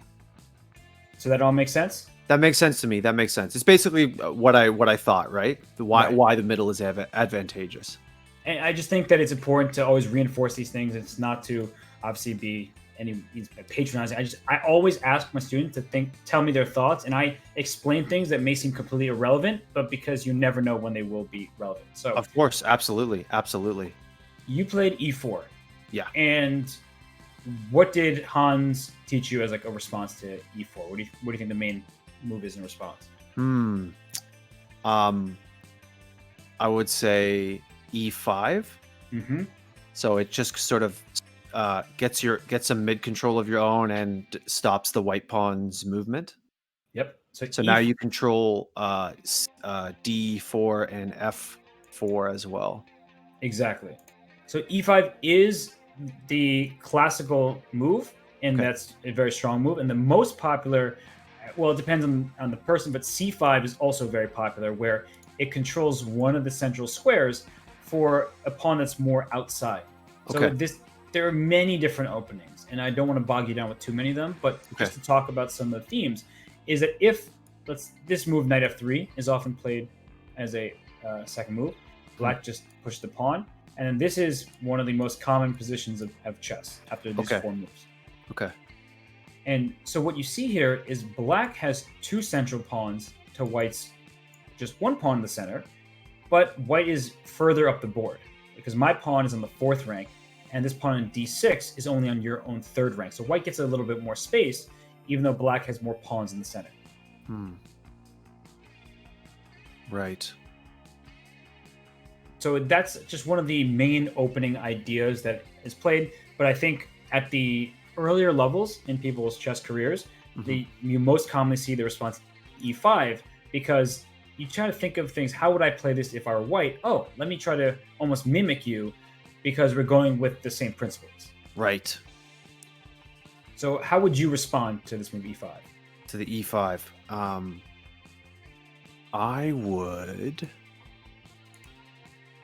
I would probably develop one of the knights. I would probably go knight to f3, because I threaten the black pawn, and again, I'm developing the king side backline. Perfect. Knight f3 is a good move. And in playing knight to f3, you're attacking my pawn on e5 right away. Right, exactly. So black typically responds here with knight to c6, because I want to protect my pawn. So how would you think of continuing in the case of knight to c6? Okay. So now we're looking at a really disadvantageous trade if I were to take that pawn with my knight, so that's kind of like off the table. I would want to bring the bishop out. Like I would probably go like c4 with my bishop. Perfect. That's a great move. So the two main moves here are bishop on one of these two squares. The bishop on b5 will attack this knight to potentially take it later, but the bishop on c4 already puts some pressure against the black king side. And black typically plays bishop to c5 as a response, very commonly, because I'm doing the same thing. You developed your bishop towards my king, so I'm going to develop my bishop towards your king in response. And so if you were entering this position now, how would you respond with the white pieces? I would castle so that my rook would be protecting f2. Yep, that's a great decision, honestly, because if you castle, your rook protects f2, and you can eventually bring your rook to the center if you want to bring your rook to e1. And you've gotten your king out of dodge, even though it wasn't in any real danger, you're sort of preemptively understanding that there are going to be pieces in the center, and so bringing the king to the side of the board is helpful. Right. So did you do any openings earlier, or you're just doing this all on the fly right now? This is all no, like none of this is like a structured like you should do this after that. It all seems logical. So I think like one of my double-edged swords for me mentally is I think I'm pretty decent at evaluating one or two turns ahead, like being reactive and looking at the situation. That's fine. In the mid game, I get into a lot of trouble because I'm only looking a couple moves ahead. And if my opponent is executing more of a coherent game plan and they're looking farther ahead, I've found that I'm able to be corralled and trapped, and by the time I realize it, it's too late. Right. And that happens a lot in chess where you get tunnel vision, because when it's your move, you're coming up with an idea and you're like, okay, this is the plan I want to execute. And then when your opponent responds, you may still be focused on that initial plan despite the fact that the position changed. Right? So the position changes with every single move, and we have to kind of respect and understand that any move made has done something to alter the position in some way, shape, or form. Right.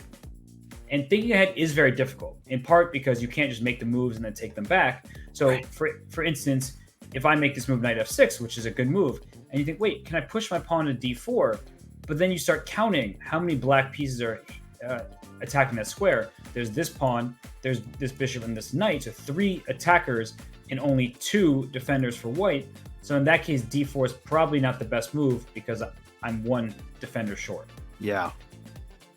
But we may have thought about playing d4 at some point, so we still are so focused on it that we're not reacting maybe the way that we should. So it happens to everybody, from the newest chess player even up all the way to the world champion Magnus Carlsen. Sometimes we just get so focused on ideas and we don't change when changes do. Mm-hmm. So I think there's no shame in that. And I really think that it's hard to train yourself out of it, but it's kind of why my style is to speak way too much, and part of it's because I'm a commentator. But I always think like, okay, what did this knight on f6 do? Well, the knight on f6 now is attacking this pawn e4. It's also allowing the king to get castled if I want to. And what else is it doing? That seems like the 2 things. Maybe it's helping black play d5. And then you start thinking, well, how does d5 help or hurt? And that's an interesting question, because whenever you make a move like d5, it's like, well, I'm advancing in the center, but maybe I'm making some compromises that I don't initially foresee and that I may eventually regret. Okay. And I know that's a little, it's kind of vague, right? Because now I'm just talking in abstract terms. Right. I'm trying to put a direct move to it. But that's honestly kind of how chess is working. You're really thinking move by move here. So I'm going to, I know I'm speaking a lot, but I'm going to flip it back to you. It's white's move here. I just moved my knight out to f6 to put pressure on your pawn. How would you respond to this knight f6 move? I'll just say I like that you're speaking a lot, by the way, so definitely don't apologize for it, because I'm here to learn. I want the info, and I've been streaming for hours now. So honestly, somebody else taking the reins, it's all good by me. I'm glad I could be of service then. Let's see. Okay, so you asked me, how do I respond to this move? Okay, let's see. Now the decision tree gets a lot larger, and here's where Colin runs into problems. So he's threatening that pawn. So I would move my pawn that's currently at d2 to d3 to protect the pawn that's at e4. That's a good move. That's a very good move. But let me ask you. So you're protecting the pawn e4, but what else are you doing? And what future plans do you think you'll be able to make by playing pawn to d3? Generally speaking, I'm taking more mid control. Mm-hmm. And in terms of future plans, specifically, that has freed the bishop who's sitting at c1 to be active on the board now, which is something that I want. And where would you consider? Let's say I gave you a free move, which I'm not going to do, but let's say I did. Okay. Where would you think of putting your bishop?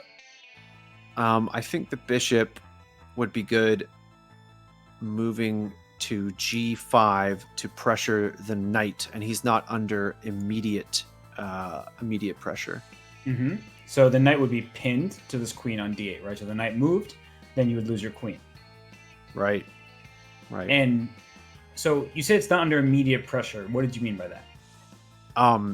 Moving to that square to g5, he needs to spend at least one move before he can threaten. There's nothing, like, I'm not giving him a free piece. There's nothing immediately in a position to attack me if I do that. 100% true. So you're going to a safe square. It's, you're not going to be captured. That's right. And you're putting the knight in a pin. And well, then this is where chess starts to add up. And let me ask you. So if this bishop came to g5, right? Can you got this in your head? Yep. And I put my pawn on h6, which would attack your bishop on g5, right?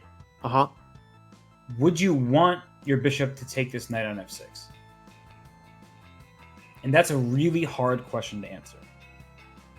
Yeah.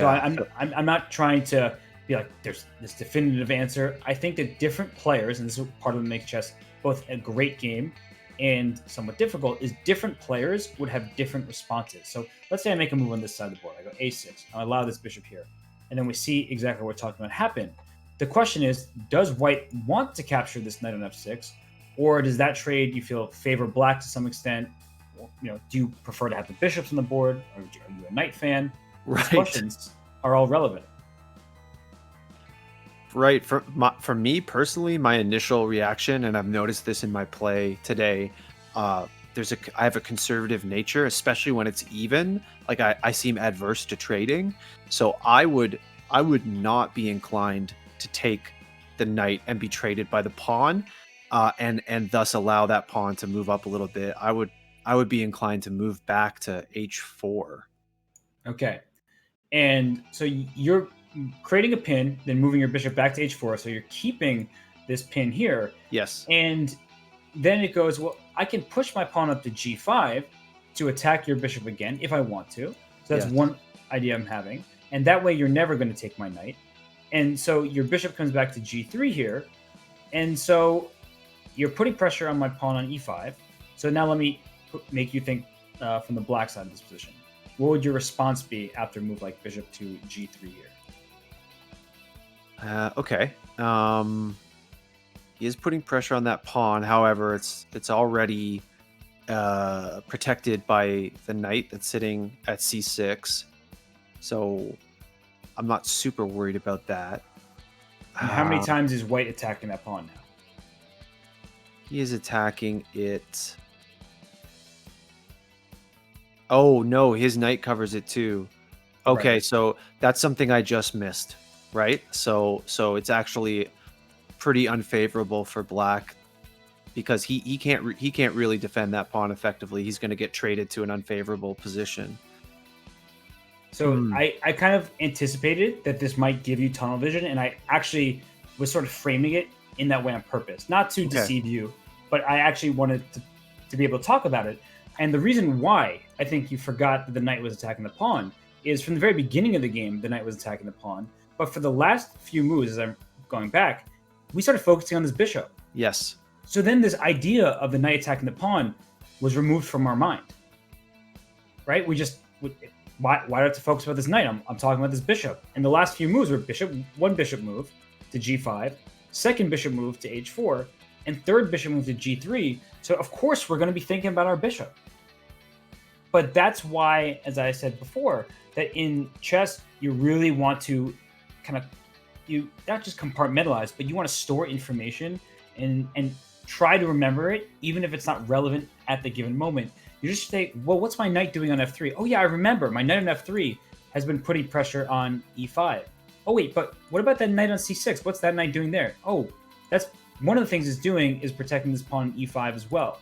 So the more you kind of get in your own head to tell yourself what the pieces are doing, the more you'll remember that even if you spent several moves in a row with another piece, that knight on f3 is still useful and still doing its job. Right. That's something I definitely think would be a really valuable exercise for me, is to step back and just literally say, okay, what's this piece doing? What's this piece doing? Yes, and I think it is very hard because you're in every single position. You're focused on how do I make sure I'm not giving away a piece? How am I? Do I make sure that I'm developing correctly? That I'm going to castle, and then you get to that stage where you've castled and you've controlled the center, and it's like, wait, what's my plan now? And that's where you go from sort of a good foundation of chess knowledge to a place of, okay, so I did all that. Why is this not any easier for me? And it's because the next part of the game, as you said, the middle game part, it becomes harder. And it just, you don't have a set list of moves to tell you this is exactly what you should do, because your opponent plays something different every single game.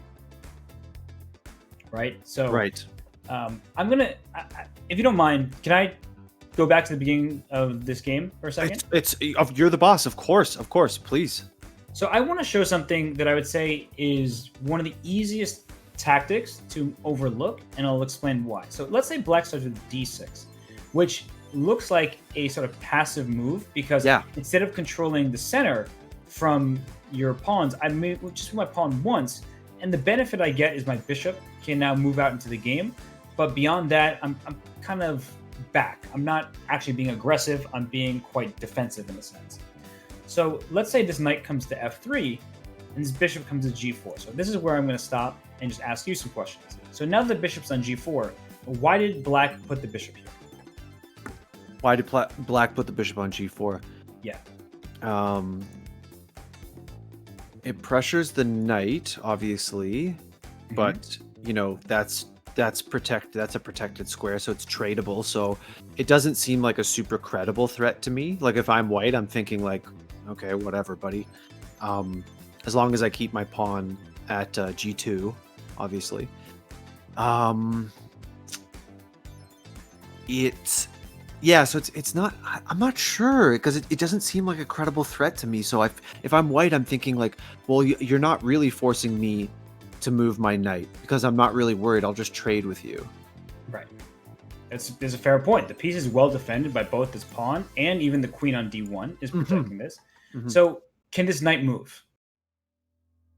He can move. He can move. Yep. And what happens if the knight moves? If the knight moves. Aha, right. Okay. If the knight moves, the queen is in trouble, and that's a terrible trade for white. So in fact, the knight is necessary to block the bishop. Right. So I thought about that situation completely backwards, right? I thought like, oh, it's a threat. Haha, it's not really a threat. But really what it's doing is pinning my knight. So you didn't think about it backwards. You just thought about one part of it. So from the perspective of this is attacking a piece, you're right that the piece is defended, but let's add on to that. So, okay, it's attacking my knight, but I'm fine because I have it all covered, but I can't move my knight, and that annoys me because I want as much flexibility and as opportunity as possible. But of course, my opponent's not going to make my life so easy. So I'm going to ask the question again. Can this knight move? Can he move? And there's no trick necessarily. I'm just, can the knight move? No, because it unlocks an unfavorable situation for white. So no, I will say no. I asked this question like this on purpose. It can move. It's allowed to move. Yes. But it shouldn't move. Right. Right. And the reason why I'm doing this is because once you see this pin that this knight should not move, people are like, I am never moving that knight, even though it is allowed to move. And I'm going to show you actually a very clear example of why forgetting that can be a problem. So if I go bishop to c4, natural development, probably a move that you would consider, right? Just developing, getting rid of the castle, your piece is protected here, no big deal. Now black can play knight to c6.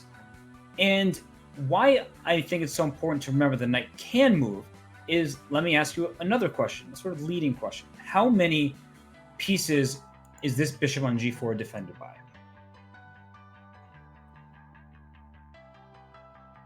0 at the moment. 0. So if this knight, let's say white got 2 moves in a row, or let's just imagine this knight were not here on f3. If this knight were not on f3, the queen on d1 would go ahead and take this bishop on g4, right? Right. So that's important because I now think, well, my knight is able to move. I haven't wanted to move it. And if I move it without a big threat, then I am simply going to lose my queen. So that's a problem. Yeah. So let me castle, and let's say black goes knight to e5, saying I am now piling up pressure on your knight, and that knight is pinned to the queen, right? So you're not going to move that knight, are you? Well,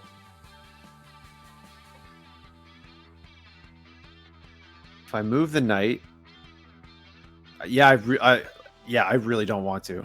I really don't want to now. You certainly don't. You don't want to because you're going to lose this queen, right? Yeah. Yeah. And here's a good example that you don't want to, but you can. And in this one instance, compared to many others where you shouldn't, if you play knight takes e5. So you stole a knight, right? But you're giving up your queen, so that seems bad. But what else is this knight doing besides stealing the knight that was just there?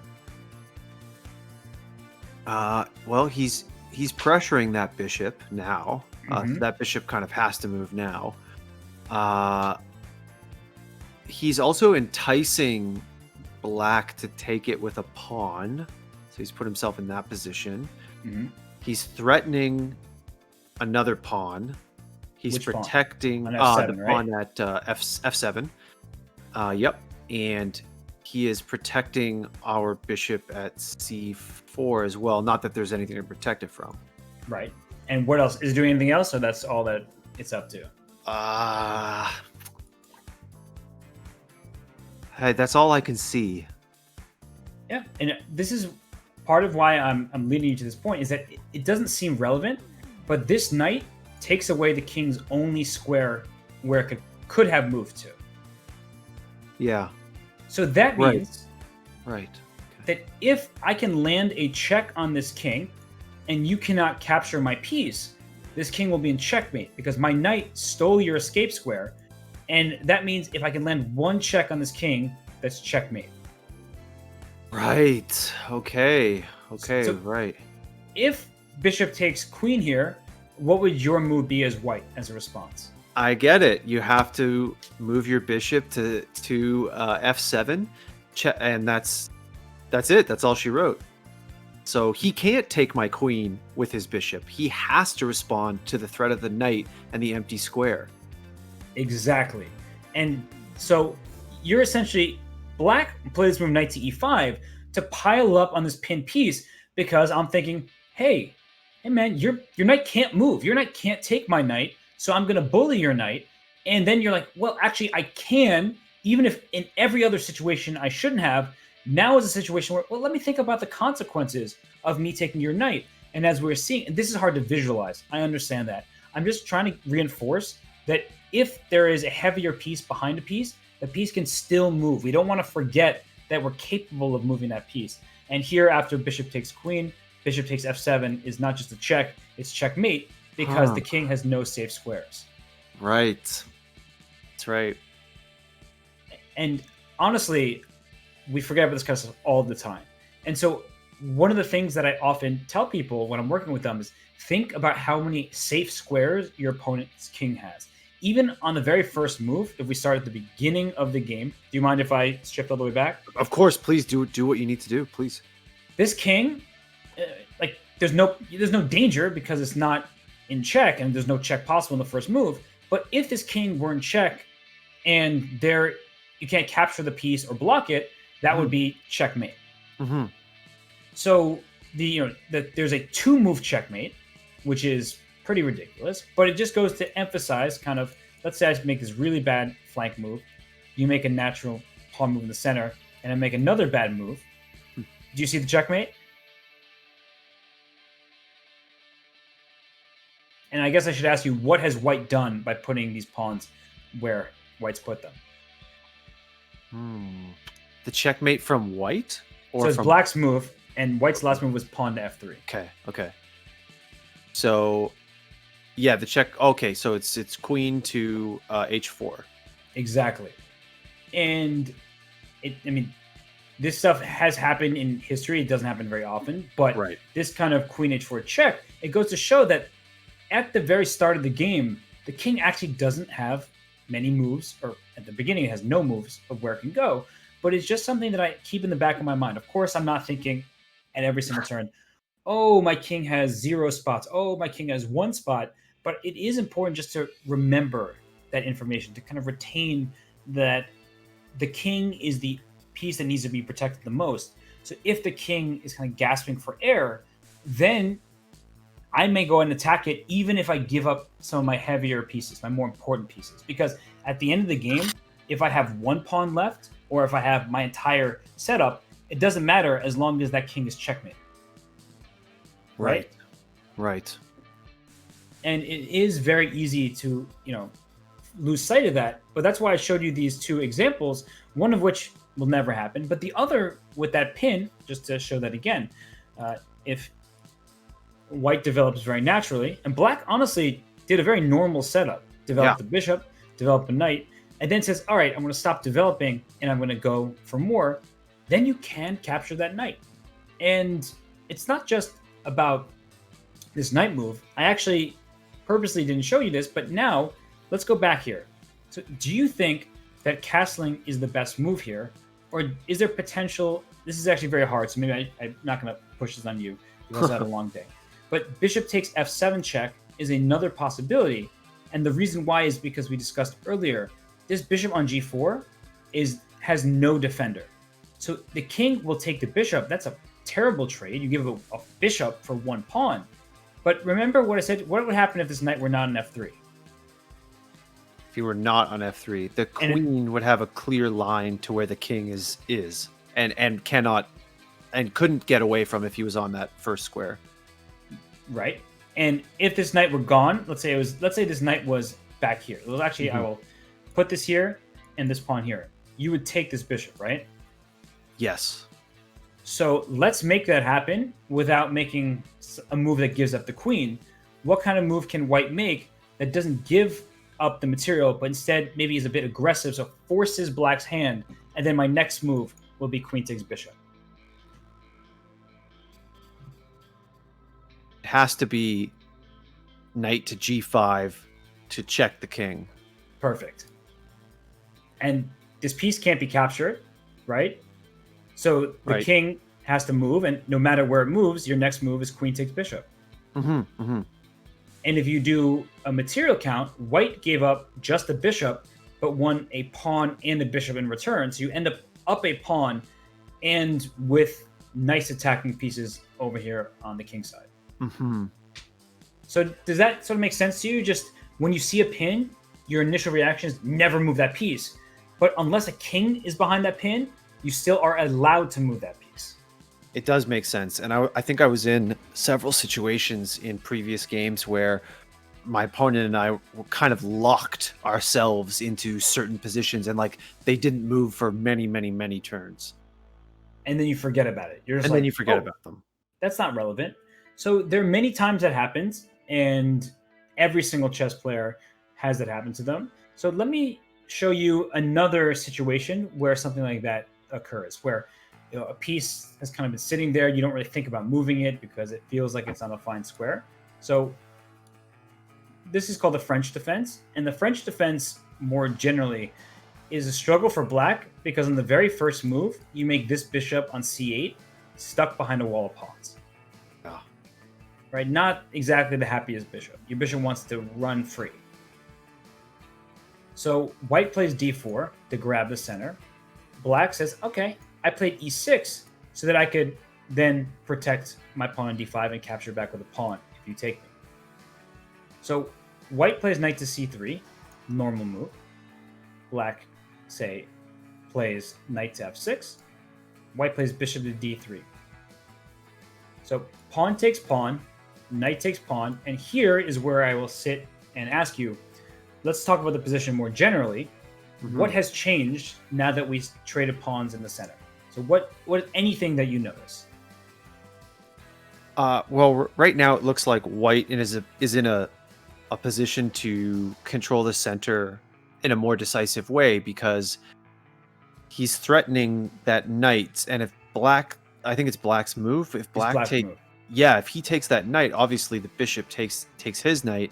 And all of a sudden in the middle of the board, we have a pawn and a bishop, and all they have is a pawn. And the pawn is even one one. I'm sorry, I don't remember. What are the horizontal lines The called? ranks. Ranks. He's a rank behind our 2 pieces, so it seems like quite a significant positional advantage for white.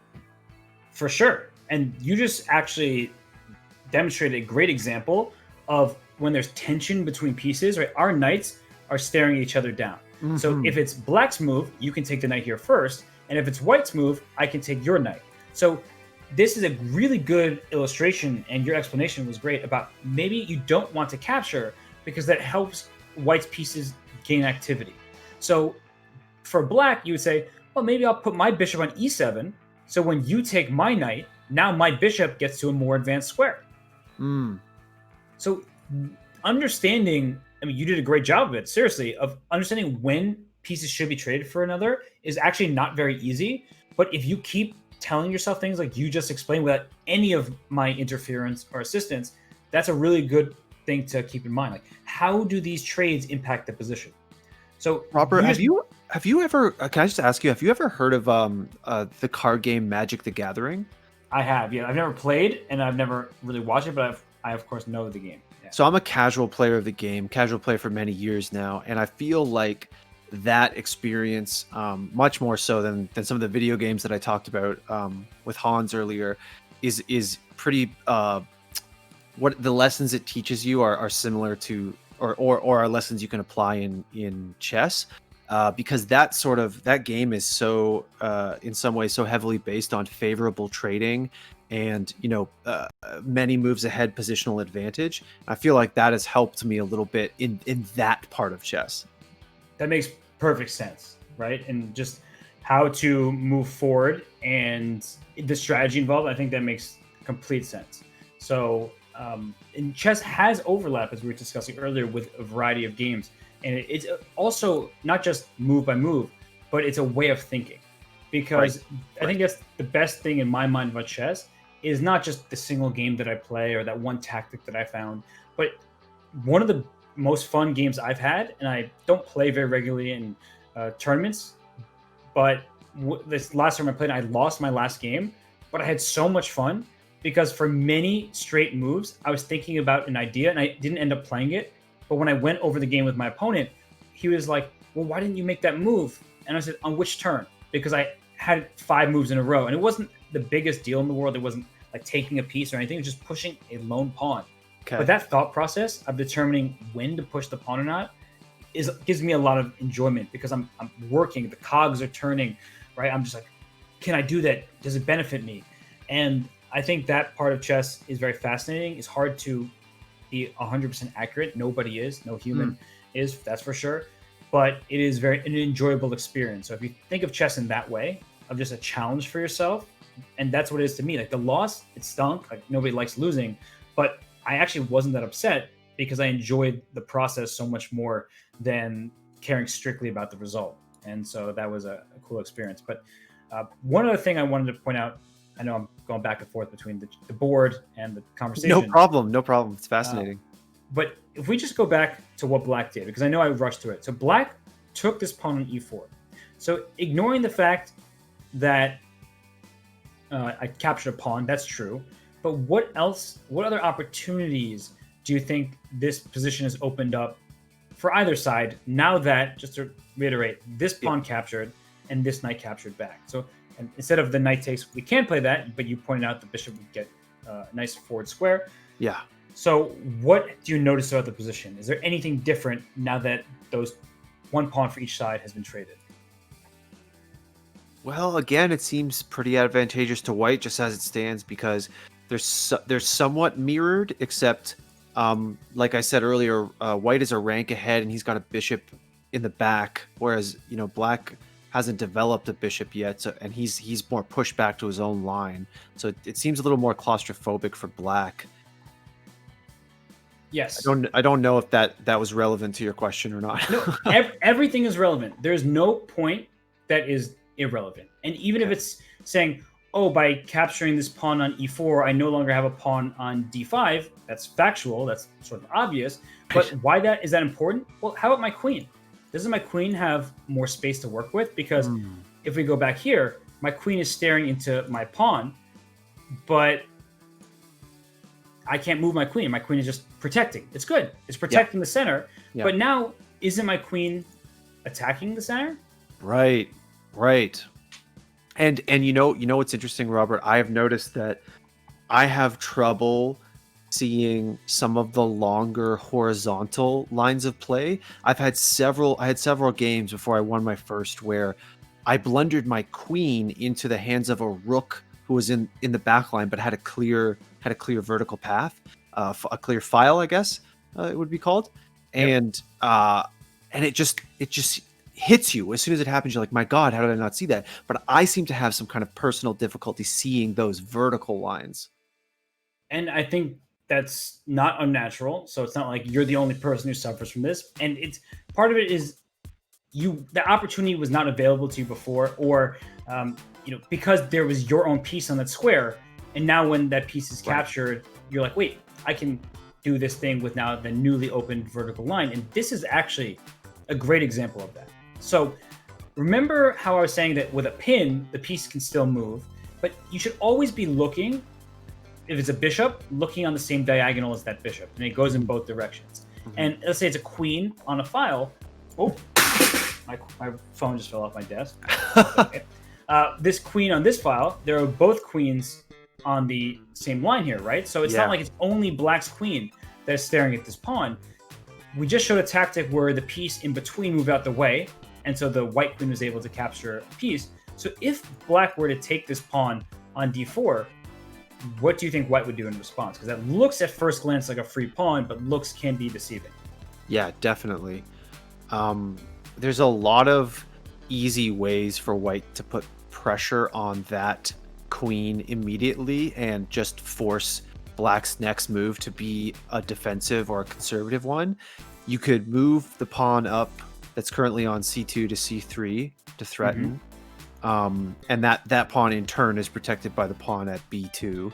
Right. So there's like a line there where the queen is obviously not gonna go there. You could move our knight in the back line to f3, and that would threaten queen as well. True. And yeah, the queen is just under a lot of pressure in that regard. Now, if I did one of those, I suppose the queen could take our knight. And no, she couldn't. Sorry, it's obvious right in front of my face. So no, actually, the queen has to get the hell out of there. So I'm glad you went through that thought process, and because, as I said, the floor is always open for any thought you may have. And you're right that the knight or the pawn can go attack the queen. The queen will be forced back. Sometimes a rapid succession of moves is worth a pawn. So we're told the pawn is worth 1 point, but we're not told what is 2 free moves of development worth. Yeah. I don't have an answer to that. I personally don't. It depends on the position. But let's say queen d4, knight f3, this queen has to go all the way back, then I bring my bishop out to g5, let's say. I have 4 pieces developed out here, and only one of black's pieces developed. So I lost a pawn, but now all my pieces are out there. It's free flowing. I feel good about that. So that's one thing I think that is hard for newer players, and even honestly for the most experienced players to calculate and evaluate. But one thing I wanted to go back here for is after queen takes pawn. So our queen stole a pawn. That's the first thing we know. Do we notice anything else about the situation between the queens? Between the queens.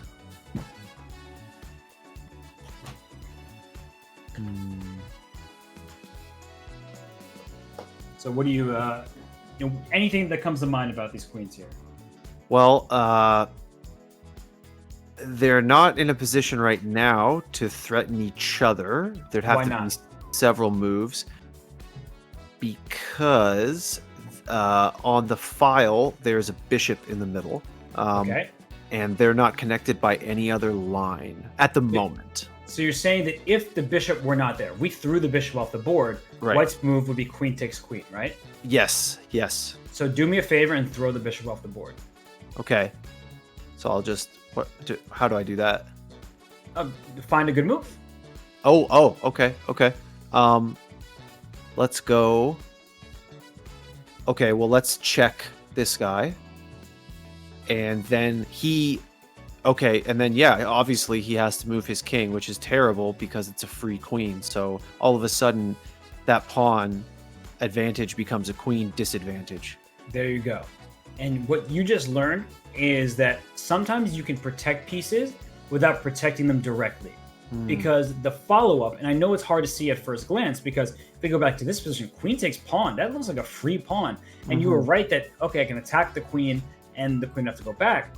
But when there is a queen or a rook in the same line, like that same file as a pawn like this, and there's a piece in between, you often want to think about what happens when that piece in between is thrown off the board. Or in this case, after queen takes d4, it gives a very important check, because next move, I am taking your queen no matter what, because your king is in check. Right. Yeah. It's easy for me to think of favorable trades and positioning in a 1 to 2 turn kind of basis, but thinking about even a few steps ahead of that is right now so difficult for me. Right. And it's not easy, but the more you're exposed to these kind of ideas, the more acquainted you get with them, the more likely it is that you will be able to spy them in your own games. And it takes it takes practice. Nobody's dismissing that, but it just goes to show, because if we scroll back to how we got here, my move was bishop to d3, and I played bishop d3 with the explicit purpose of reinforcing my pawn on e4. You have 2 pieces attacking this pawn, and now I just brought my second piece in to protect it. But if I didn't see that after pawn takes pawn, knight takes pawn, that I have this bishop check to actually protect my pawn on d4, then I may just be blundering a pawn. So Yeah. I was focused on the immediate threat, but maybe I wasn't so focused on the follow-up threat. And actually, I'm sorry to go back and forth like this, but after knight f6, let's say I play queen f3, thinking that I'm protecting my pawn. Now after pawn takes, knight takes, that pawn really is under threat. So we forgot about that pawn on d4, because we were so focused on the pawn that was on e4. Right. You see what I'm saying? Where it's so easy to just have a one-track mind on this square based on black's last couple moves, and then forget about the fact that this pawn also is important in the center, and the queen is the only piece defending it. Yes. And I think that often leads us to make moves that end up a mistake on the next turn, because we're still strictly focused on that one immediate threat without thinking about the secondary threat or the aftermath of the trade.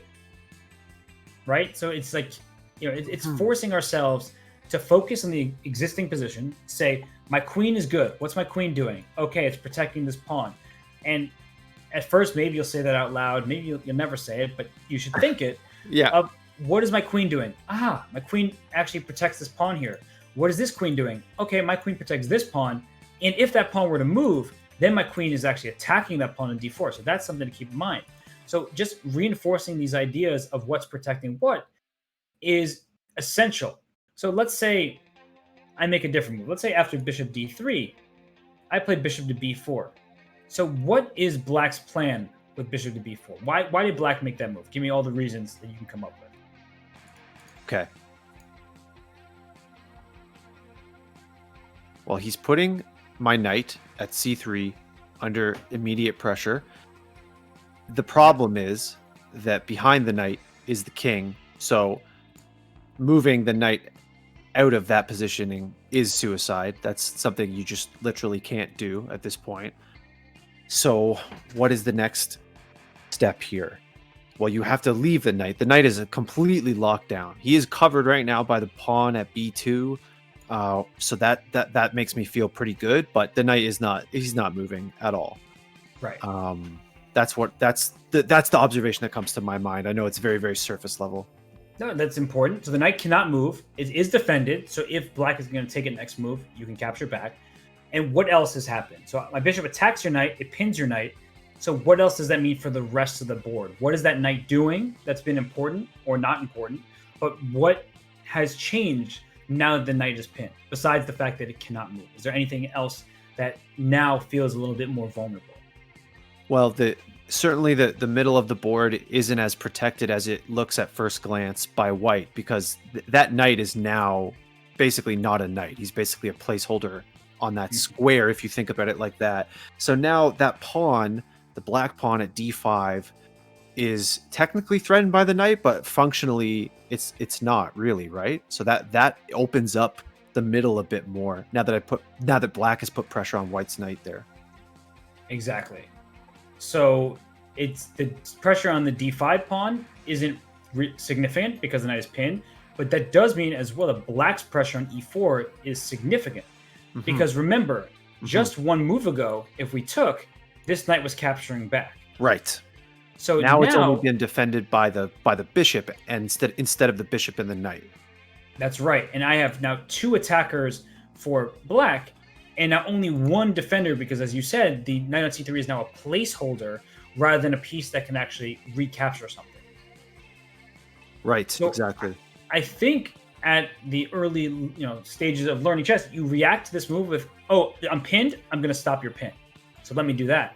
But then you have to think, wait, if this knight is gone from the board, then I am losing this pawn in the center because of the 2 attacks. Right? So bishop takes knight, and if you take back, then I steal your pawn here, and now my knight protects it. Yes. So I think this is a good example of, instead of reacting to the exact square that there's some pressure on, is you realize that, okay, I want to stop your pin, but if I stop your pin, I actually drop my pawn in the center. So you pointed out correctly so, the pawn on b2 is necessary and already defending the knight, so that's not that big of a deal. Right. So how should we defend our center, or what move do you think we should make instead, so that we're not just reacting purely to our opponent's move, but reacting in a way that also benefits us in some way? Right. So I feel like the pure reaction, the reflexive reaction, would be to move our pawn that's at a2 to a3 to threaten that bishop. So that that puts that bishop under pressure. But if I take a second and think about it longer, I also have the option of moving our knight to g3, which protects that pawn we were talking about earlier. We've sort of taken one knight's place with the other, and that restores some of our control of the middle. So whereas the pawn doesn't achieve that goal as well. For sure. So you're saying that if this knight came to e2, and then you took here, your knight would just reinforce the center here, right? Right. He's got multiple options there. Yeah. And the problem with this is that the pawn is under attack, not just when I take your piece, because you're absolutely right. If bishop takes, knight takes, for example, pawn takes, now my knight can capture because I reinforced my knight with what Box calls the stunt double. Okay, I love it. I love that term. When the knights are protecting each other, he calls them the stunt doubles. But this knight came all the way from the king side and then into the center. So that looks good. It's just kind of the same as we were looking earlier, but without this bishop and without this knight that was here. So you kind of traded some pieces, but you have controlled the center for white. So you can capture back here, but if I left the bishop on b4, then that knight is a placeholder, as you said. So instead of allowing the stunt double to do the stunt, let's keep that knight pinned. And so what happens if I take this pawn now on e4? Pawn on e4. If you take it with... If black takes it? Yep, gotcha. Yes. What happens now is there's a ton of pressure on white's bishop and the knight. And that pawn, that black pawn, represents a really unfavorable trade if he's allowed to live. So like your reflexes, you want to get rid of that pawn so he doesn't have an opportunity to take your bishop. So you want to take the pawn with your bishop, but then your bishop gets traded by his knight. And that means that that knight is under threat from our knight, but that would be check. Right. So yeah. So, but you're picking it up here. You're realizing that this knight is a placeholder, as you called it. I actually really like that. I've never heard that before. Oh. But it's a really good way of putting it because it looks like a knight, but it doesn't act like one. Yeah. So I actually think that's a good way of describing it because as soon as you think about this knight as a placeholder, you then recognize that this pawn in the center is not actually defended anymore because it looks like a knight. It should hop like a knight, but it can't move because the king is behind it. So the king is being all needy back here. So if that's the case, if I can't reinforce my knight and protect the pawn on e4, what would you do instead? Sorry, could you repeat the last part? Yeah, I was saying if your knight, you can't reinforce, you can't stunt double to protect the pawn in the center, and you can't block the pin because you know that the bishop will capture you. So how would you actually save this pawn e4? So, okay, let me think about this for a second. If I move my pawn that's at a2 to a3, that puts pressure on that bishop. Does that help me at all? Let's see. No. No, that's the same situation, isn't it? So I want to move the knight to... I'm sorry, I want to move my pawn to f3 to reinforce the pawn at e4. So, right. So if you put a3, let's start there. Bishop takes knight, pawn takes bishop, and then I can still take your pawn in the center. Yeah. So your placeholder is removed, and then your pawn is just lost. So you said f3, which does the task of protecting the pawn in the center, and it's a good move. Like, I have no qualms whatsoever with that move.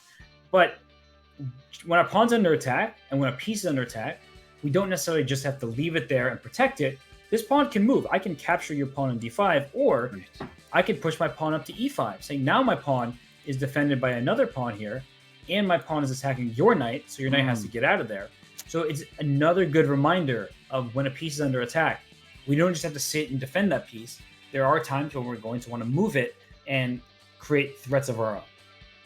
Would it also be maybe like a less viable, but it would also be viable to move the queen to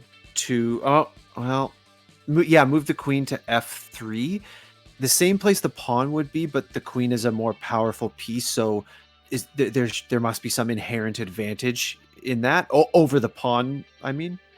Yeah, the queen would put more pressure in the center, for example, because the queen has actual scope from squares, whereas a pawn just protects or attacks the squares that are diagonal from it, one square diagonal. Yeah. So yes, the queen on f3 would become a more useful piece. But remember what the queen's function was. The queen is still kind of tied down to this pawn here. Not the end of the world. If you go queen f3, actually it's a fine move. But we just don't want to forget about all of our pawns. And by playing e5, we are saying, well, now your queen loses some of its access because your queen is staring into its own pawn. Right. And so we saved our pawn. We moved it to attack a knight. We made this queen worse, all in one simple turn. But these ideas aren't just going to be told to you. You're like, well, let me think about what this pawn move does. I protected it by advancing it, so it's no longer under threat. I attacked the knight, which can move and will move, and I've limited my opponent's access to certain squares. Because not only am I attacking f6, I'm also taking away this d6 square from your pieces. Yes. Right. And that may seem irrelevant for the time being, but it may come in handy at some point. Yeah, definitely. Now that you pointed out, it's significantly stronger move, and it's so much simpler as well. You're literally just moving the pawn up one square. You're not doing anything crazy. Right. It's just a simple thrust the pawn one square forward. Doesn't seem like that drastic of a change, but here's a good example of how that can be. Is let's say I put my bishop on d6 to try and develop my piece. Now that little pawn goes up and attacks two pieces at the same time here. Mm-hmm. And that's a fork. Right. And it's easy to, feel entranced with a square, feel like a pawn is cemented there. But then there are times where, pushing your pawns forward, the reason why that's good is because you take away, it's not always good. So let me say that very clearly. Okay. You shouldn't just throw all your pawns forward because pawns can never move back, right? So I'll get to that in a second. But by moving forward, you're taking away squares, more advanced squares from your opponent. So the more advanced your pawns are, often the more restricted your opponent's pieces become. Right. And a reason why I would say definitely don't just move pawns without, with reckless abandon is because there are times where you move pawns and they can never move backwards. And pawns, what do pawns do? Let's just pick a random pawn. This pawn on g7 is protecting the h6 square. Right?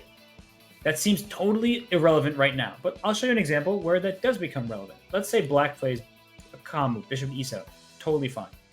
White develops knight f3, and black says, why not? Let me push my pawn to g6. So let me ask you, what has changed now that you push this pawn to g6? Okay. That pawn is no longer protecting that knight. The bishop is, but the pawn is not. Um, a line, potential line is opened up into the back line of black. I don't really know if that's super relevant, but So what do you mean by that? the diagonal that starts with h6 Nice. now can lead to the back line, whereas before it was walled off effectively. Exactly. You couldn't even put your bishop there without me taking it. Right. So that's actually an essential point. So people who are starting out at chess, learning the ropes, just starting to get a hang of it, they think of pieces as protecting other pieces. And that's important. But you should also think about how your pieces protect certain squares. So if you play g6, as you just were saying, this bishop comes in here and you can't actually castle because you're not legally allowed to castle through check. And Right. because my bishop is covering this square, your king is not able to do your typical castle. And so by pushing this pawn, you said, well, this knight is fine here. I have the queen and the bishop protecting it. But what's not fine is this square on h6, where now my bishop is going to sit here and you're going to have a harder time dislodging it. Right. Right. So chess is a game of pieces. It's a game of attacking, defending, and not only is it a game of captures, it's a game of capturing squares and occupying squares that are useful for you. You get your little bunker going, and if you can't be kicked out, that becomes a big problem. Right. Yeah, I know I just threw at you a ton of different concepts and ideas, but No, they're great. They're really eye-opening. One thing I noticed about your instruction is it's so centered around principles, ideas, ways of behaving, like behavioral patterns and like ways of seeing things. And that's really interesting because I think a lot of people who are not involved in chess and who might be a little bit intimidated by the world of chess as it's portrayed in media, they might think immediately, like, oh, but chess is all about memorizing unbelievably complex strings of action, right? Because you hear about like the this opening and the this defense and the this counter to this counter, and you begin to get the idea that it's takes a human encyclopedia, and I'm sure at the top ranks, that is partially what it takes. But in terms of learning chess, being competent in chess, having fun with chess, from what I'm getting from you is it sounds more like it's just about your brain working in a certain way, remembering the principles, yeah, it is. And I firmly believe that if you keep asking those questions, you can come up with the answers by yourself. You're not going to come up with everything. You're not going to teach yourself every in and out of the game of chess, right? Magnus Carlsen, Hikaru Nakamura, Fabiano Caruana, all these top players in the world, Garry Kasparov, whoever they are from history, they've put in so much time and effort to just learn things in the first place and then hone their skills and train them. But I do believe if you ask yourself the questions, you are, of course, much more likely to come up with the answers, even if you are the one asking the question in the first place. So that's why every single move, I think it's important to recognize the power of the pieces, the ideas that you're trying to execute, what your opponent is threatening, what you are defending, what squares, which may seem irrelevant, can actually create some value. And so every little thing matters. I guess that's, if I had to sum up chess, and at least my style of training and talking about chess, is there is no unimportant detail, which is why one of the first things I said to you, in addition to being confident, is about there are no stupid suggestions, no stupid ideas, because every idea is valuable. And that is, I think, really helpful for new learners just trying to pick up the game, is that you may dismiss it and you may think, oh, like, I'm doing something stupid, I'm not smart enough. There's this stigma. We can get into that. That's a long philosophical rant that I've made many times. It's wrong. Not being good at chess does not mean you're not intelligent. That's ridiculous. But I do think that people can just if they have a clean slate and they take a breath and they just say, wait a second, my bishop it attacks that pawn there. And I'll be like, oh, well, that pawn's actually defended by 3 pieces. But that's okay. It's good to remember that bishop is threatening the pawn. Even if you're not going to take it because you lose your bishop, remains an important factoid that you should store in your brain and then maybe use later, but probably not right now. I'm not going to judge you for it. I'm not going to be like, how could you suggest that? Some people probably do that. It's unfortunate. But like I'm saying, I really think just sussing out all the details, as many as possible, is beneficial for all. Yeah, I was going to ask you actually, like, what your if you had to give one piece of advice to people who are true novice players, what would it be? But it sounds like you just gave it to me, which is, how did you put it? Remember every detail or be aware of every detail? Just ask yourself questions, right? Just try to think about what your pieces are doing by asking yourself what they're doing. And then I think that's essential. And if you ask me for kind of more concrete advice on what to study and what to look for, everybody is different. Every chess player is their own individual. Obviously, they're each a person. But just because something works for me doesn't mean it'll work for you. And that's why, in turn, when you're just told, do this, play this opening, and you get those moves, but someone plays something you haven't seen before, and you just respond with the move that you were taught in the other thing, it's because it's not about just memorizing. It's about understanding. And the way to understanding is by asking questions. I know that sounds way deeper than I intended it to, but I would say that's probably my ultimate summation. Very, very Zen master-like of you. The way to understanding is asking questions. I don't know. I just went with it. It came to mind and decided to say it. It works. I think it's going to be a really valuable tool for me as well, because there's all of the moments where I did get a little disparaged were moments where I might have made a move too quickly. The obvious only became obvious after the fact. And I thought, if I had just not untunnel visioned and looked at that side of the board and went, oh yeah, the rook can just slide right down if I do that, then I wouldn't have made that move. So I think that's pretty valuable. For sure. And that's why I think learning openings is going to be important. But before you learn openings like this series of moves, it's important just to kind of remind yourself of what's happening in the early stages, why pieces belong in the center, why you should castle, which is what we explained at the top of this. And so it's just, if you reinforce those bits of knowledge, it will help you just grow as a player. Even if it doesn't seem like it's immediately the case, you'll gain some strides. Right. Absolutely. I mean, I've already gained strides today, I think. And I'm sure because of your tutelage, I'm going to gain more. I know Hans he freaked me right the fuck out when he said, I'm going to be looking at your chess.com profile. I'm going to be like watching your matches. And I was like, no, please, God, no. Hoping for improvement. But I think with both you and him, imparting that knowledge to me, I think we can do it. We can climb out of the super low elo and make some ground.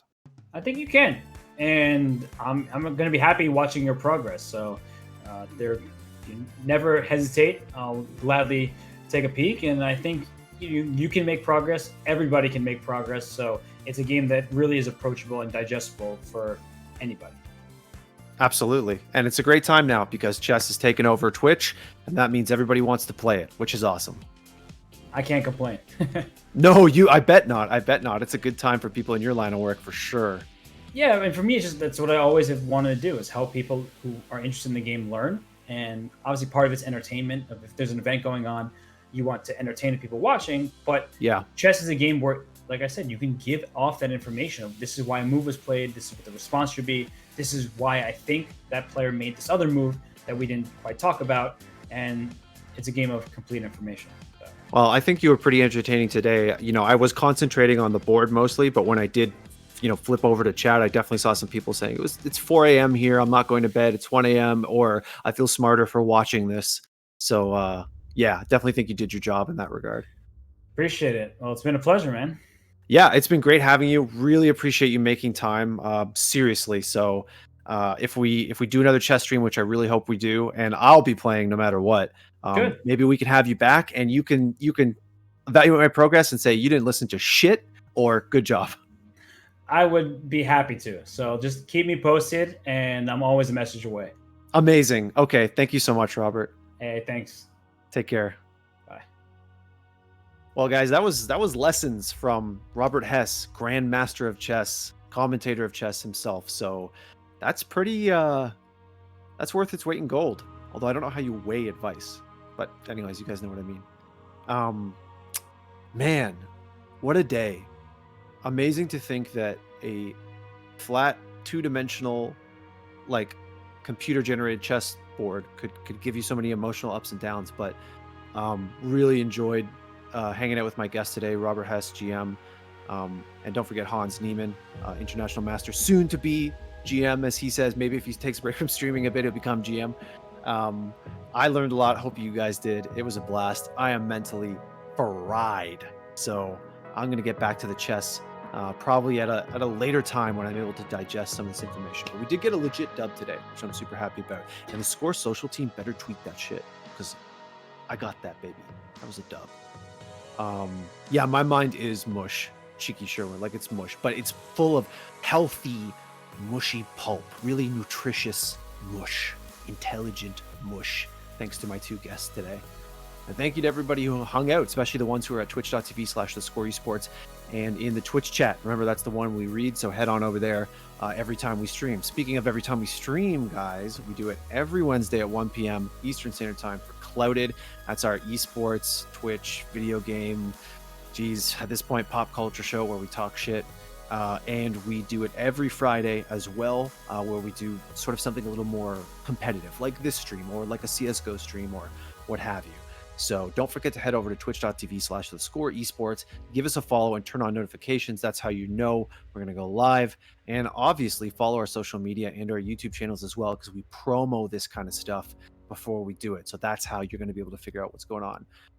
Big ups to everybody in the chat today, because I know we had PogChamps going on. So if you guys had the two streams open at the same time, that's sick. Bless you guys. You guys rock. You guys are queens, not pawns. You're queens. Okay. Well, on that cringy note, that's going to be it for me. Colin for the Score Esports signing off. It's been a blast. GG.